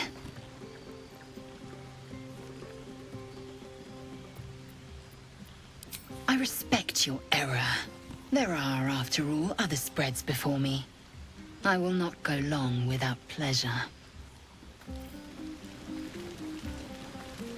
You have no idea how good it feels to see these people smiling. The singing we could probably do without, but even so, thank you. Go on now.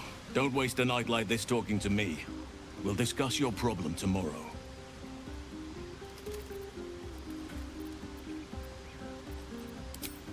In truth, I rarely imbibe. The stuff goes right to my head. Before you know it, I'd be breaking into song or declaring love to the first person I laid eyes on. Then you have never heard me singing, which makes you very fortunate. Go on, enjoy yourself. Seek out some wine before it runs dry. There are a lot of thirsty people around here.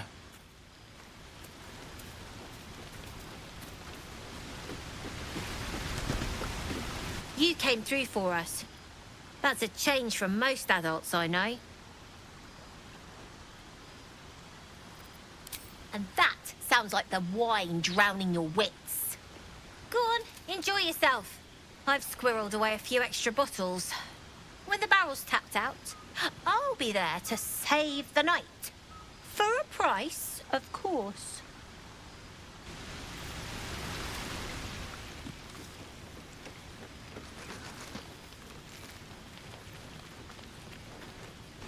Aha, there you are. Come now, settle in. I do hope you have partaken of something bracing. This may well take us all night. Why, you're naming, quite obviously. That ballad was but a crude preview, a frame without its crowning jewel. Your nom de guerre. Something iconic, but not too much of a mouthful. We don't want to exclude the common folk, after all. I intend this tale to enrapture all.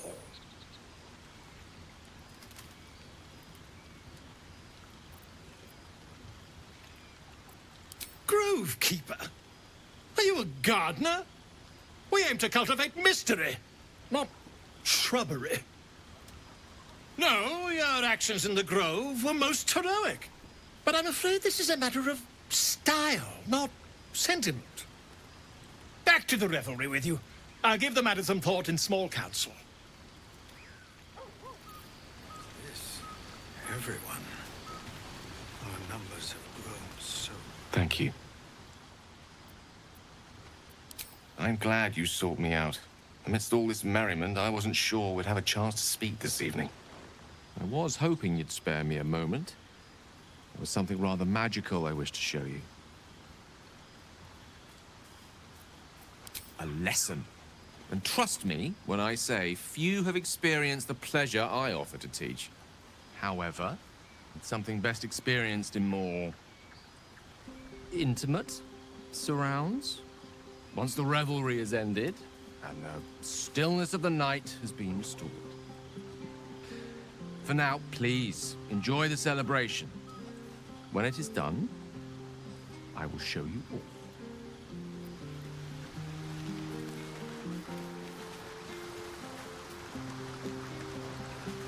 Ah, hells. I was hoping you wouldn't notice I was gone. No. I'm deeply proud of you. A touch less so of myself. In truth, I don't feel in a festive mood, and I didn't want to cast a grey cloud over the night. These people are still in danger. 1,000 perils will still threaten them. They aren't ready to get on the road on their own. You're good at it. You've given me some just by being here. But off with you. This is your day. Have a dance. Enjoy the music.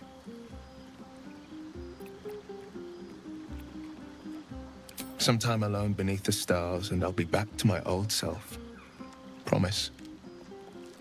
Still, it's a night to remember. You've made sure of that.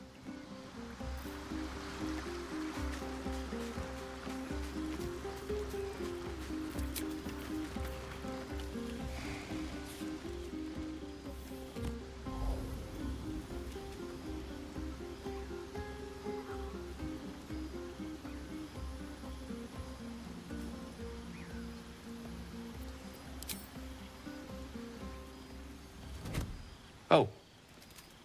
My, you startled me. I, was miles away.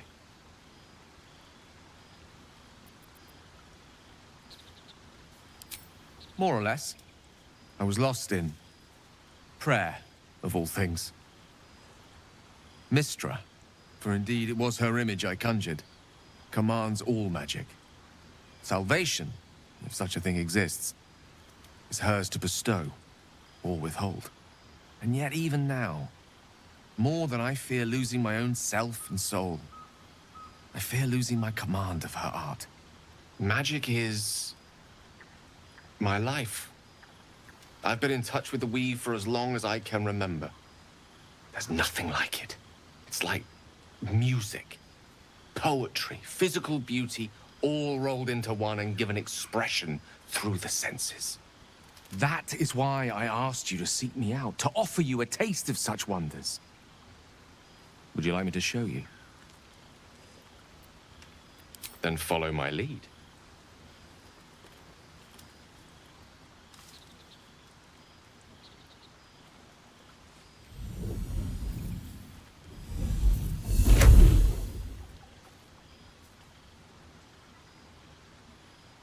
Now you.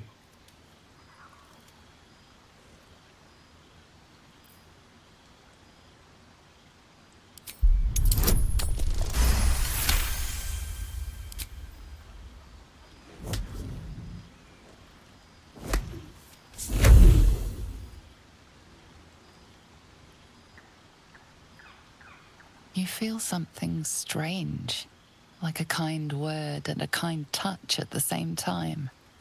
It's warm and comfortable. Excellent. Now, repeat after me. Athran mistraril kantrak eo.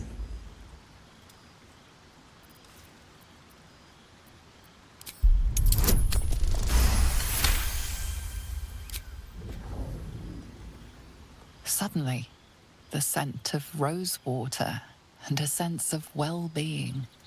A sliver of weave that tastes sweet on the tongue. Very good. Now, I want you to picture in your mind the concept of harmony, as true as you can.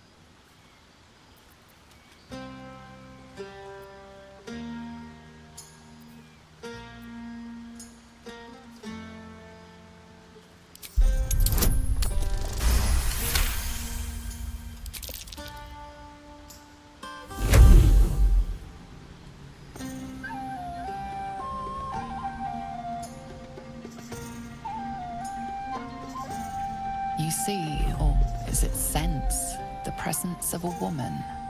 The woman who hovered over Gale's palm. There's something like the anticipation of a kiss, then the pleasure of being cloaked in peace. You are safe. You are nestled in the cup of Mistra's hand. You did it! You're channeling the weave. How does it feel?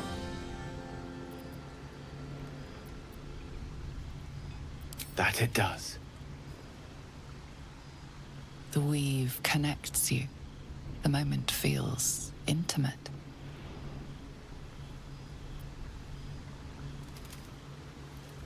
The weave evaporates, and as it does so, you realize the night feels suddenly cold and lonesome. Oh, there it goes. How easily things slip away from us, no matter how hard they were in the obtaining. Good night. I enjoyed sharing a moment of magic with you.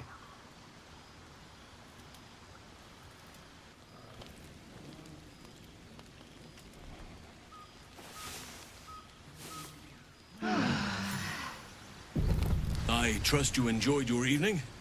After all your efforts, it was well deserved. It may be some time before you're afforded another such night. There is much to be done, and I promised I would help you however I could. I'm certain a cure for you can be found at Moonrise Towers, but it's complicated. The journey specifically, it's extremely perilous, though it seems you're well accustomed to navigating danger. We get a cure, and the chance to hit these arseholes where they live. Sounds good. To get to the towers, you'll need to pass through a terrible place. A cursed place. This curse shrouds everything in shadow. You will not find life, light, or anything natural there. Any who linger are twisted by the curse. They become shadow beings, tormented, dangerous souls.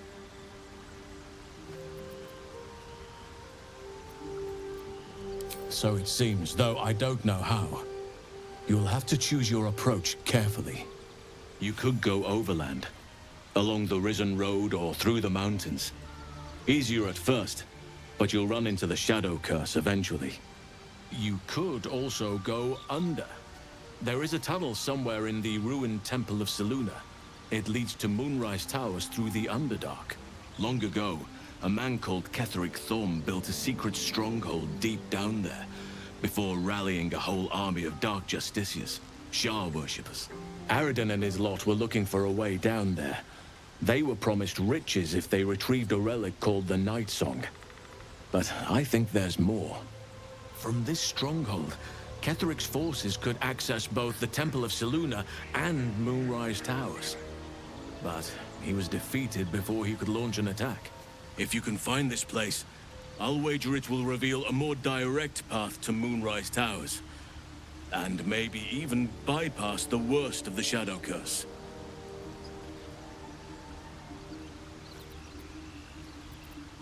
Anything is preferable to risking the Shadow Curse. I would like to join your camp, if you'll allow me. I can offer my skills, my counsel. I've long sought to return to Moonrise Towers. It seems our fates have aligned.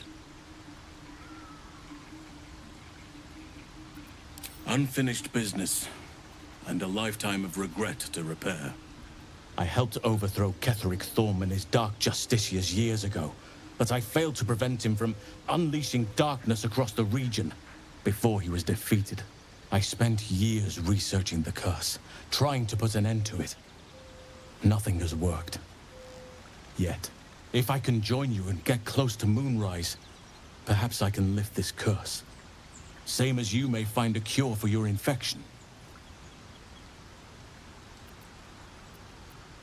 Precisely. Then perhaps I could have done something about both the Shadow Curse and Ceremorphosis aberrations. But in my eagerness, I put far too much faith in the abilities of Aridin and his band. We didn't even get close. One of those who died had a clue that was supposed to help us find the hidden entrance to the Underdark. A dwarf called Brian, I believe.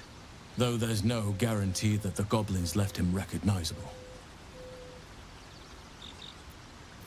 I've chosen a successor as first druid, Francesca of the High Forest. A bird's already been dispatched to summon her. I'm glad you approve. I do not truly care if you approve, but I am glad. The Grove needs to move beyond the mistakes of the past. What it needs is an unknown quantity. An outsider who can enforce the Oakfather's teachings without bias. This is why I chose Francesca. She will restore simplicity and purity to the Grove in my absence.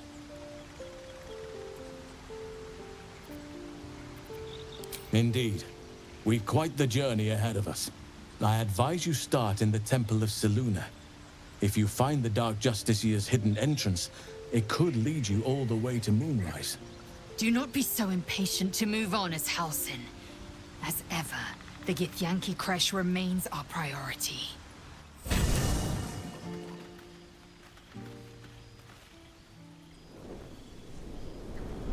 Hellsfire. She's coming.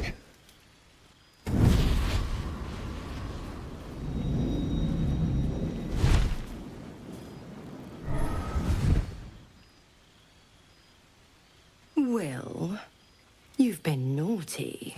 And you know what happens when you're naughty. God damn it. Anyone but her. Handler's the word, if it's all the same. My pup here's been unruly. And his leash needs a yank. We had a deal, Will. But Karlak's still breathing. I've taken more pleasant shits than you, Mizora. And at least those can be buried after. That's no kind of talk for a lady. By the way, Karlak, Zariel sends her regards. You told me! Devils only! She's a tiefling, not a monster! How precious. The little pupster's found his bark. Clause G, Section 9. Targets shall be limited to the infernal, the demonic, the heartless, and the soulless. Karlak meets the criteria by virtue of having no heart.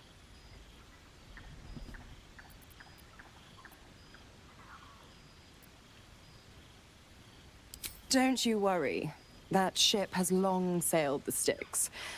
But a defiant pup must still pay his price. To wit.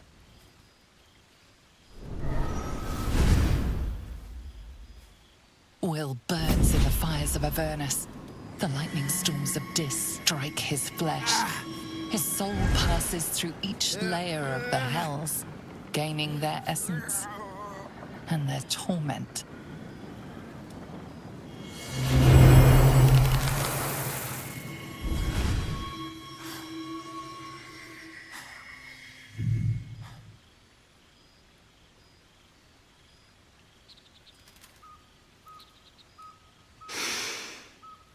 That's better.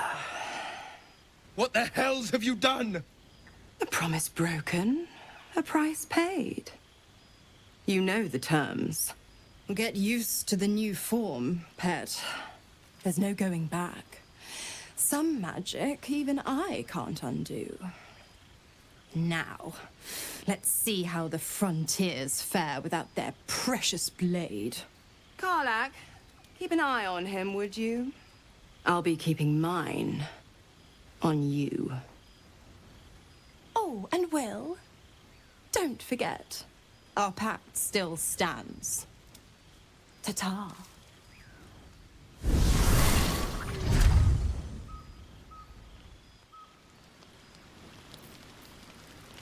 I'll be honest, soldier. I'm reeling. Will hardly knows me, but he chose my life over his. Been a long time since someone stuck their neck out for me like that.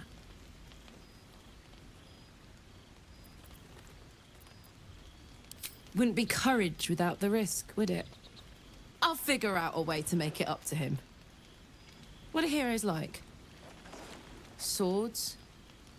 Shields? Shiny things?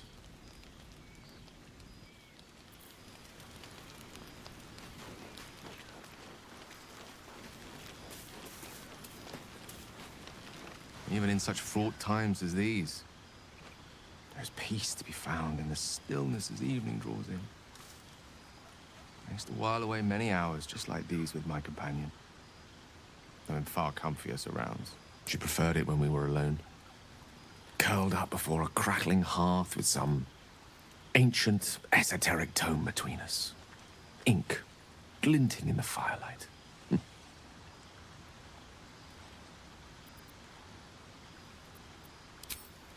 By a Geron's lost nose! No! Tara is not any cat. She's a Tressum. And given your confusion, I'm guessing you've never met one. They're brilliant creatures. Fine company for any self-respecting wizard. Should be proud to see me keeping such fine company. The savior of those poor tieflings, no less. And I've given her precious little to be proud of recently.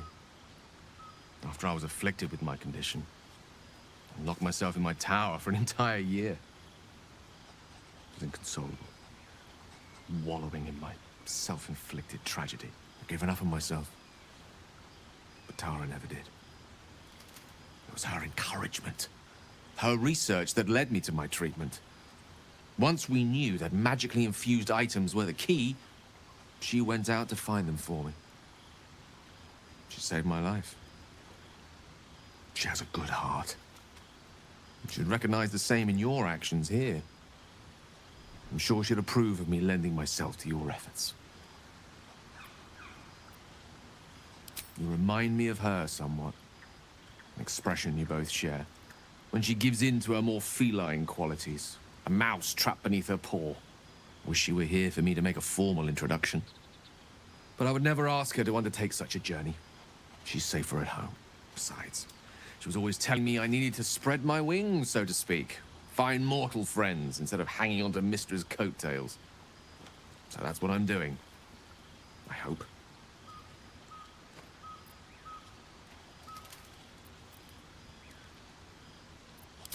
Sadly not. If I'm being entirely honest, my social circle is rather small. More of a dot. Or a pinhead. I've got acquaintances, certainly. Plenty of colleagues. Friends? Those are precious indeed.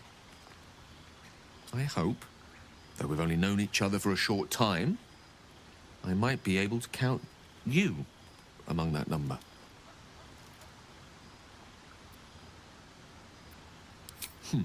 Were I to recite that list, I fear we'd be here at dusk tomorrow. Many things, I assure you.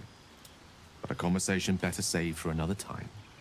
With my condition as volatile as it is, I fear any undue excitement may tip it over the edge, so to speak. Go, enjoy your evening. Nothing better for the heart than a good night's rest. And mine is gladdened to know I'll have the pleasure of your company again come morning.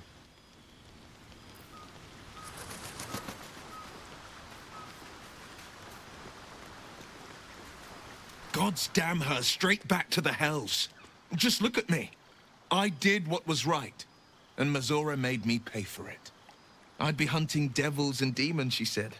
Traitors and hypocrites, heartless evils of all sorts, but not Zariel's victims. Not innocent tieflings.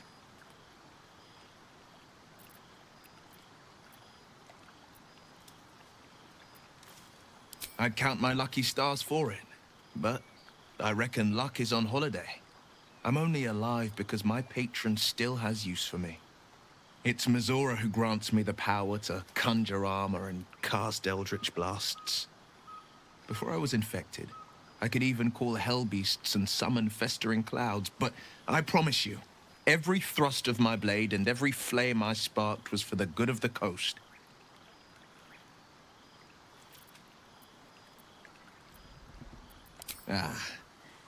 The one little question that put me out of house and home. I can't utter the terms or circumstances of the pact. I can tell you most all else, but the pact, I'm forbidden, unless Mazora permits it. But I'll say this. The moment I pacted myself to Mazora, I have not regretted for a heartbeat. It was my proudest deed. It was worth the sacrifice. All I can give you on that is my solemn word.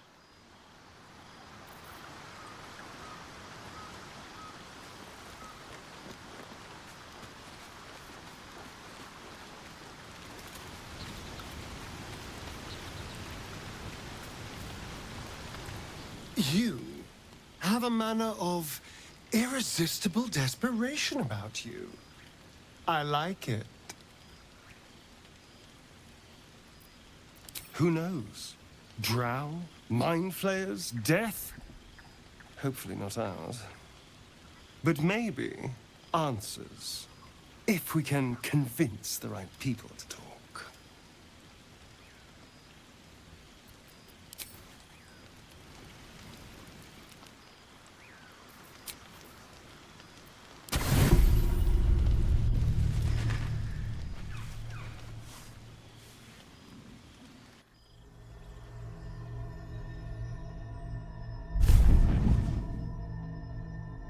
I promised I'd be back. Don't worry.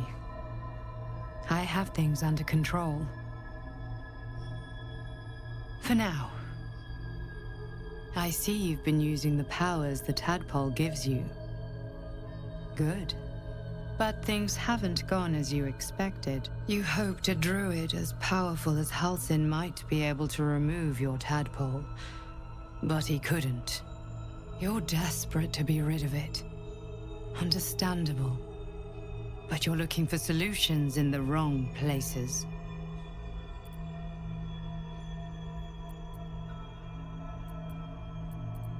It's complicated. But I'm an adventurer. Just like you. Just like you, I was infected with a mind flayer parasite. Just like you, I seek to be free of it. But to do that, we'll need to think beyond local healers. Your parasite is unusual. It is wrapped in magic that prevents its removal. Until the source of the tadpole's magic is destroyed, any attempt to remove it will kill you. You were lucky that Halsin knew this. His instincts are right. The parasites are merely a symptom of a greater sickness in Faerun.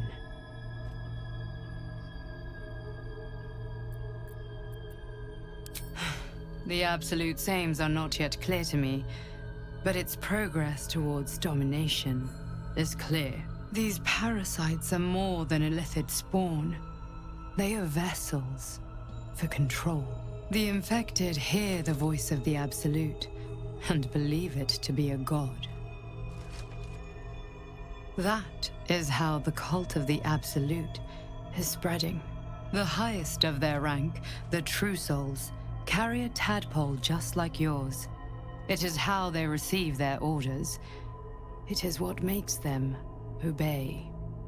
When the order to transform is given, it will not be a matter of days. They will be mind flayers in an instant. Were it not for my protection, so would you.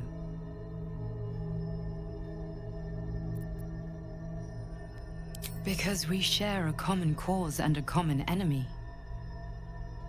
We are alike, you and I. I've been trying to escape from this evil for a long time. Once, I almost succeeded. Now, through you, I've been given a new chance. You can go where I cannot, and I can protect you from that evil. If we work together, we may turn this around. Hells, they need me. I have to go.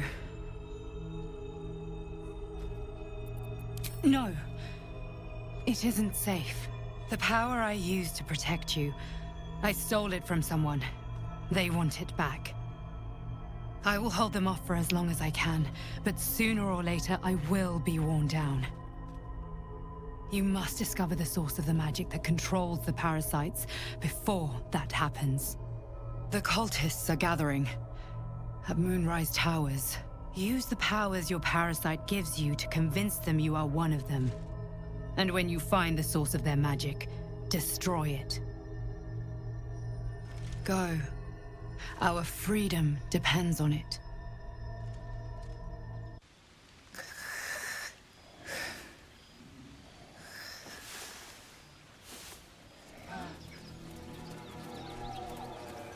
Enough!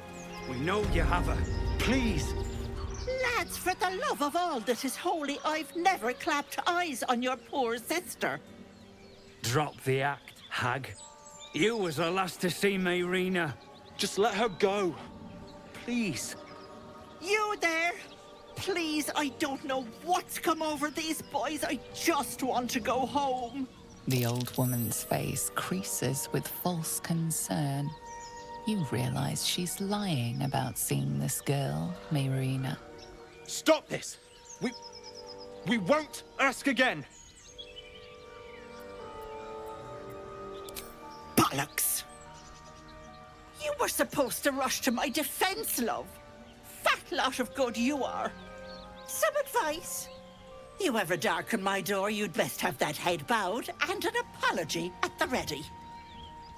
Bye-bye now. Bloody hells. She just disappeared. Ain't seen nothing like that before. She could shoot fireworks out of her backside for all I care. The hag has Rena. It's our sister, Mayrina. She's... well... she was in a bad way after her husband died. Started saying weird things, like how she was gonna bring him back. Next thing, she's gone looking for the hag. Of all the stupid things to do. And we haven't seen her since. And no good ever came from dealing with a hag. None of this matters, all right? We need to get her back, and fast. Are you joking?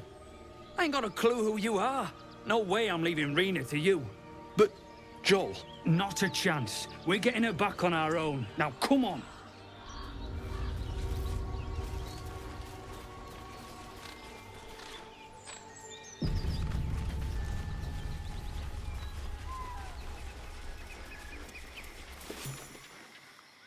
A chill runs up your spine.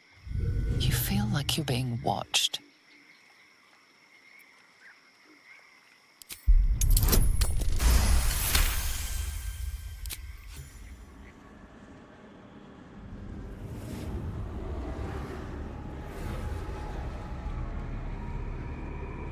You blink and the wilderness changes. A swamp, stinking and insidious, assaults your senses.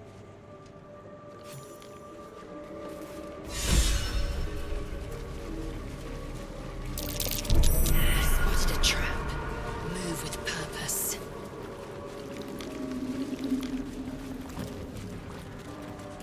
A diminutive creature sporting a red hat glares at you. You recognize the red cap, a fey creature known for its bloodlust. That noise. Is the creature pretending to be a sheep? You seize me? Nosy, scum-sucking, lice-ridden little ball bag. Get out! Or I bite tongue, eat tongue. Oh, delicious tongue.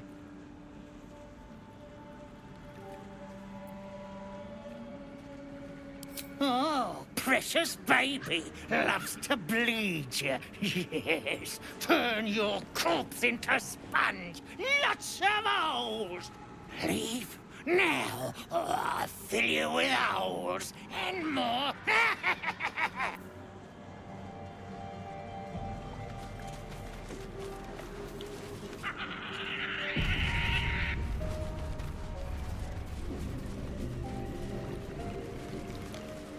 The brothers.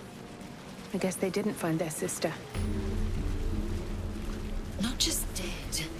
Gutted. Hardly a painless kill.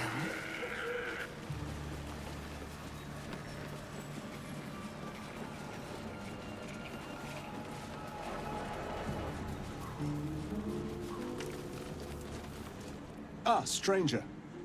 Forgive the aroma.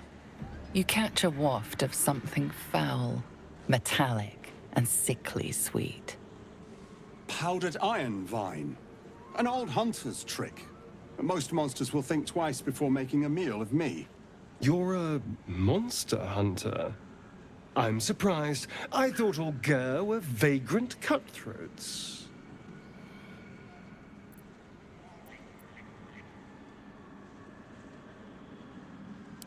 A mystical and dangerous people. We travel the land, never settling in one place. We steal your chickens, curse your crops, seduce your daughters. Your friend here has heard it all, I'm sure. I wish I had half the power settled folk think my people possess. Alas, I am a simple wanderer. A simple wanderer and monster hunter. But I'm no witch doctor or cutthroat. Something terrifying, no doubt. Dragon? Cyclops? Kobold? Nothing so dramatic. I'm hunting for a vampire spawn. I fear he's gone to ground. I hope the hag of these lands can help me flush him out. If I can afford her blood price. A vampire spawn? Why? Just so.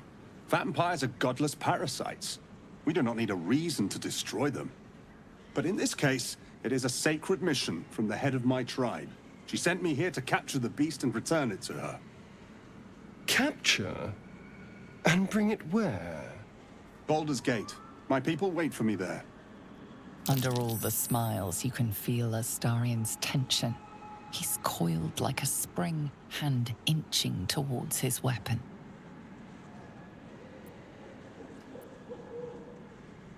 You can feel Astarian. Is your friend ill? I have some tea that might help. No, no. I'm quite well. We should go, but you have fun tracking your monster. Thank you. Treating with a hag. I need all the luck I can get. May your road be kind.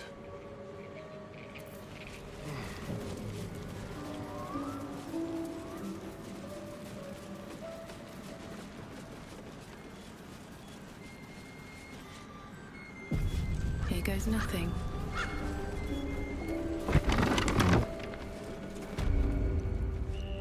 I don't want a crumb left on that plate, girl. Auntie Ethel, please. One more bite and this pie is gonna come back up to say hello. Don't make me get the wooden spoon. You're eating for two, so get to it. If it isn't the cheekiest pup of them all. You'd best have one hells of an apology for me, Petal. Ah, I do like the mouthy ones. You know, I was gonna give you a swift kick up the arse and show you the door. But I think you and I could have a bit of fun together. Gods grant me patience. Eat up, Mayrina. I won't say it again. Keep your own little nose in your own little dish, Petal. I don't like busybodies. Besides, you have bigger problems. That wriggler swimming in your brain juice is a bit of an inconvenience, isn't it? Because you stink. And I know the stench of mind flayer anywhere. I can tell you're almost done cooking. You know, you could turn just like that. What do you say? Want me to take care of the little bugger?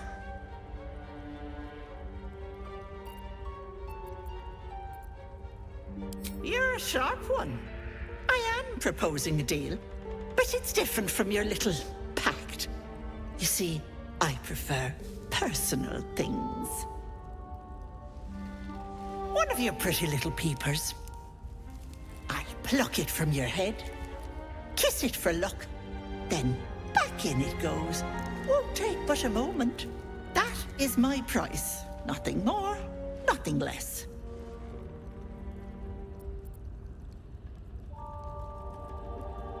I'm afraid that's my business, Petal. It's nothing nefarious, though. I promise. Ethel, can I please? Quiet, you've had enough pampering.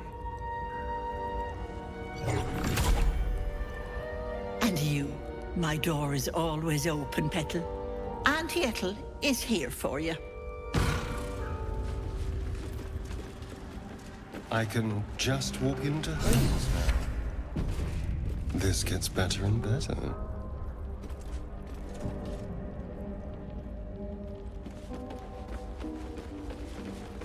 Can't risk being in open view.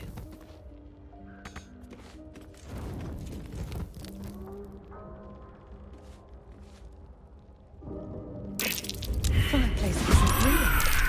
What's hidden behind it?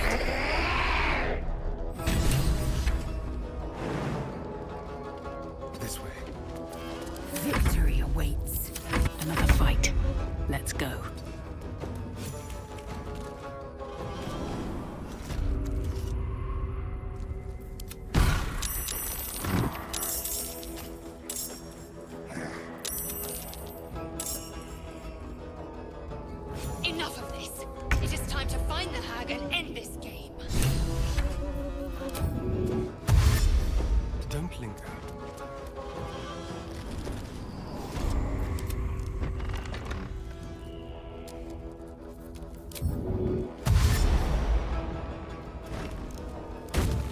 Knees high.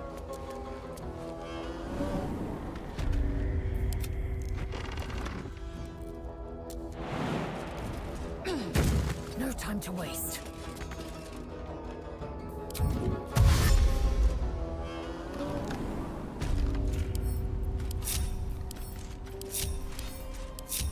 Have a lot on my mind.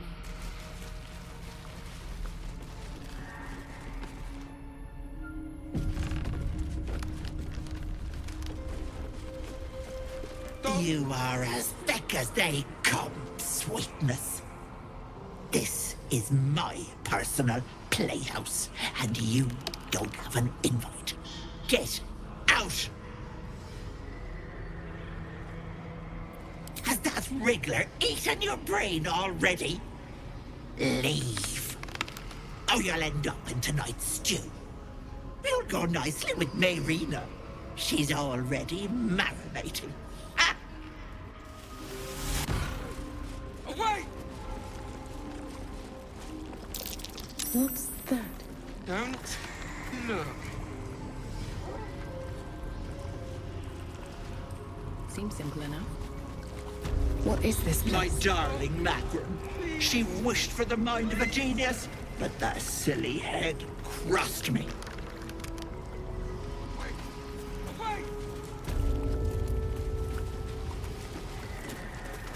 This poor dear wished never to lay eyes on her family again. My dearest Effie, he begged me to halt the deadly disease that ravaged him. Away! Away! My gentle Larian. Look. He wished to know what was to come.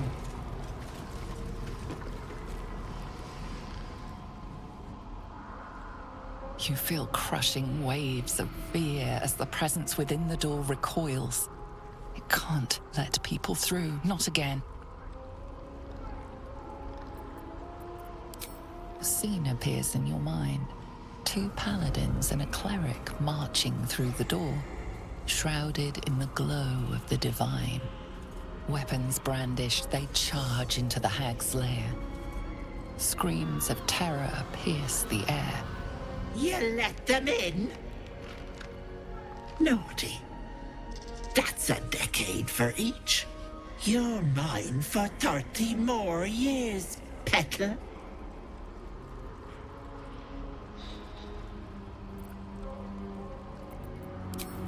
Please!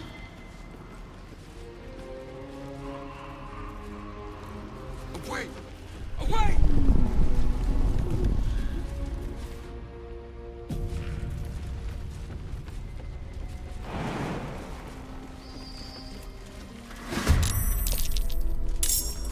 Blood comes easy these days.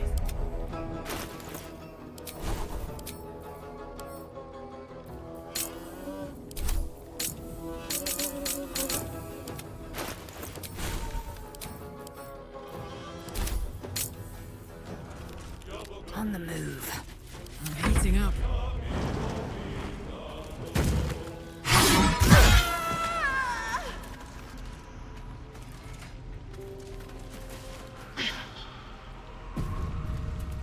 Breathe deep and move. What now? Is that blood? No, never mind. Never wanted the easy path.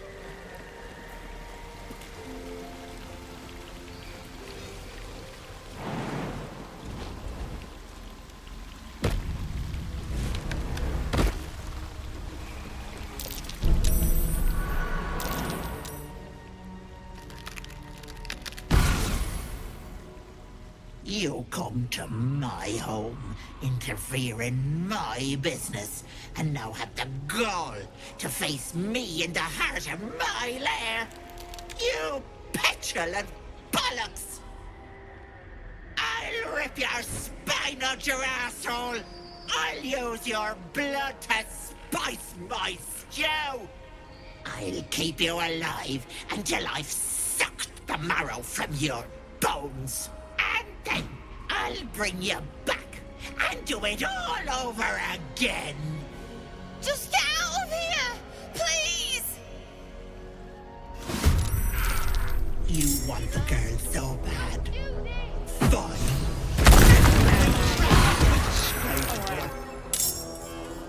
Victory awaits.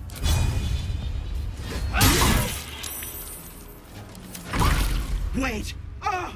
Wait just a tick! Killing me is a waste of time. I'll find a way to return. Always have, always will. But it's unpleasant. So how about we be civilized about this, hmm? I have something you want.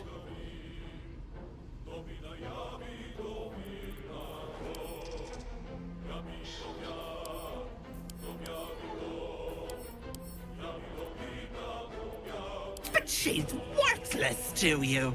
Let me leave with the girl, and I'll give you power. You want to be stronger, tougher, smarter? Done. Anything is possible. Just let me keep the girl and her babe. Trading some whelp we just met for impossible power. It's a fine deal. It's your choice, sweetness.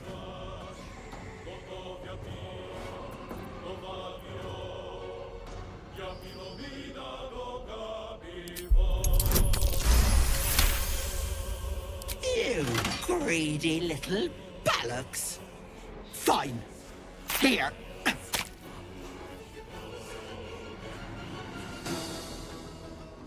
I'll not soon forget this sweetness. You have my word. But the deal? What about my husband? What happens to him? Deal's off, you dumb cow. And you've her to thank for it. Not that it matters. I'll find another just as plump and ripe.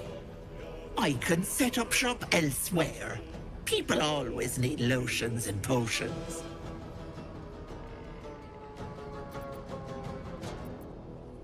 If I ever see you again, you'll have a tentacle for a tongue.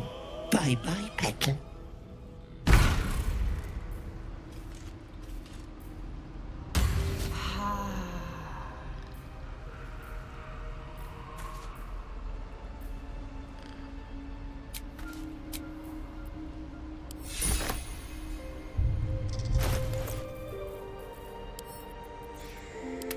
Still alive, so that's progress.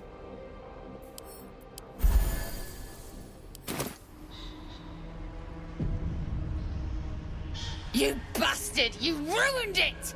You ruined everything! You want thanks? A slap is all you deserve. Ethel was going to bring my husband back. Back from the dead. And now I'll never see him again. Because of you!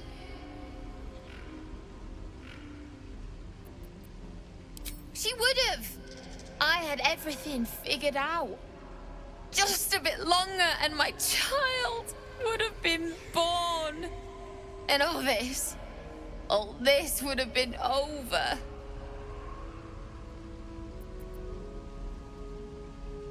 Don't judge me. I have nothing. My baby would have been raised in rags.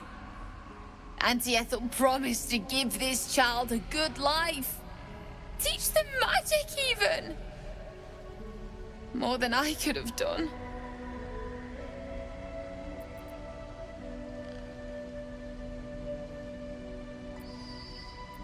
She said I'd make a bad mother. I think she was right. Now I'll have to drag Connor's coffin all the way home. It's the only way this child will ever meet their father. I hope you're happy. Wonder if the gods are watching me. I'll feel that one later.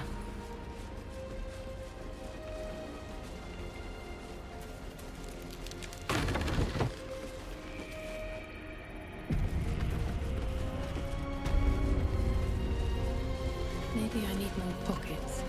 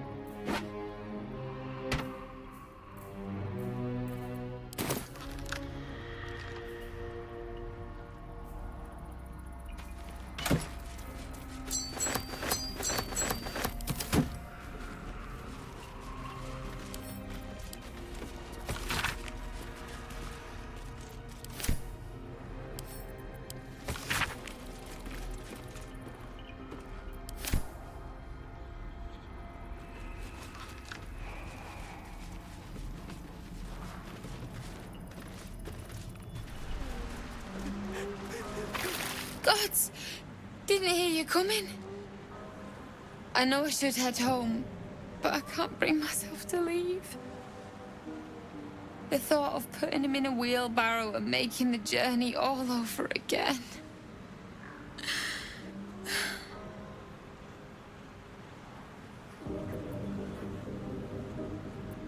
No! He deserves a proper burial. He deserves some rest. And he won't get that here. Not even a little bit. But I will be. We were just kids when we met. I might have pushed him off a swing I wanted. He got right up and pushed me back. I was so surprised that I just laughed. He did too. We've barely spent a day apart since.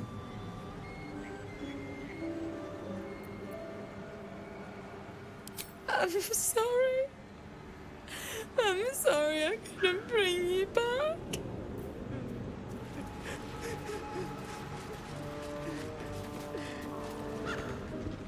What?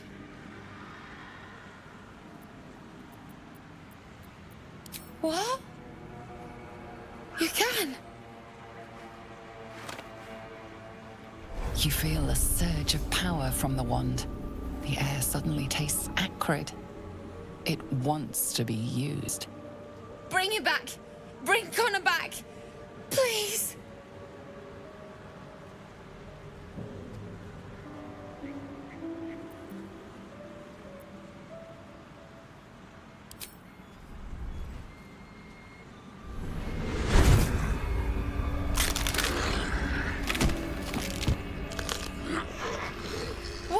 What's happening? Why is he still dead?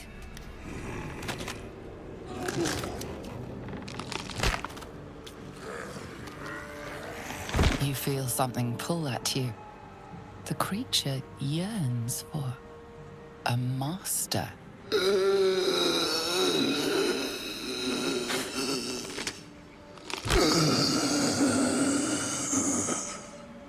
What have you done to him?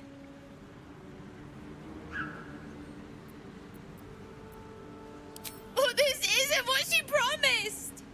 I wanted him back the way he was, not this.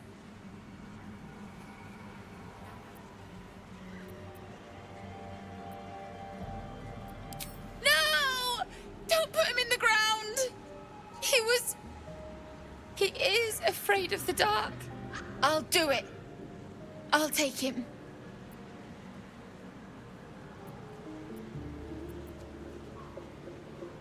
You don't know that. He could still be in there.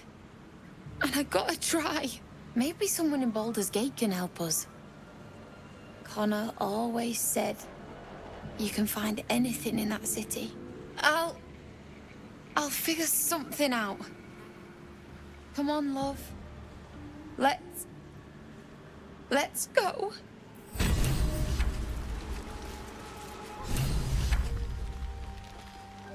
There's something I want to talk to you about.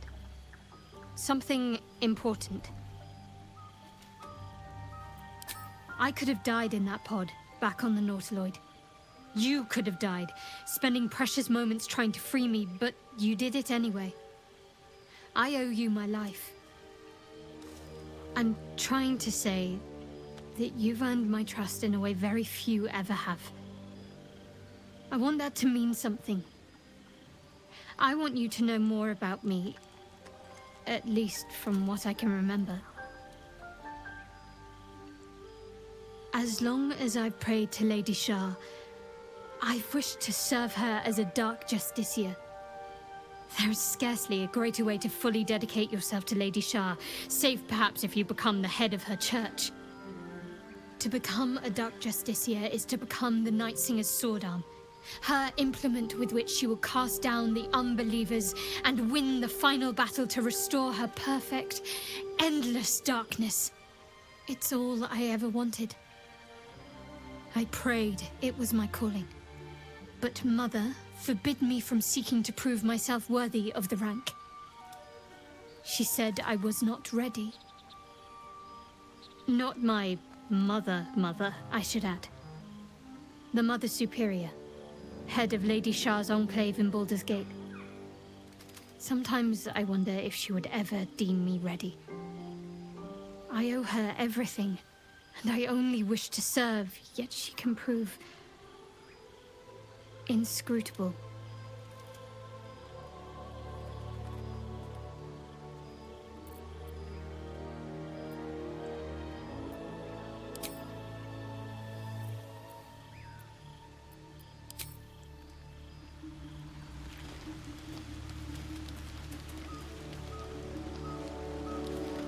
My dagger-happy friend, what troubles you?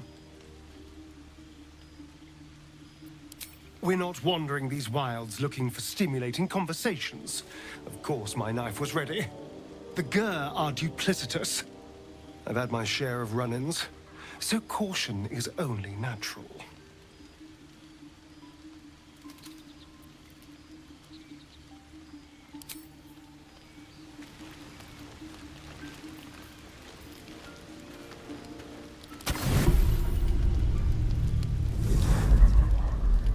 Tonight, you can't chase the thoughts of that poor girl you killed from your head.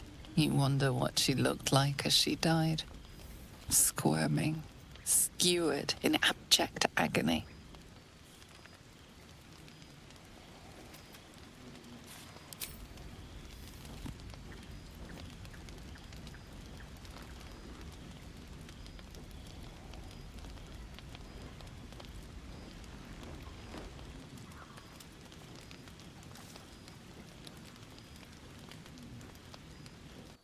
Your body barely complies. You feel such rushes from your thoughts of the dead woman. Why did she die? The mystery gnaws at your pounding heart. Oh, most royal one, jubilant day! I have found your vile self at last. Sceleritas fell. Your loyal and ever-adoring butler. I followed you, my dear rotted master. We have been parted so tragically long.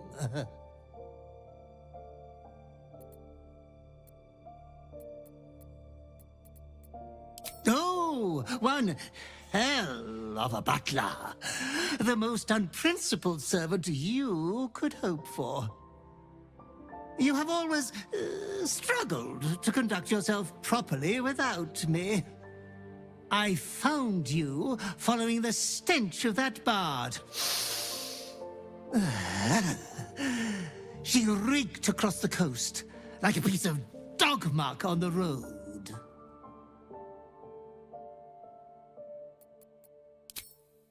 Such fine work could never be done by a wretch like me.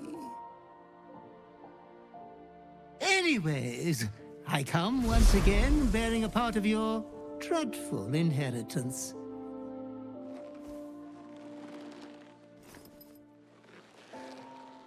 You earned this iniquitous prize through your great show of exceptional violence the other night. I'm sure Master will be better soon. A fellow of your fine breeding is never down for long. I cannot wait until your next act of shameless barbarity.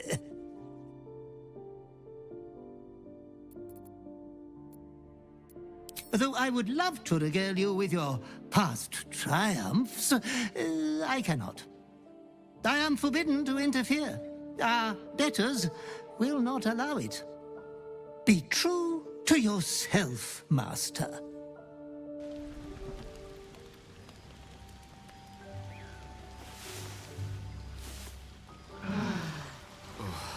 I'll have to speak slowly. I'm finding it quite difficult to concentrate with my condition gnawing at my insides like a teething displacer kitten. That is most gratifying to hear. May I?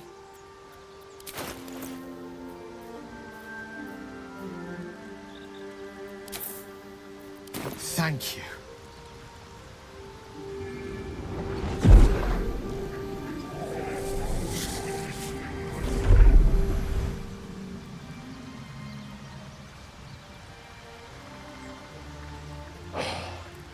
Good gods. It hardly has any effect. Oh, Mistra, have mercy on us all. Listen, I need to speak to you, to all of you. It would be unconscionable of me to remain silent. I might just be about to remedy that. You have to know who I was. You have to know who I really am. What I am is a walking shadow of the promise I once held. I'm what one might call a wizard prodigy. Who from an early age could not only control the weave, but compose it. Much like a musician or a poet. Such was my skill that it earned me the attention of the mother of magic herself. The Lady of Mysteries. The goddess Mistra. She revealed herself to me and she became my teacher. In time, she became my muse. And later, even my lover.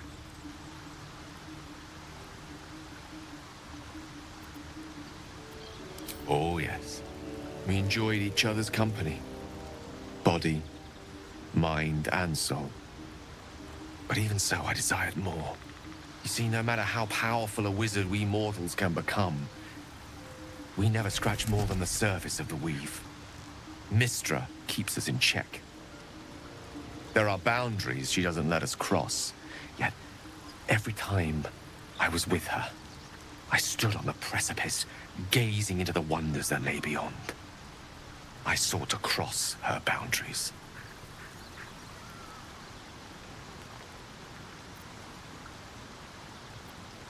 I tried to convince her. I pouted. I pleaded. Swore my ambition was only to serve her better. She only smiled and told me to be contented. Inconceivable as it seems to me now, I shared a bed with a goddess, yet I wasn't satisfied. So I sought to prove myself worthy to her instead. We come now to the crux of my folly. Shall I share the story behind it, or would you rather head straight to its sordid finale? Very well. Here goes. Once upon a very long time ago, a mighty lord lived in a tower. A flying tower, to be precise. I'll save his history for another time, but the gist of it is that he sought to usurp the goddess of magic so that he could become a god himself. He almost managed, but not quite. His entire empire, Netheril, came crashing down around him as he turned to stone. The magic that was unleashed that day was phenomenal. Roiling like the prime chaos that outdates creation. Even the weave itself could not withstand the onslaught. It fractured, then shattered, and all magic was lost to the mortal realms. Until the day Mistra returned. She restored the weave, reuniting all its scattered shards. Or so I thought. Until, in the course of my studies, I learned of a book. Netherese tome in which a piece of the fractured weave had been sealed beyond her reach. What if, I thought, what if, after all this time, I could return this lost part of herself to the goddess? The answer was to try. And the outcome was to fail. I was certain that this deed of raw power draped in romance would convince Mistra to take me by the hand and welcome me into her hitherto forbidden domains. I was mistaken. I obtained the fabled book and took it into my study. As for what happened next... Here. Place your hand over my heart. Let me show you.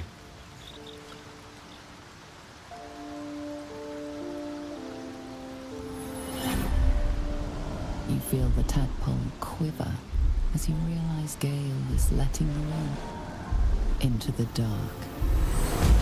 You see through Gale's eyes, staring down the corridors of a dread memory.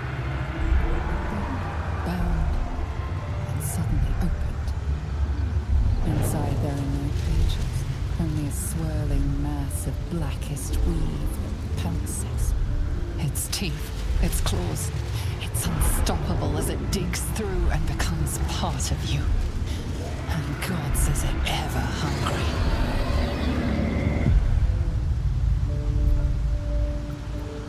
Thankfully, the moment I absorbed the fragment wasn't enough to kill me outright. It was only the beginning.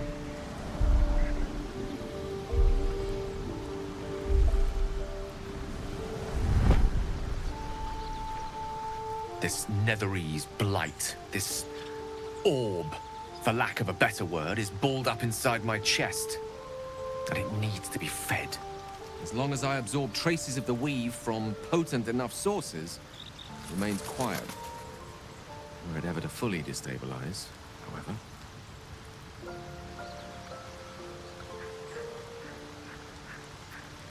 Rather worse, actually. I will erupt. I don't know the exact magnitude of the eruption, but given my studies of Netherese magic, I'd say even a fragment as small as the one I carry, it'd level a city the size of Waterdeep.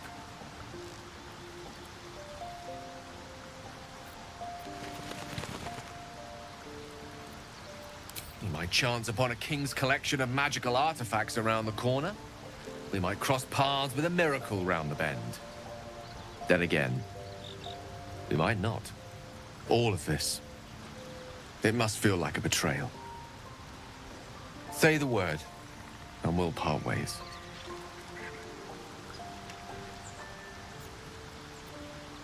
That is a great relief. Oh, a great relief indeed. You truly are a soul that steals my own. From all my new rallied heart, I thank you. I thank you all. I understand if you stand against me. I'm humbled if you stand with me. Either way, I will do my best not to let you down. I stand at a precipice, but if you do not give up hope, neither shall I.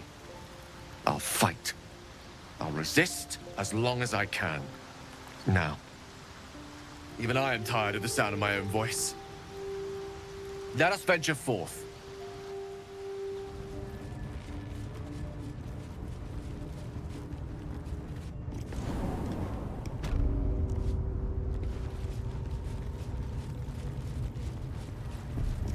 You've wandered into a forbidden area. You sense it might be time to leave.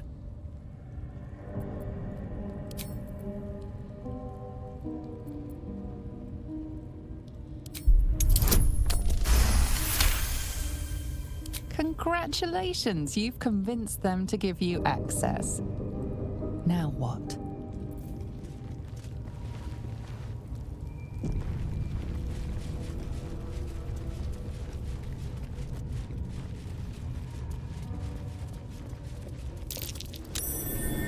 That's curious.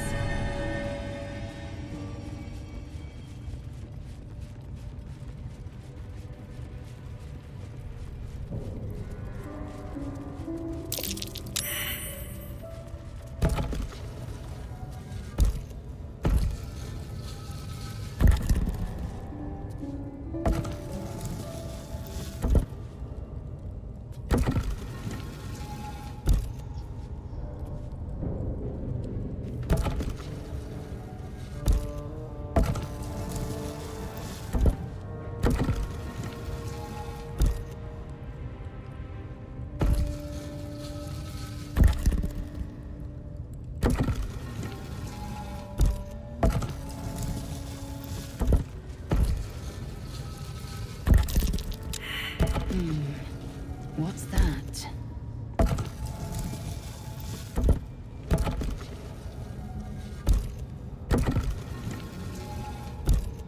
Ah, this goes very far down. We'll have to go in to see the bottom.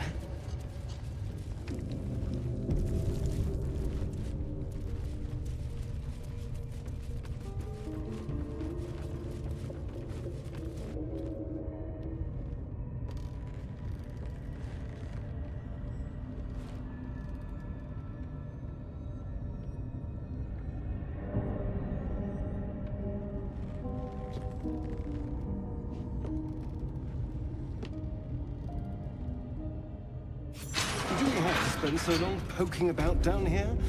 I'd much rather be outside with the sun on my skin. If you're going to complain the whole way, by all means, return topside. You could use the color.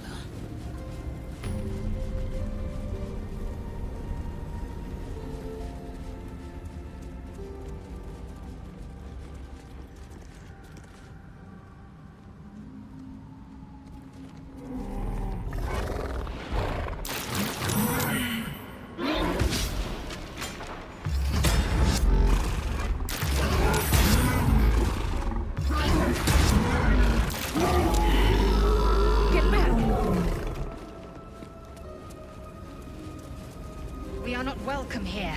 This much is clear.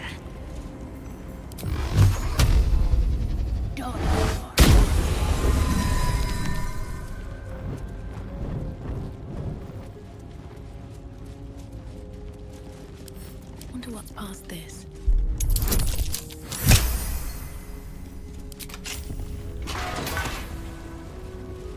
Beautiful. Lethal.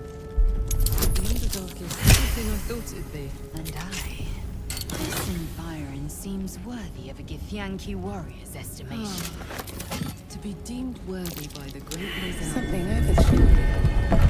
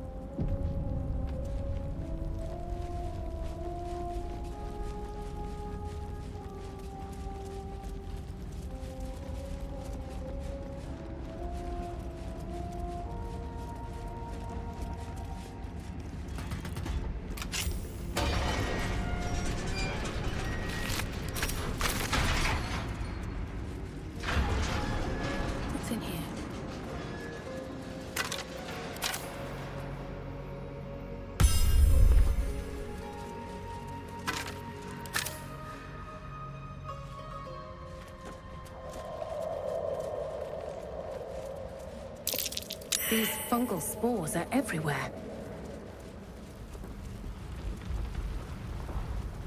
Oh, I don't like that. Can't be anything good. A slender drow blade impales the stone before you, keeping a silent vigil.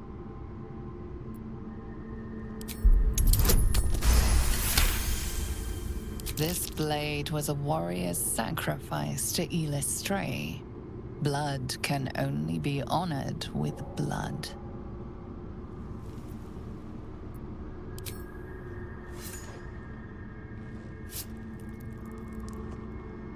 The drow script inscribed on the blade flickers and glows.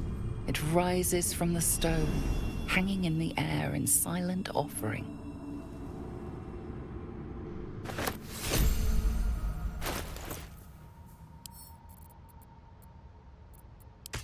Damn, it's good to be alive. All's well that ends not as bad as it could have. Moving in. Timasks. Known to cause confusion. Best not get too close. You are swallowed by a chorus of turbulent music. Through one creature sing many voices, the harmony of an entire collective. Sovereign, they have come. They are here. The choir fades. A single melody rises above the others, brassy and commanding. I am sovereign. You see a vision. Your lifeless body wrapped in fungal tendrils. The Sovereign is threatening you. State your purpose.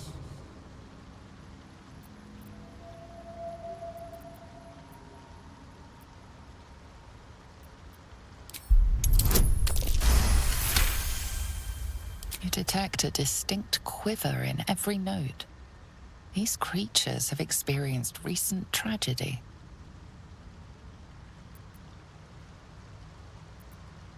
Fungal roots weave through your mind, seeking your true intent. Then the Sovereign drones a new melody, cautious but welcoming. Descend to me. Let us speak in flesh. The persistent music coaxes you forward. The Sovereign expects you.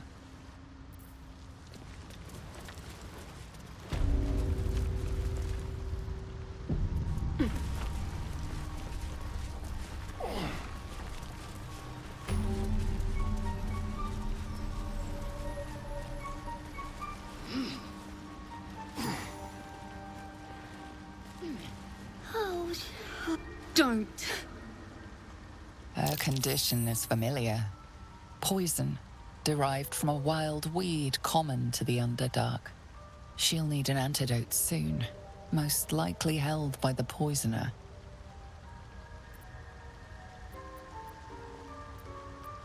Dwergar slashed me.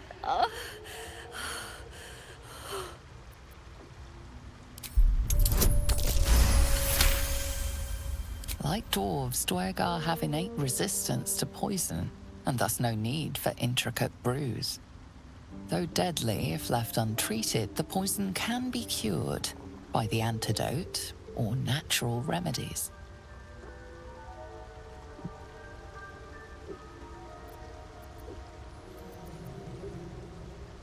Not going anywhere.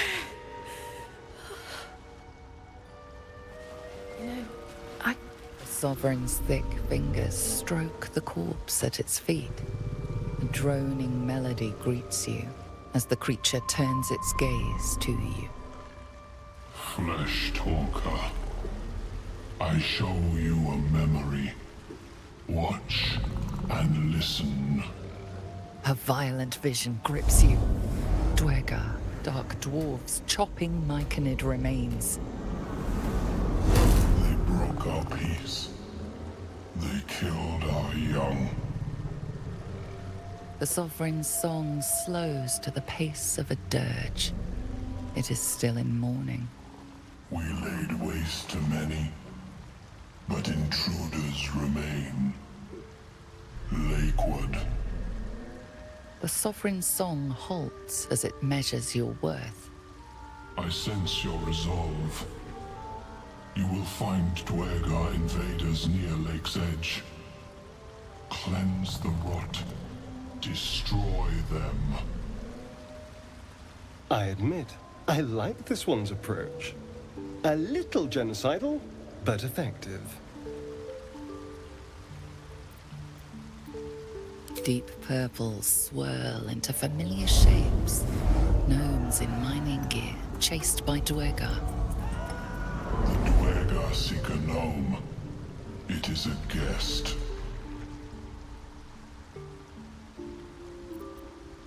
The Sovereign says nothing, but you hear appreciation in its song. An illusion comes over you. A Dwergar choking on a cloud of gleaming dust. Accept this gift. It will help you exterminate.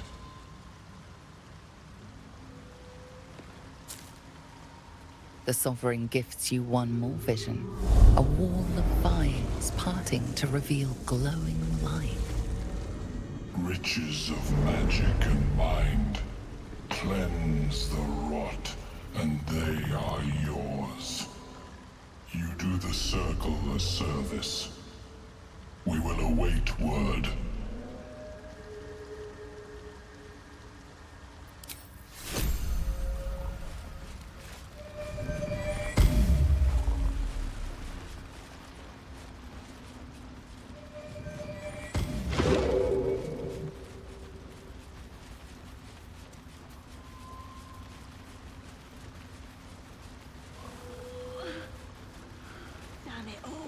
What's up for discussion?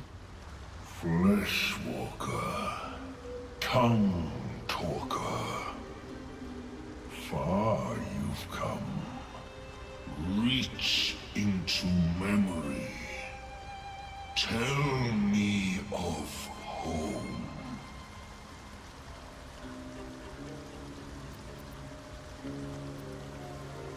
It mourns, moved by your emptiness. It reveals its own home in reply. A humid cove filled with decaying Myconid corpses. Dwergar destroyed my people. I am a sovereign with no circle. This circle does not welcome me. But I have heard the song. You mean to cleanse the Dwergar rot. I mean to join you.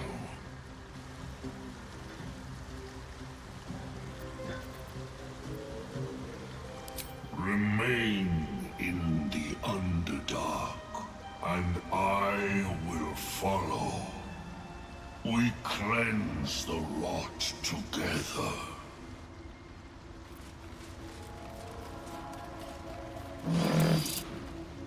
Seems the shrooms are letting in more people every day. You see a fella on his own on your way in. Dwarf. Balin's his name. Bald, blue tunic, dumb as a stick. Right. Never mind.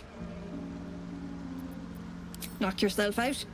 But don't come begging for coin if you find him. You try to ransom him to me, you'll find yourself skint and stuck with a fat old lout. My useless husband. Sent him for an errand. It's no surprise he's made a mess of it.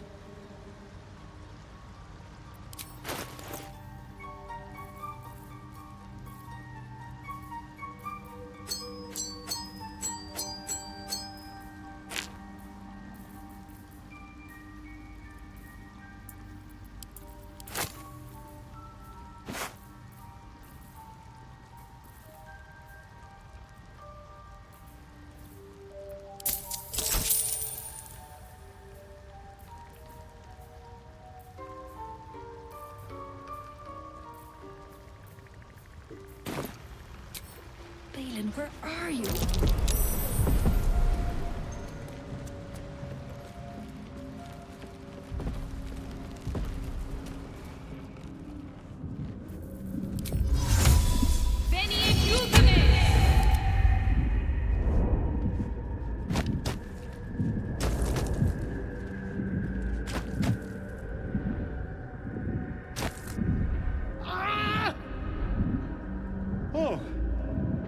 I'm all right. God, I can finally breathe. Ah, right. What were you saying?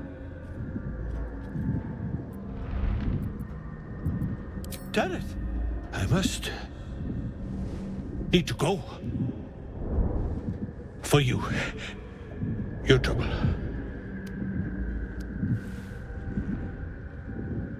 Ta. Breathe deep and move.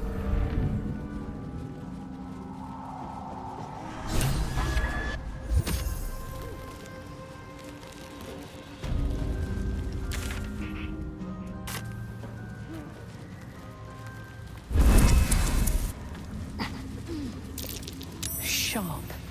Deep. And still fresh. Some monster did this, marking its territory.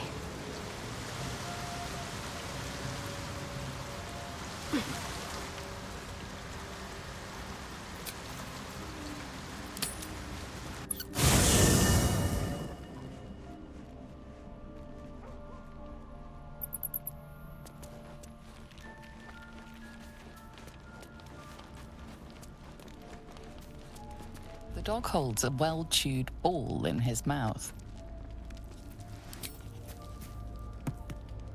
All right. It's only fair that you enjoy it too. But if you feel like throwing it, I wouldn't mind that at all.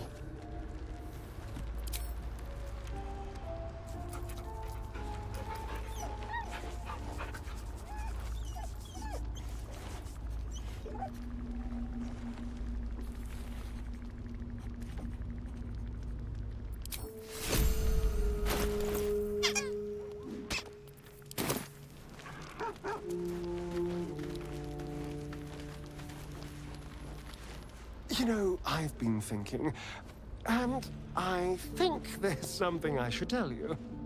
Nothing big or terrible, just a small little detail about me that hasn't come up naturally. It's just that I happen to be a... what's the best way to put this?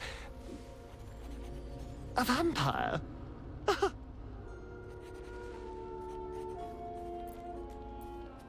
And by rights, I should be cinders, blowing in the wind. But something's protecting me. The same something that's kept us from turning into mind flayers, no doubt. But that's neither here nor there. What matters is everything's out in the open now. Because we trust each other.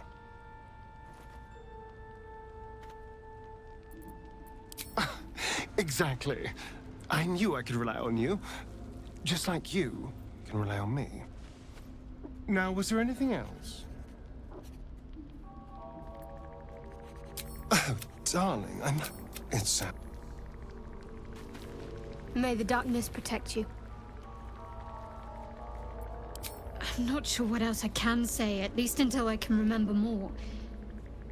She taught me, trained me, punished me. Often, I think I feel her influence when the wound pains me. Not even memories, just glimpses, impressions. Perhaps the wound is her doing, something Lady Shah bid her to do. I don't know.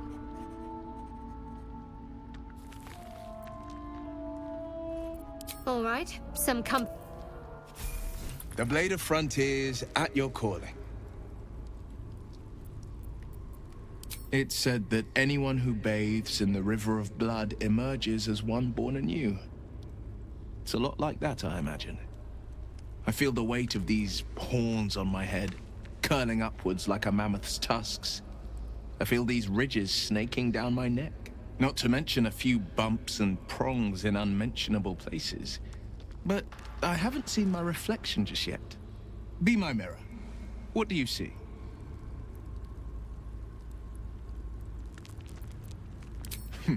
It's because you know the heart lurking under the horns. The people will see a curiosity, maybe even a beast hungry for their souls.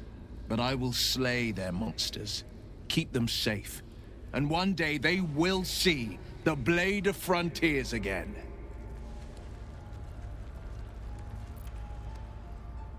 A possibility that's kept me awake countless nights.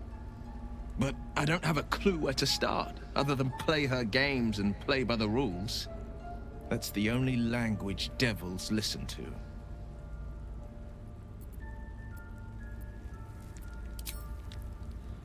It could well be. She has the blighted thing. What I know of it is simply what has engraved itself upon my memory. My contract is very clear. I can bring Mizora no harm. She'll have to let me out of my pact willingly. The only way out is if I can out-bargain her. We're standing here with nothing but the clothes on our backs and the worms in our heads.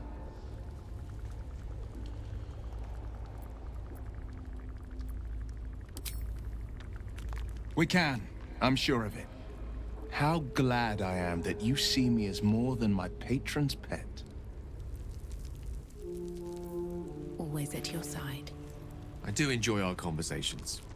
What do you need?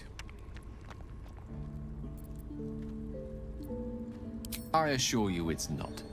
Don't get me wrong. You did well. The somatic component, the verbal component, even the focus on the inner self that invites Mistra in. But I was still your conduit. To perform such a feat alone requires much and arduous study.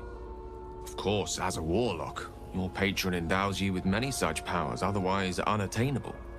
I do hope you cherish that gift.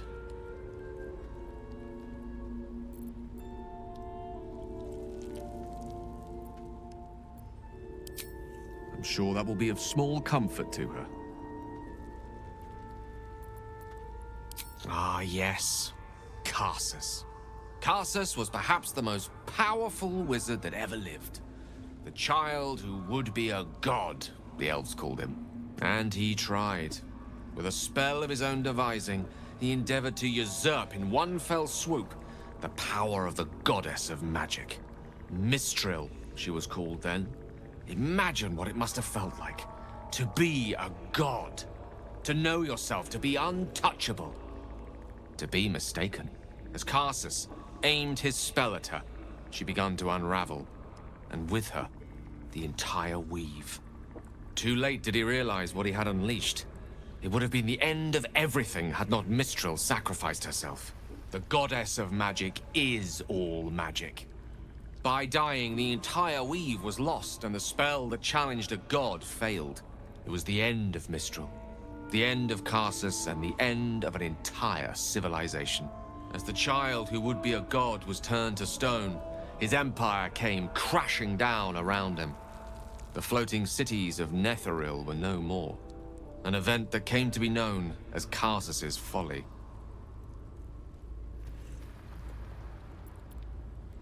Loving them has its side effects as well. Now, so many centuries later, I try to follow in the footsteps of Karsus. Not to destroy Mistral, but to prove my love for her. Try to control only a fraction of the magic that was unleashed that fateful day. I merely sought to return one tiny diamond to an imperfect crown. Gale's folly, one might call it. History, repetition. It's the way things go. If it should ever come to that, if I ever know I am no longer able to stop it, I will do anything I can to ensure no one but me pays for my mistakes. I will find the remotest place on the surface of Faerun, or perhaps far below in the depths of the Underdark. I will await that death, alone. I promise I will not betray your trust. You kept me by your side despite the menace that I am. If worst comes to worst, I will be long gone before the curtain falls.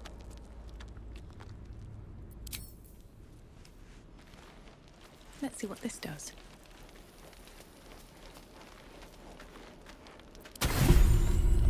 You don't sleep well, flitting between dreams and nightmares. Maybe you wake up because you know something is wrong. Or maybe you just get lucky. Shit. No, it's not what it looks like. I swear. I wasn't going to hurt you. I just needed, well, blood. There, in the dim firelight, you see him for what he really is.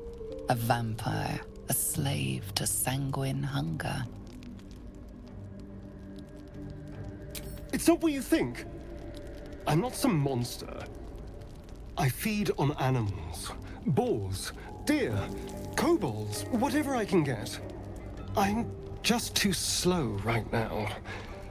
Too weak. If I just had a little blood, I could think clearer, fight better. Please.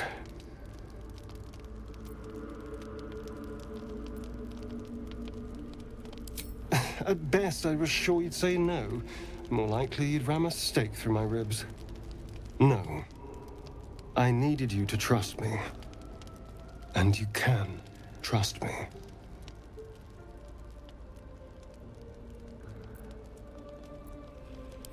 Thank you.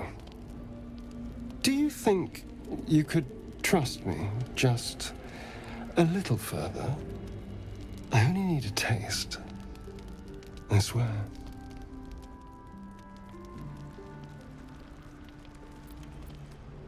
Really? Of course. Not one drop more. Let's make ourselves comfortable, shall we?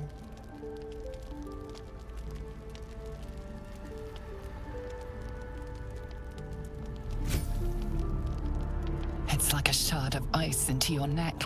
A quick, sharp pain that fades to throbbing numbness. Your breath catches, your pulse quickens.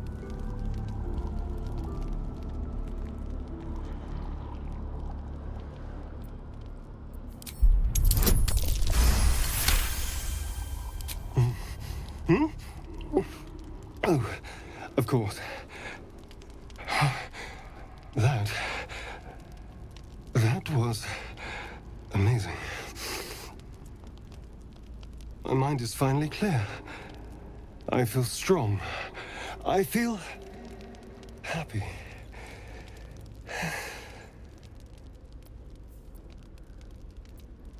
Shouldn't take long.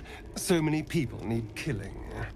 Now, if you'll excuse me, you're invigorating, but I need something more filling. This is a gift, you know. I won't forget it. You watch as he stalks off, stronger, more confident, ready to hunt.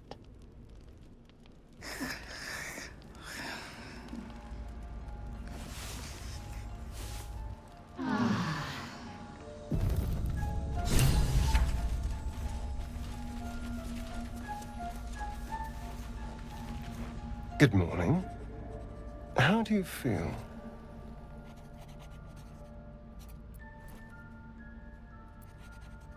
It'll pass. Just be glad I'm not a true vampire. A bite from them and you might wake up as a vampire spawn. Like my good self. All of a vampire's hunger, but few of their powers. Oh, I've no idea. For 200 years, the sun would have turned me to cinders. Until the crash, when I woke up bathed in its light. Someone, or something, wants me alive. They've changed the rules. Standing in the sun, wading through a river, wandering into homes without an invitation. They're all perfectly mundane activities now. As for my other quirks, well, we can figure those out in time.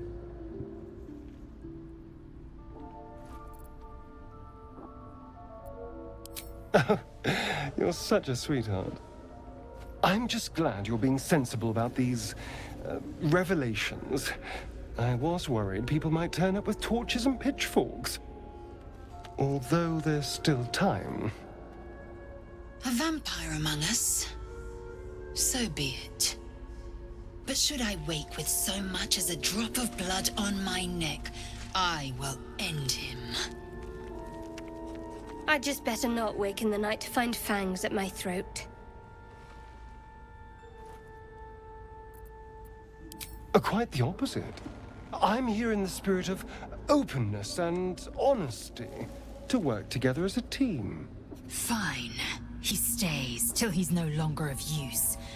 Besides, my flesh is not so easily tasted. Unless, of course, I have offered it. There now. We're all friends again. Shall we go? There's a long day ahead of us. Careful, Lae'zel. It's dark around here. Would be. There's something I've been wanting to share with you. If now's a good time. It's difficult to put into words. I think it might be easier to just show you. Use the tadpole. The connection. Come into my mind.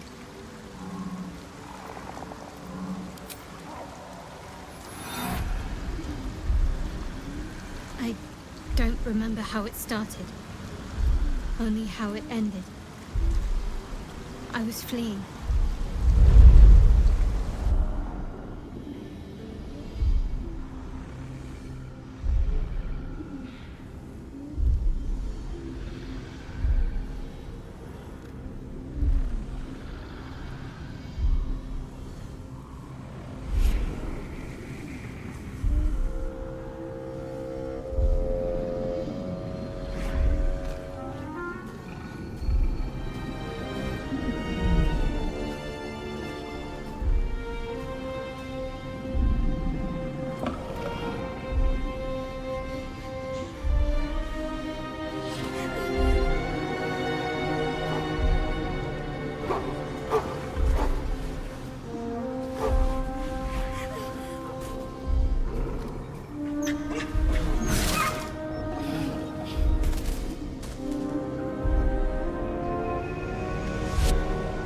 She asked my name. Can't remember what I said. Can't remember anything before those words. All I know is she saved my life and gave me a new home with Lady Shah. It hurts.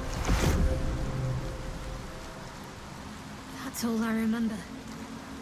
You remember that it is common amongst Selena's followers to send their children into the woods alone, a rite of passage to find their way home. Perhaps this one has gone awry.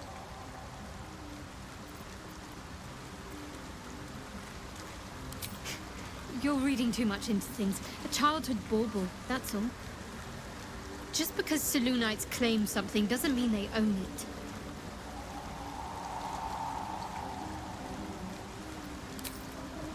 Normally I'd agree. But with you, it's getting easier by the moment.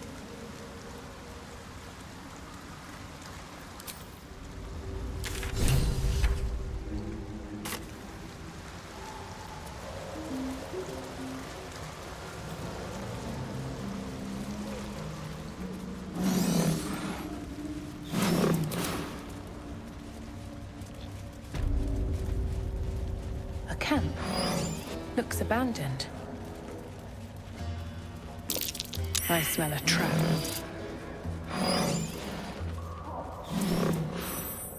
What? Gek? Got someone sneaking up on us? You got a bloody rot flower for company? Must have let it get in your head. My axe will fix that in no time. Sword again.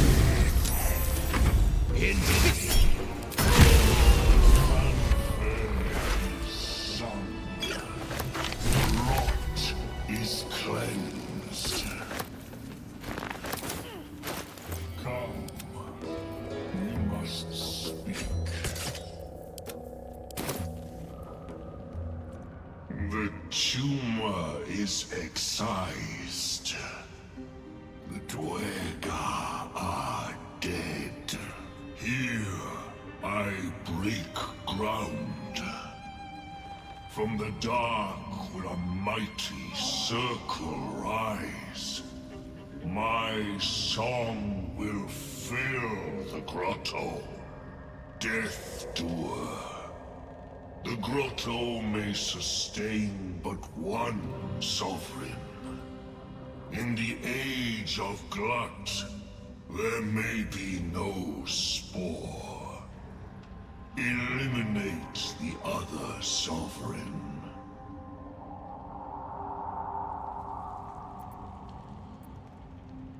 A fate it has earned. My circle long suffered while the Dwega flourished. I sang to Spore for help, yet it cowered in the grotto and let my people be slaughtered. Choose, Smooth Mind. Help me grow a mighty circle and reap the reward, or protect the precious poltroon as it waits for the circle of glut to devour it whole.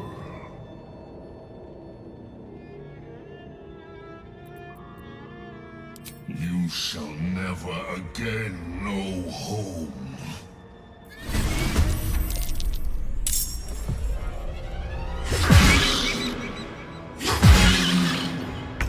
Victory awaits. Got to concentrate.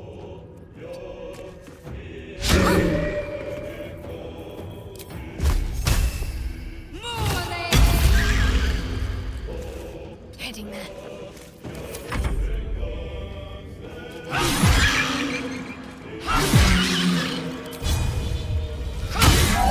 Another fight. Let's go. Lights out for old Glut. He gave it his best shot anyway. A fitting end for such a craven creature.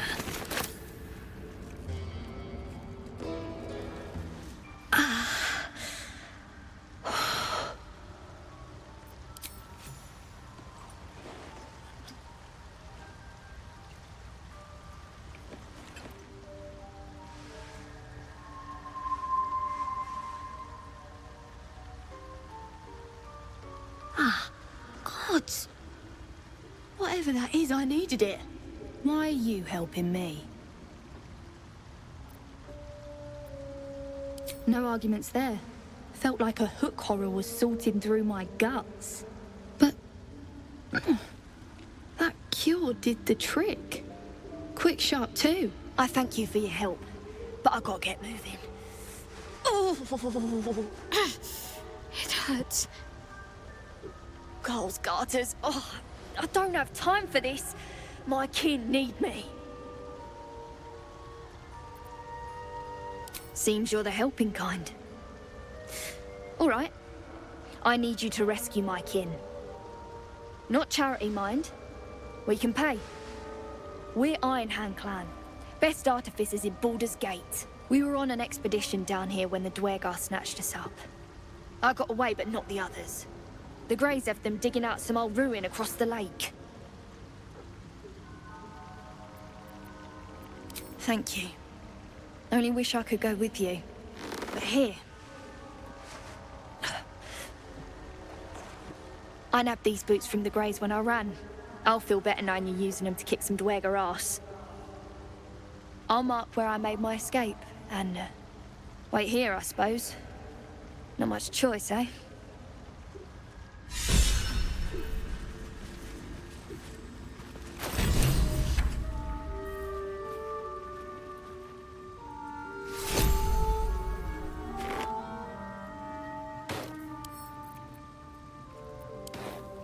Soldier. At least things have stayed interesting. It greets you with a harrowing elegy, cheerless as the new moon. The music shifts, still melancholic, but now streaked with hope. Do you hear? A new harmony. Serenity. I name you Peace Bringer. Fragrant spores waft through the air. Your heart swells with bliss with your every breath. Freely you have given to us. Freely you may take. The Guardian Gate is open. Go and claim your reward. But before this, I have another boon to ask of you. You have cut out the Dwergar blight, but not its source. In your mind's eye, Spore shows you a drow striding among Myconid dead. Near. This one is called. He hunted us. Hunt him in turn. Bring me his head, and I will know my circle is safe. This near sounds like bad news. Guess we could lend a hand, right? The drow lurks in the ruins beyond the lake. Bring him death, and return. Peacebringer, be at home. You are one with Spore. Your throat tightens, then relaxes. The air is serene, your mind untroubled. The songs we sing now carry your spirit. I first named you Peacebringer. I now name you Kin Spirit. One day I'll catch a break.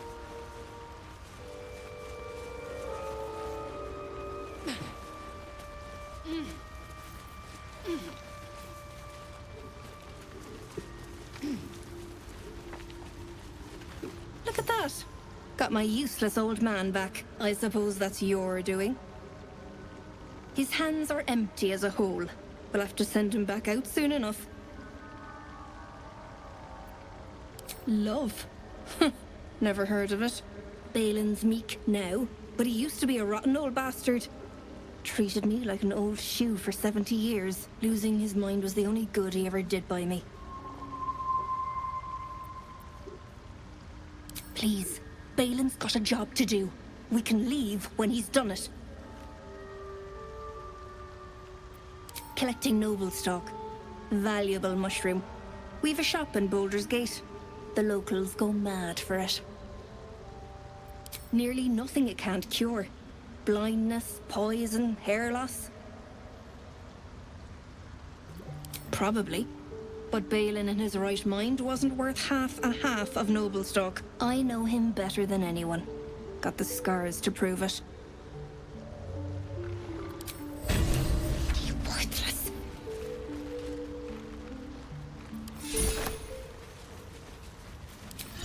Look where city be happening. Of course, it was Bibbleback. I'll take that.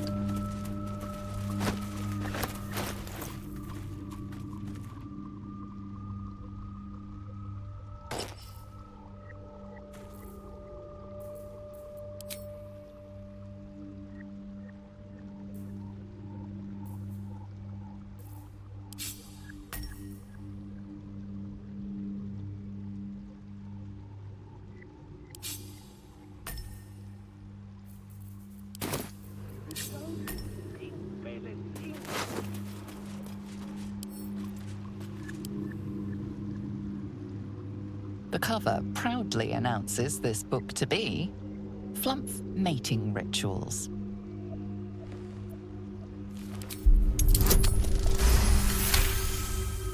The scrutiny proves too much. The lurid text melts away before your eyes. An illusion. What remains are simple instructions written in a spare hand. The secret to forging adamantine.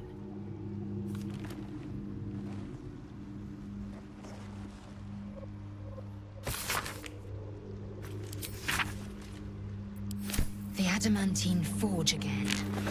The last journal mentioned a guardian.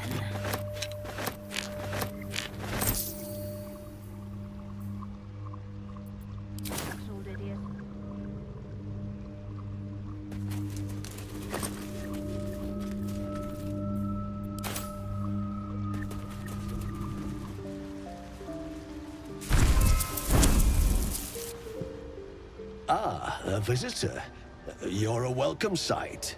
But let us observe the customs of the locals. The scholar's brow tenses. His voice spills into your skull, the spores connecting mind to mind. Blurg, proud member of the Society of Brilliance, at your service.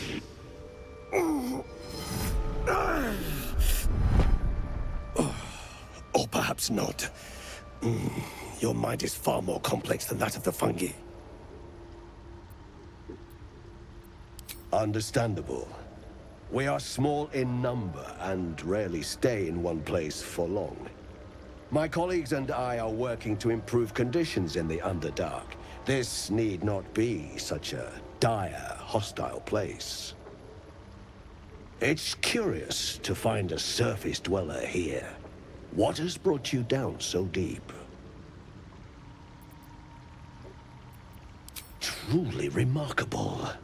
But why come to the Underdark, where they hold so much power?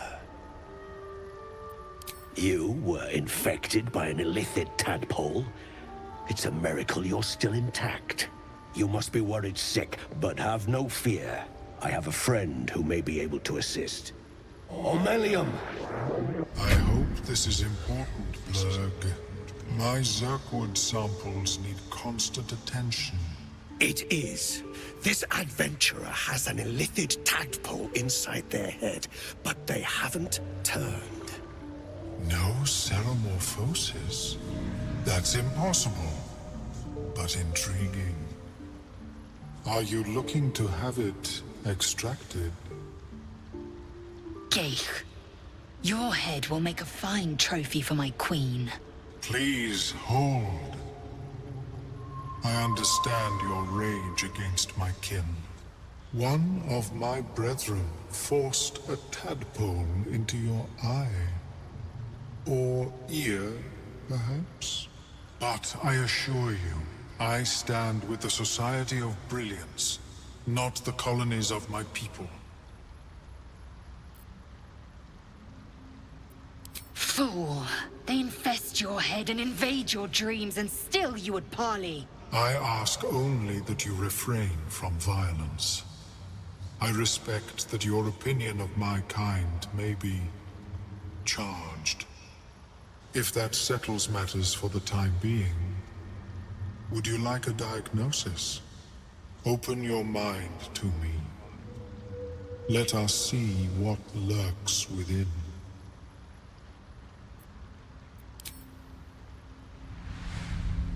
As the Meloan's mind pierces yours, the tadpole pulses with power.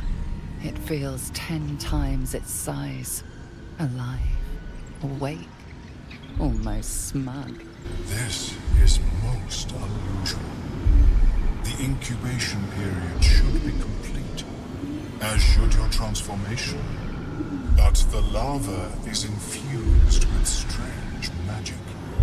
It appears to be in some form of stasis.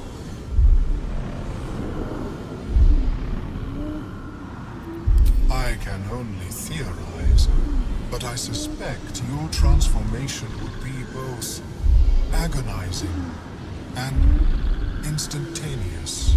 I thought it was always agonizing, Ammalium. Well, yes, but that wasn't my point. Of course. I am sorry I cannot assist you in its removal. But I have an idea. Oh, perhaps I should start taking notes. There may be a way to bypass that stasis. There are many alchemical substances that can influence the mind. I do not intend to shatter its protection. I need only bypass the interference that prevents me from communicating with the larva.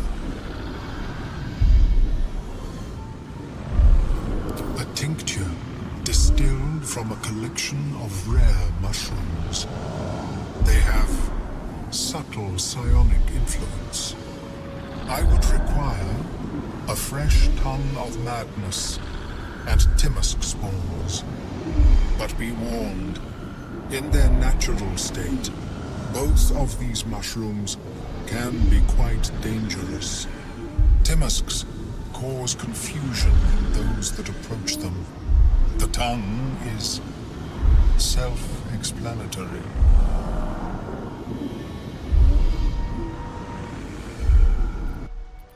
The Underdark, of course, although they are quite rare, and their discovery perilous. I imagine Lenore would have them in her possession. She served Mistra as a cleric. The southwest when I last saw her, although her tower does have a tendency to move.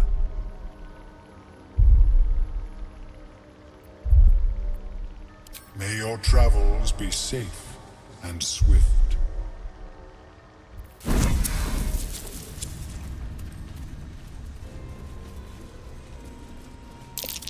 Scorched ground. Better watch out.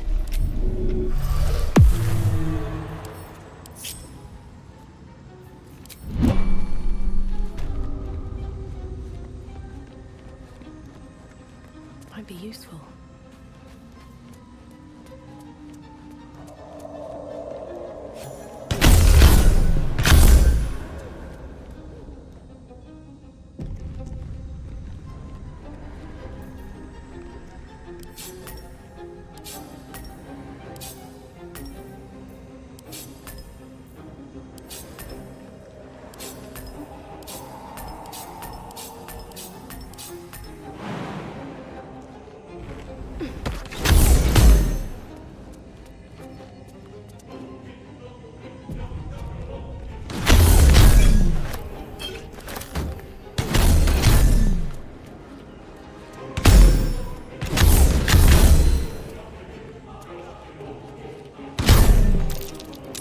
Looks like some kind of magical contraption. Now to get it to work.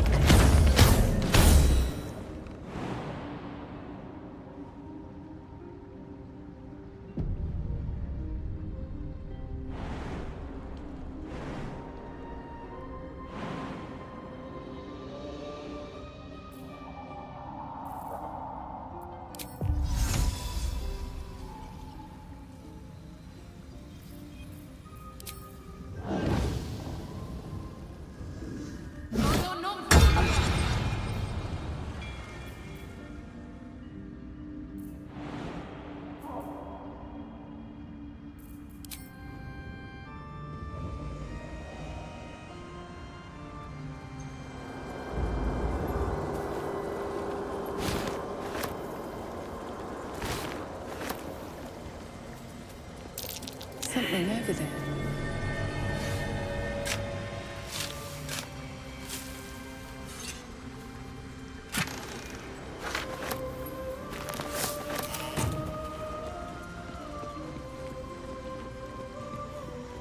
Cursed to put my hands on everything.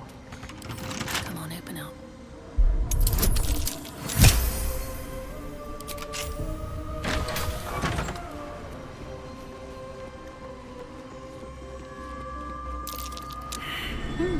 What's that?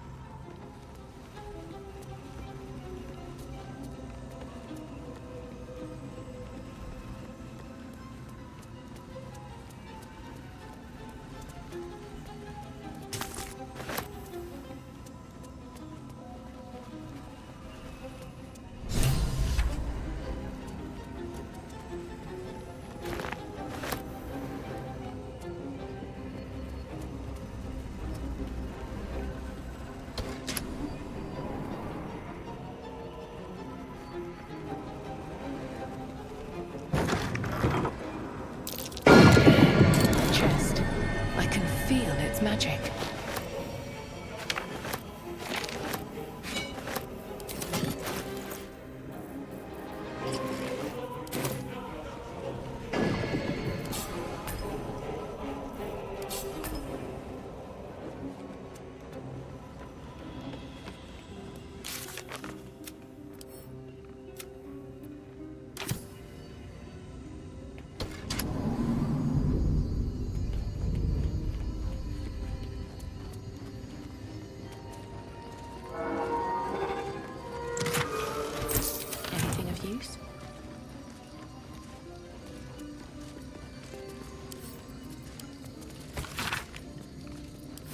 Seems like the owner was quite the literary type.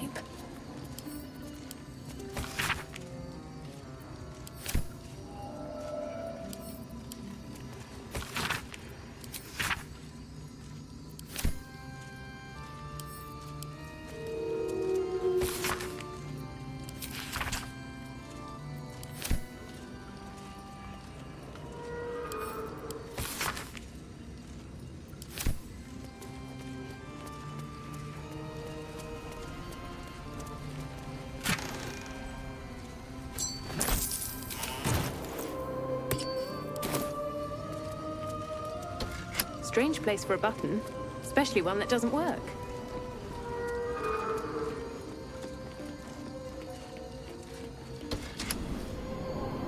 New sounds through rumble like oppression break. Is it the foe? That foul, contemptuous heel? You know these words. They are from the opening stanza of a play you found in this very tower. Come out of love for me, not love for blood and steel. Command as you see fit, my lord, my liege. Of course, my love. Don't be afraid, sweet girl. What can I do? Sorry, would you like a hug?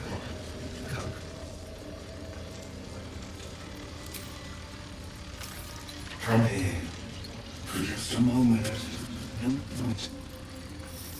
Let it out. His arms are too tight and too low for a comfortable hug, as if he's meant to be embracing someone slightly shorter. Remember, you are loved, little, so much. You're doing great, and everyone will be so proud of you. As I already am.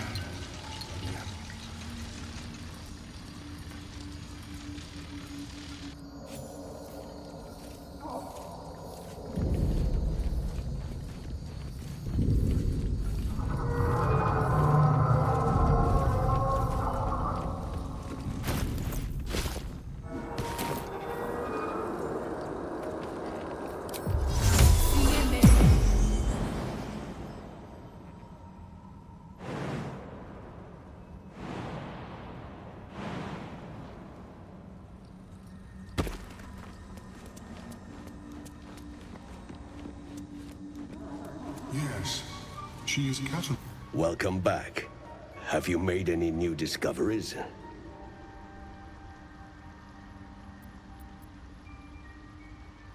The feeling is mutual, friend.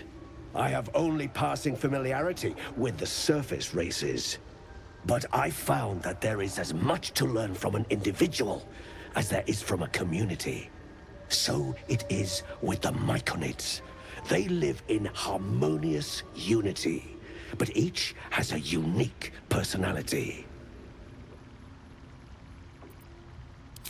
I observed the fight from a distance. Combat is not my field of expertise, but the Myconids handled themselves well enough. Yes, but it has abundant natural resources. Spores, water orbs, Trillimac. I've studied them for years. There is rare magic in the Underdark too. Fairsres. It radiates from the earth, warping, teleportation, and divination magic. This is not a wasteland. It is a glorious ecosystem. Every civilization here could thrive without conflict. I do enjoy a good bargain, if anything in my private collection is to your liking.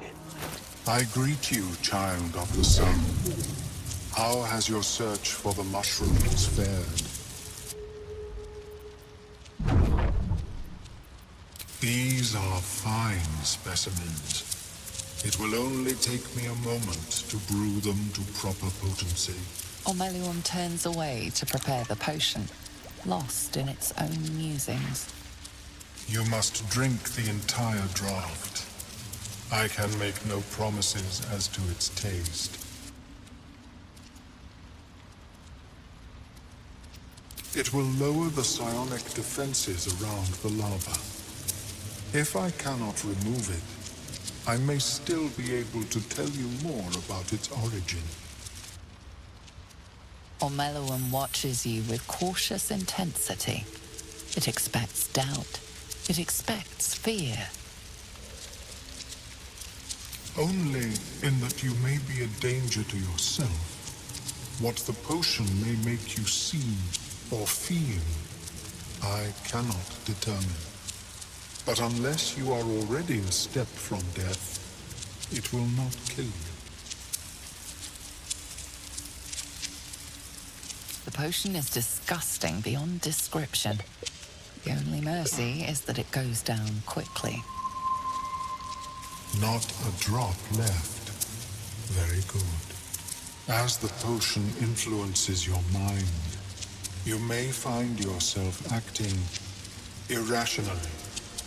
Try and stay focused. The world loses its edges, its finer boundaries. You are fluid, but trapped like a creature suspended in amber.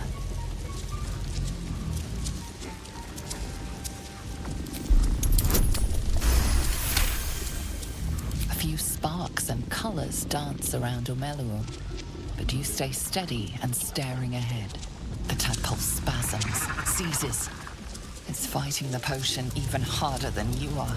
Fear pierces your mind like knives of ice. The parasite digs deeper, as if it means to hollow out your skull.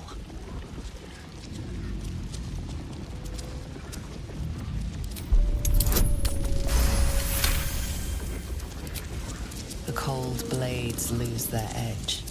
You are stalwart, turning that tide of fear against itself. The parasite swells with power, more power than you have ever felt before. It surges and twists, lashing out against that which would dare to intrude. The parasite in your mind quiets, pleased with itself. Omeluum, are you well? That lava is like nothing I have ever observed before. Its power is unsettling. Such an outcome was not in my calculations. There is more to this being than mere stasis.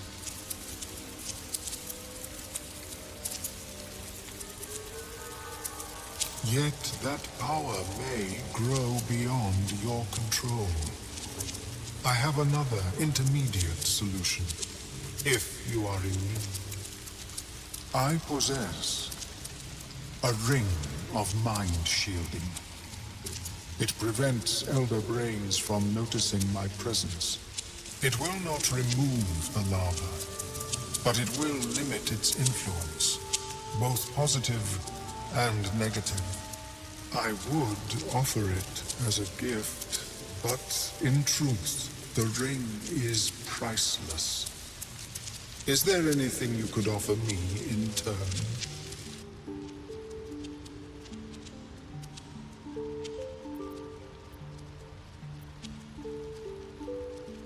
Because removal seemed preferable to negation, and I must admit, I was curious to study the tadpole myself.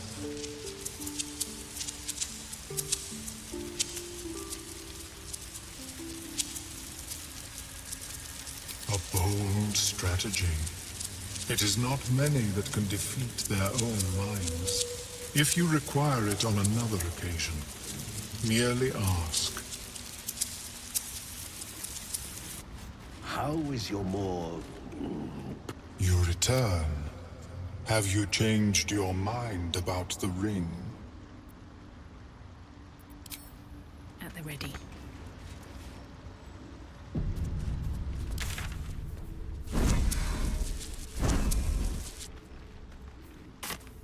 What creatures thrive in a lake this dismal?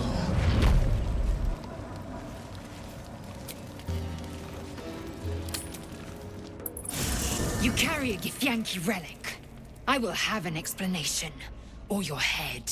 Walk away. Now. I won't warn you again.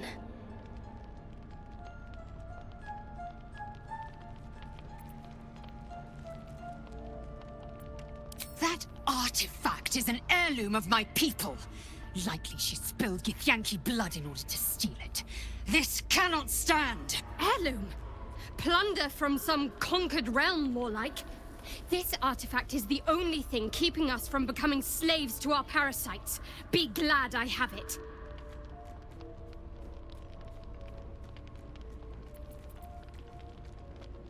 Lae'zel thinks I have something important to her people. She's deluded, clear. Lies. She carries an heirloom of my people. I must know why.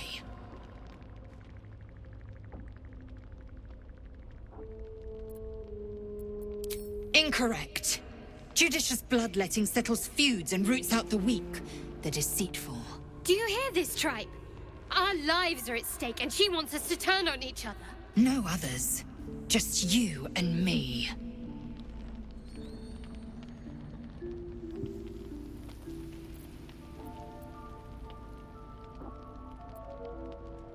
I doubt this one's wits will be any sharper by then. I do not wish to spill blood here. Come daylight, we will find a place to end this. Fine. You can accept you're wrong, or we'll be rid of you permanently. Either way, I win.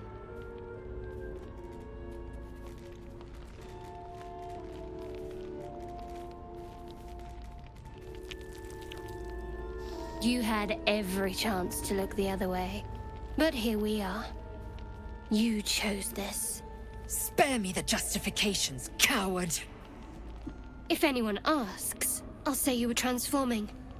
Don't expect to be mourned.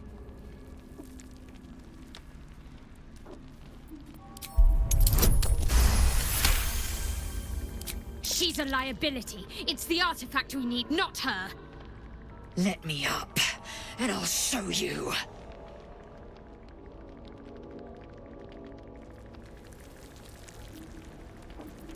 Can I do that, Lae'zel? Can I turn my back on you? Never. Thieves aren't afforded such luxury. Loosen the grip on your pride for one blasted moment, won't you? We needn't be enemies. There's plenty of those to go around already. What would you have? That we be friends? Let's not get ahead of ourselves.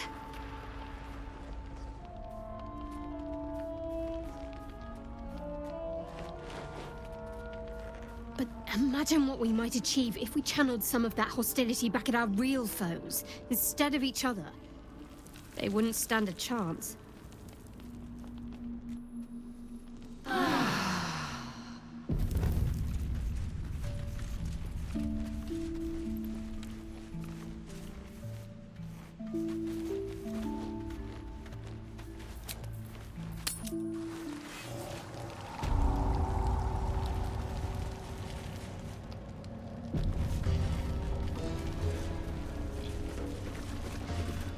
A vessel wobbles on the lake's murky waters.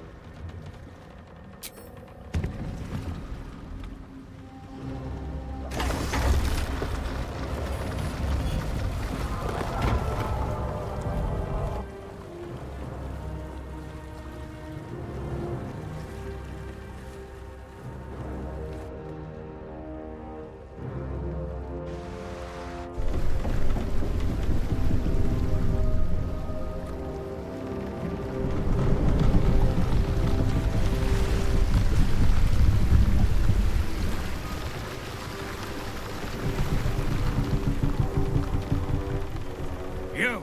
What are you doing on Gek's raft?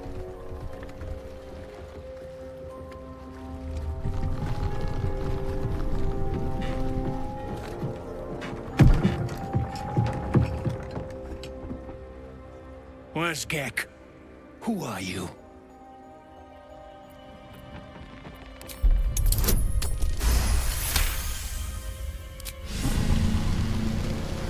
All right. No reason to get your tongue in a twist. Well, come on. Let's get you to shore. You'll need to report to the sergeant. You lot, keep patrolling. I'm heading back with this one. You continue forward in silence until the lights of a camp twinkle through the murk.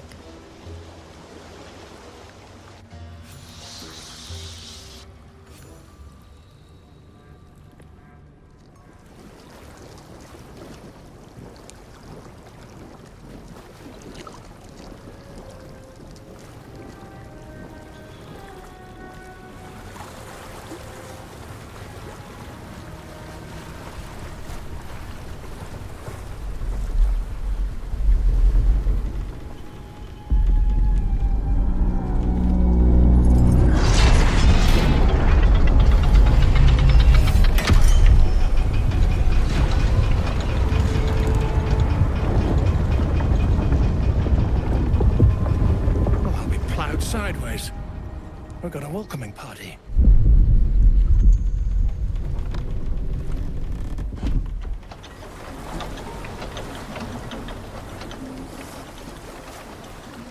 You shithead! Time you showed up, we got trouble. Spit it out! Sergeant finally choked on True Soul Near's prick. Rugno! The twat soul caused a rockfall. Trapped tighter than a ring on a fat finger. You're shitting me. You pay up? That's the trouble. He's got the gold on him. Sergeant's arm is falling off with all the gnome slaves she's been beating.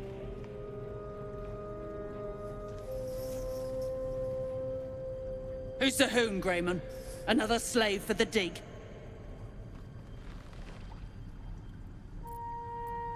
That's so. You feel the slightest of stirrings in your head. The Duergar is not infected, yet your minds resonate. I'll be. You ain't shitting. Felt the tingle. Your twat-soul chum owes us a load of coin. You want through? Make a donation.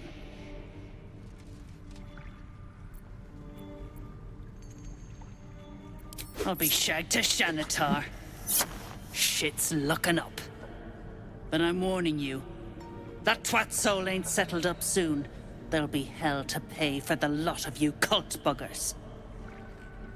Seems we'll have to free Nier before we can collect the bounty on his head.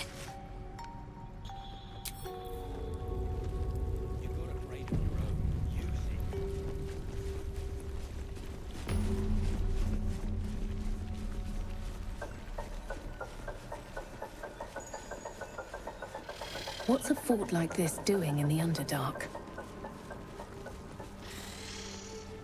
The gnome bolted. Whoever Swept built herself. it, they've let it Friends rot still for ain't caught a ages. whiff of them. Slaves are paying the price. Those pricks will get nowhere with just axes. A scrying eye. One roamed the goblin settlement, if I recall. What? Outsiders, man. Bugger off! You're distracting the slaves. They run, you're dead.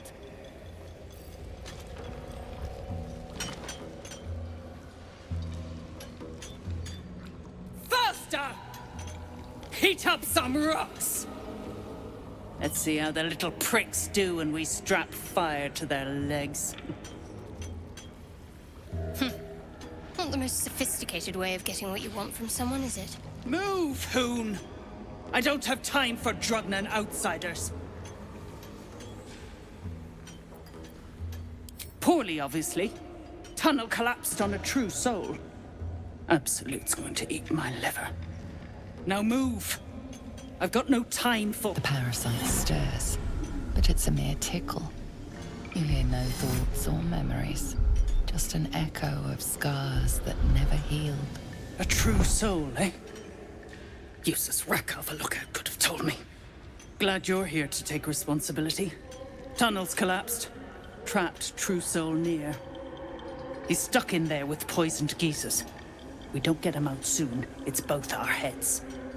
It is Nier's head that concerns us.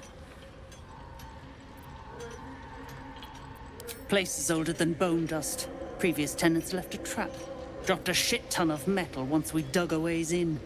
Get Nier out, and you'll have the Absolute's blessing. No doubting that.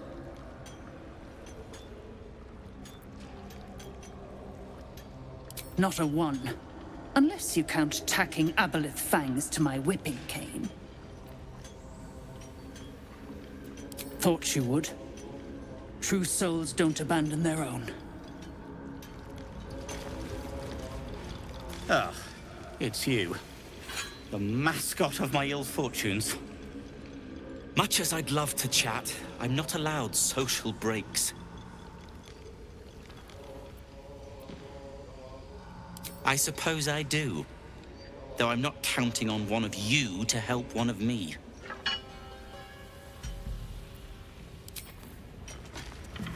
Gnomes speak in soft whispers, the words all but lost in the hot air.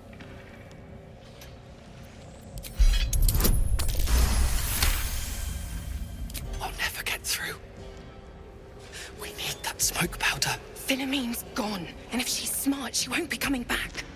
Tell the sergeant where she went. Beltron's still trapped with that maniac near. Forget the smoke powder. They kill Phil on the spot. I won't let you do it.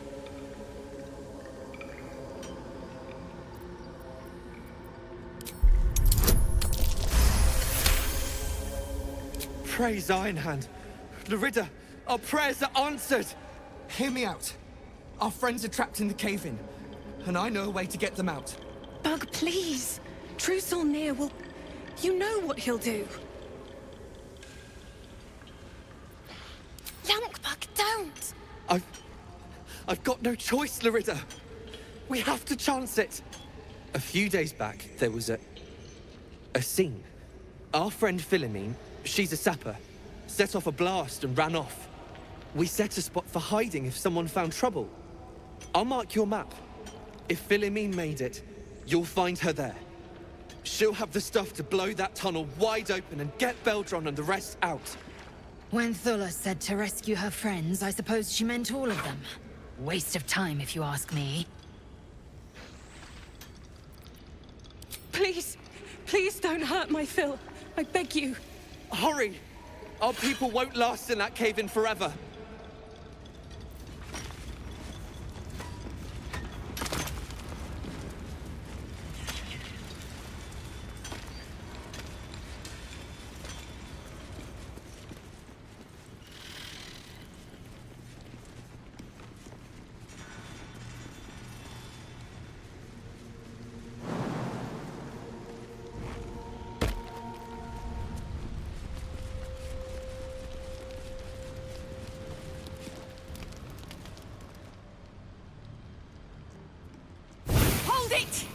I swear to Ironhand, one more step and a blow us to chunks. An ashen scent fills the air. The barrel is filled with smoke powder, but the scent is acrid, as if contaminated somehow. Or much, much more concentrated. Chuck, the gnome's well and truly mad. Shut your mouth, Hoon, or I'll shut you down. Drug. Dropping my name like your cultist arse knows me. Like we're friends. I know what you are. One of Nia's cult goons. Sailed right in. Better to die in this shit heap than rot in Moonrise. You want me? Come get me.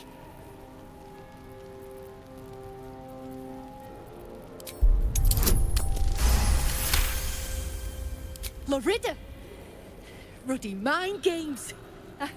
I know all about your tricks, true soul.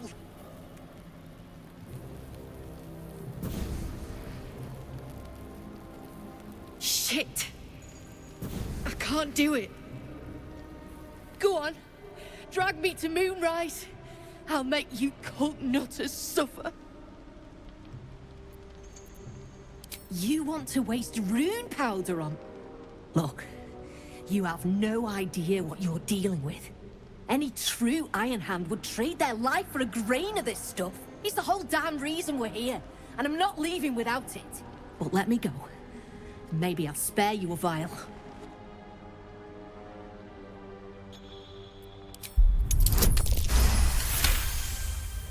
Rune powder is gnomish folklore, an explosive of awesome power handed down to the gnomes by their war god, Gerdel Ironhand, a formula so dangerous it was stricken from history, if it ever existed to begin with.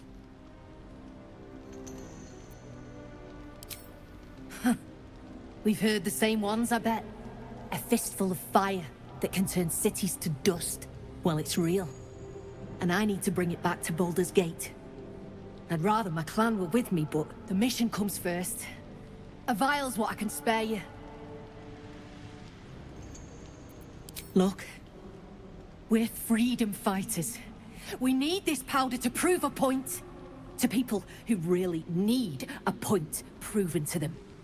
Let me go, and you'll be on the right side of history. That's all I can say.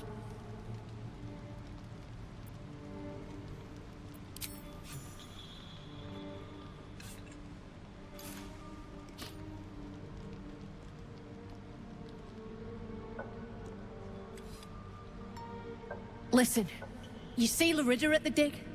Tell her I'm dead, impaled, half-eaten. I don't care. Make up a story.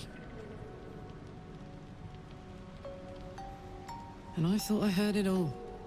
That's some Cambion-level deception.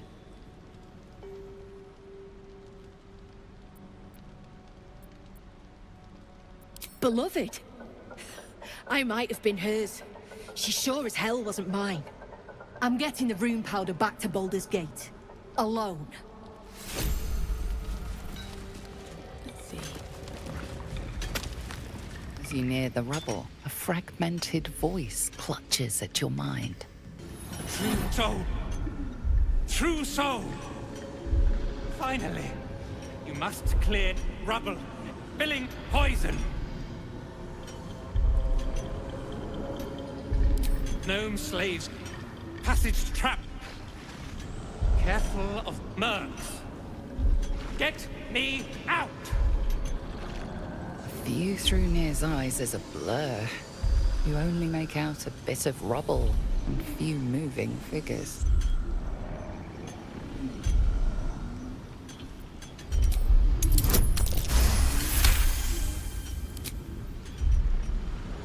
The blur resolves into an image. Two gnomes feverishly removing debris, while two others lie dead at Nir's feet, their flesh scorched by powerful magic. You sense Nir's frustration, tinged with rage, as the connection fades.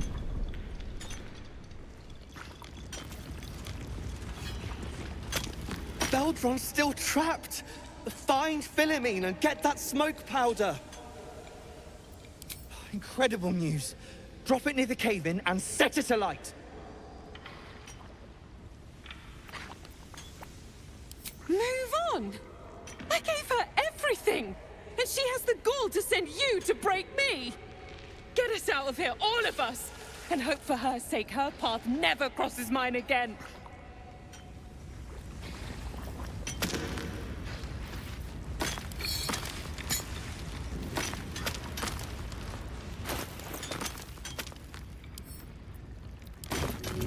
Goes nothing. You stop out of the way! One spark and it'll blow.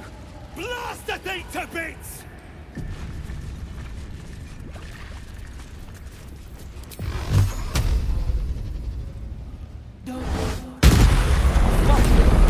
Beldron, can you hear me?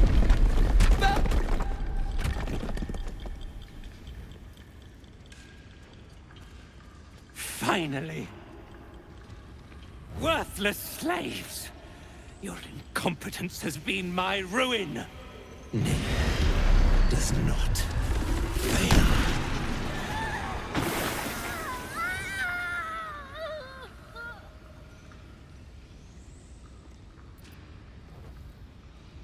You care for the weak, true soul. Most curious.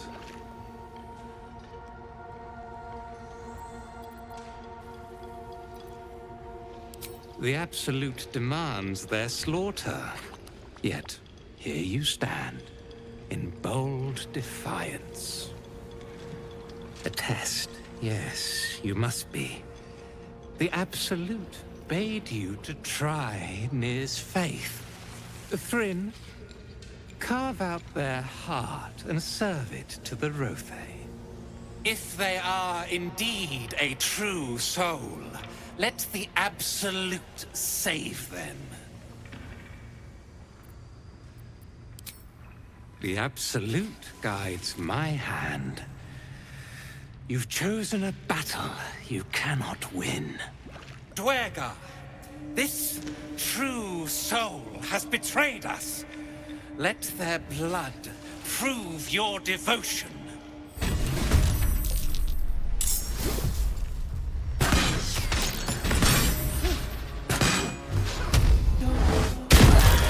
Another parasite.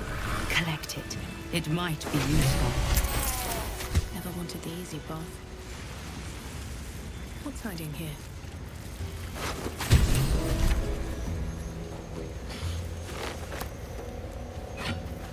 object catches your eye.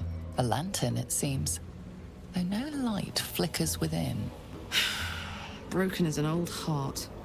Nothing but dust inside.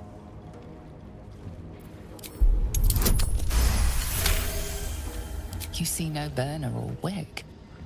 It was not fuel that lit this lamp, but magic.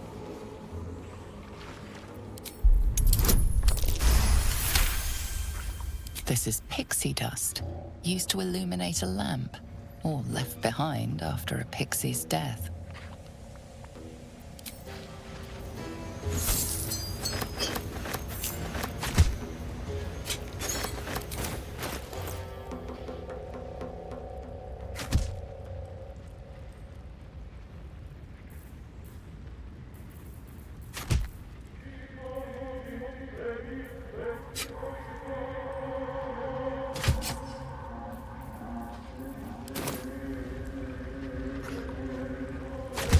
Something's on my mind. Beldron! I was so worried! Did Near hurt you? No, I'm all right. Did the sergeant hurt you? Oh, who cares? We're together now, thank Iron Hand.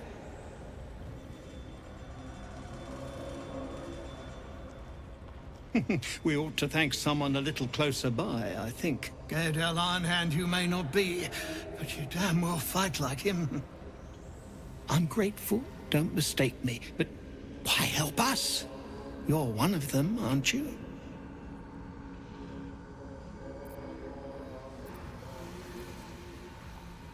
Well, that didn't much look like begging, but no complaints from me. Here. The Iron Hand gnomes honor their debts. With Walburn gone, that falls to me.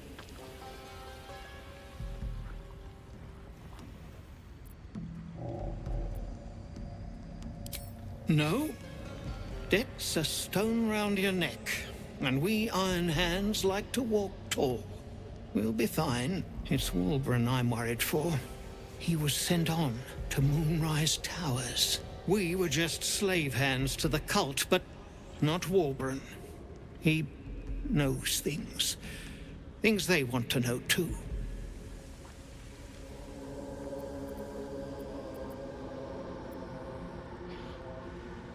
Well, then it seems you've saved us twice over. Gods above, she bloody did it. Of course she did.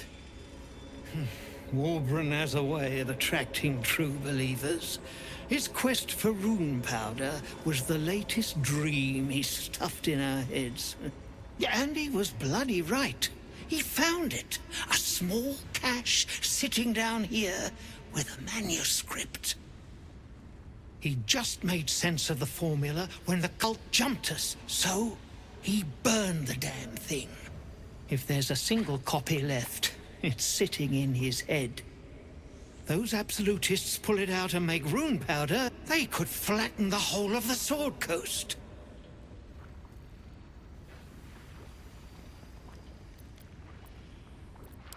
You really would, wouldn't you? But not us. My people can barely stand, and we have business back in the city. Business that sent us after the powder to begin with. The formula might be gone, but we still have the barrels.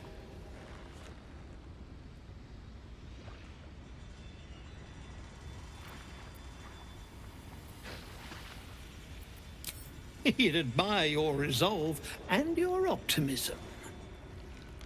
My people will find somewhere to regroup across the lake, then onto the city. If you find yourself in Baldur's Gate, seek us out. We'll raise a glass to Walburn together. Hello. What can I do for you? Why do you insist on exhuming the past? I was a slave. A vampire spawn. Kept by the Tsar family. Perhaps I still am. I was never able to resist their commands, but now I've been conveniently lost. They won't ever control me again. It's simple. Just find a vampire that will drink your blood and turn you into a vampire spawn. Their obedient puppet. In theory, the next step is to drink their blood. Once you've done that, you're free and a true vampire. People think the biggest threat to a vampire is a cleric with a stake. It's not. The biggest threat to a vampire is another vampire. They're scheming, paranoid, power-hungry beasts. So why would any vampire give up control over a spawn to create a competitor? Trust me, it doesn't happen. We can't. And yet I cross the threshold like moonlight through leaves. This worm is a powerful little beast, isn't it? Oh, don't be so glum. Look at the power it's bringing us. I can walk in sunlight, trespass upon any home, manipulate minds. There isn't another vampire in the realms like me. Granted, the looming doom is an issue, but why not enjoy the benefits while we can? I've already apologized. What more do you want? Unless you're looking for another nibble.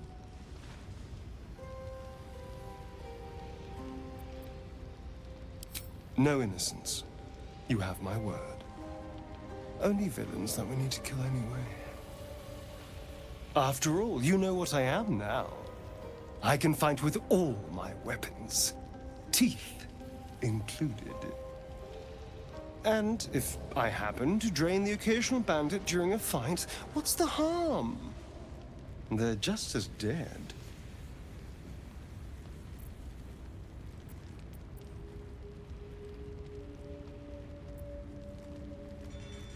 As am I. I'm starting to feel a little peckish already.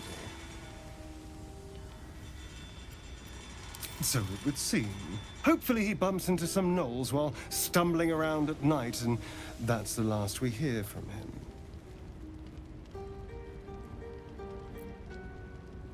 I didn't do anything.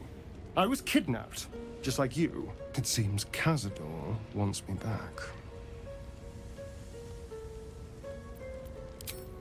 Cazador Zar is a vampire lord in Baldur's Gate. The patriarch of his coven, and a monster obsessed with power. He turned me nearly 200 years ago. I became his spawn, and he became my tormentor. It was him, I'm sure. Only he would know to send the Gur after me. It was a group of Gur that attacked me that night in Baldur's Gate. I would have died had Cazador not appeared and saved me.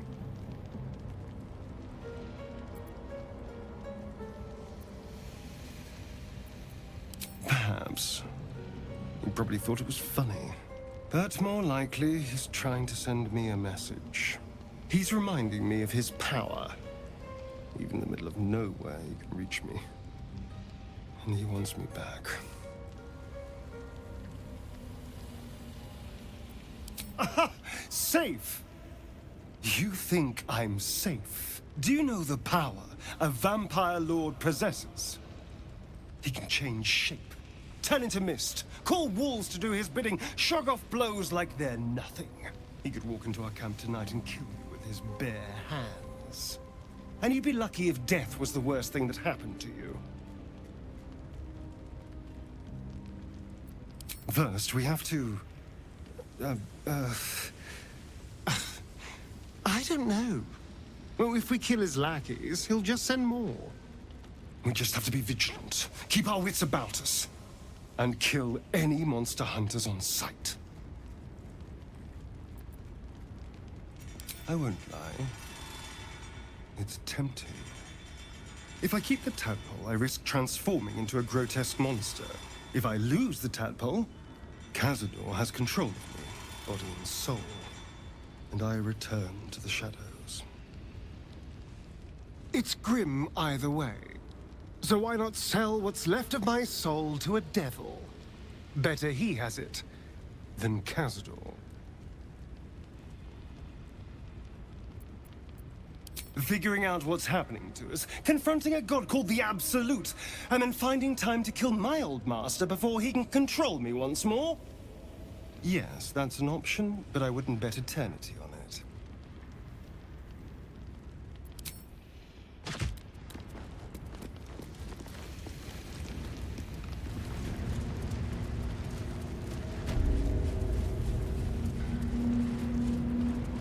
This must be the forge. What a sight to behold. An opening in the metal.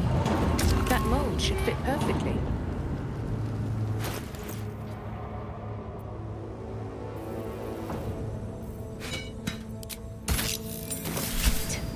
I just need the raw materials.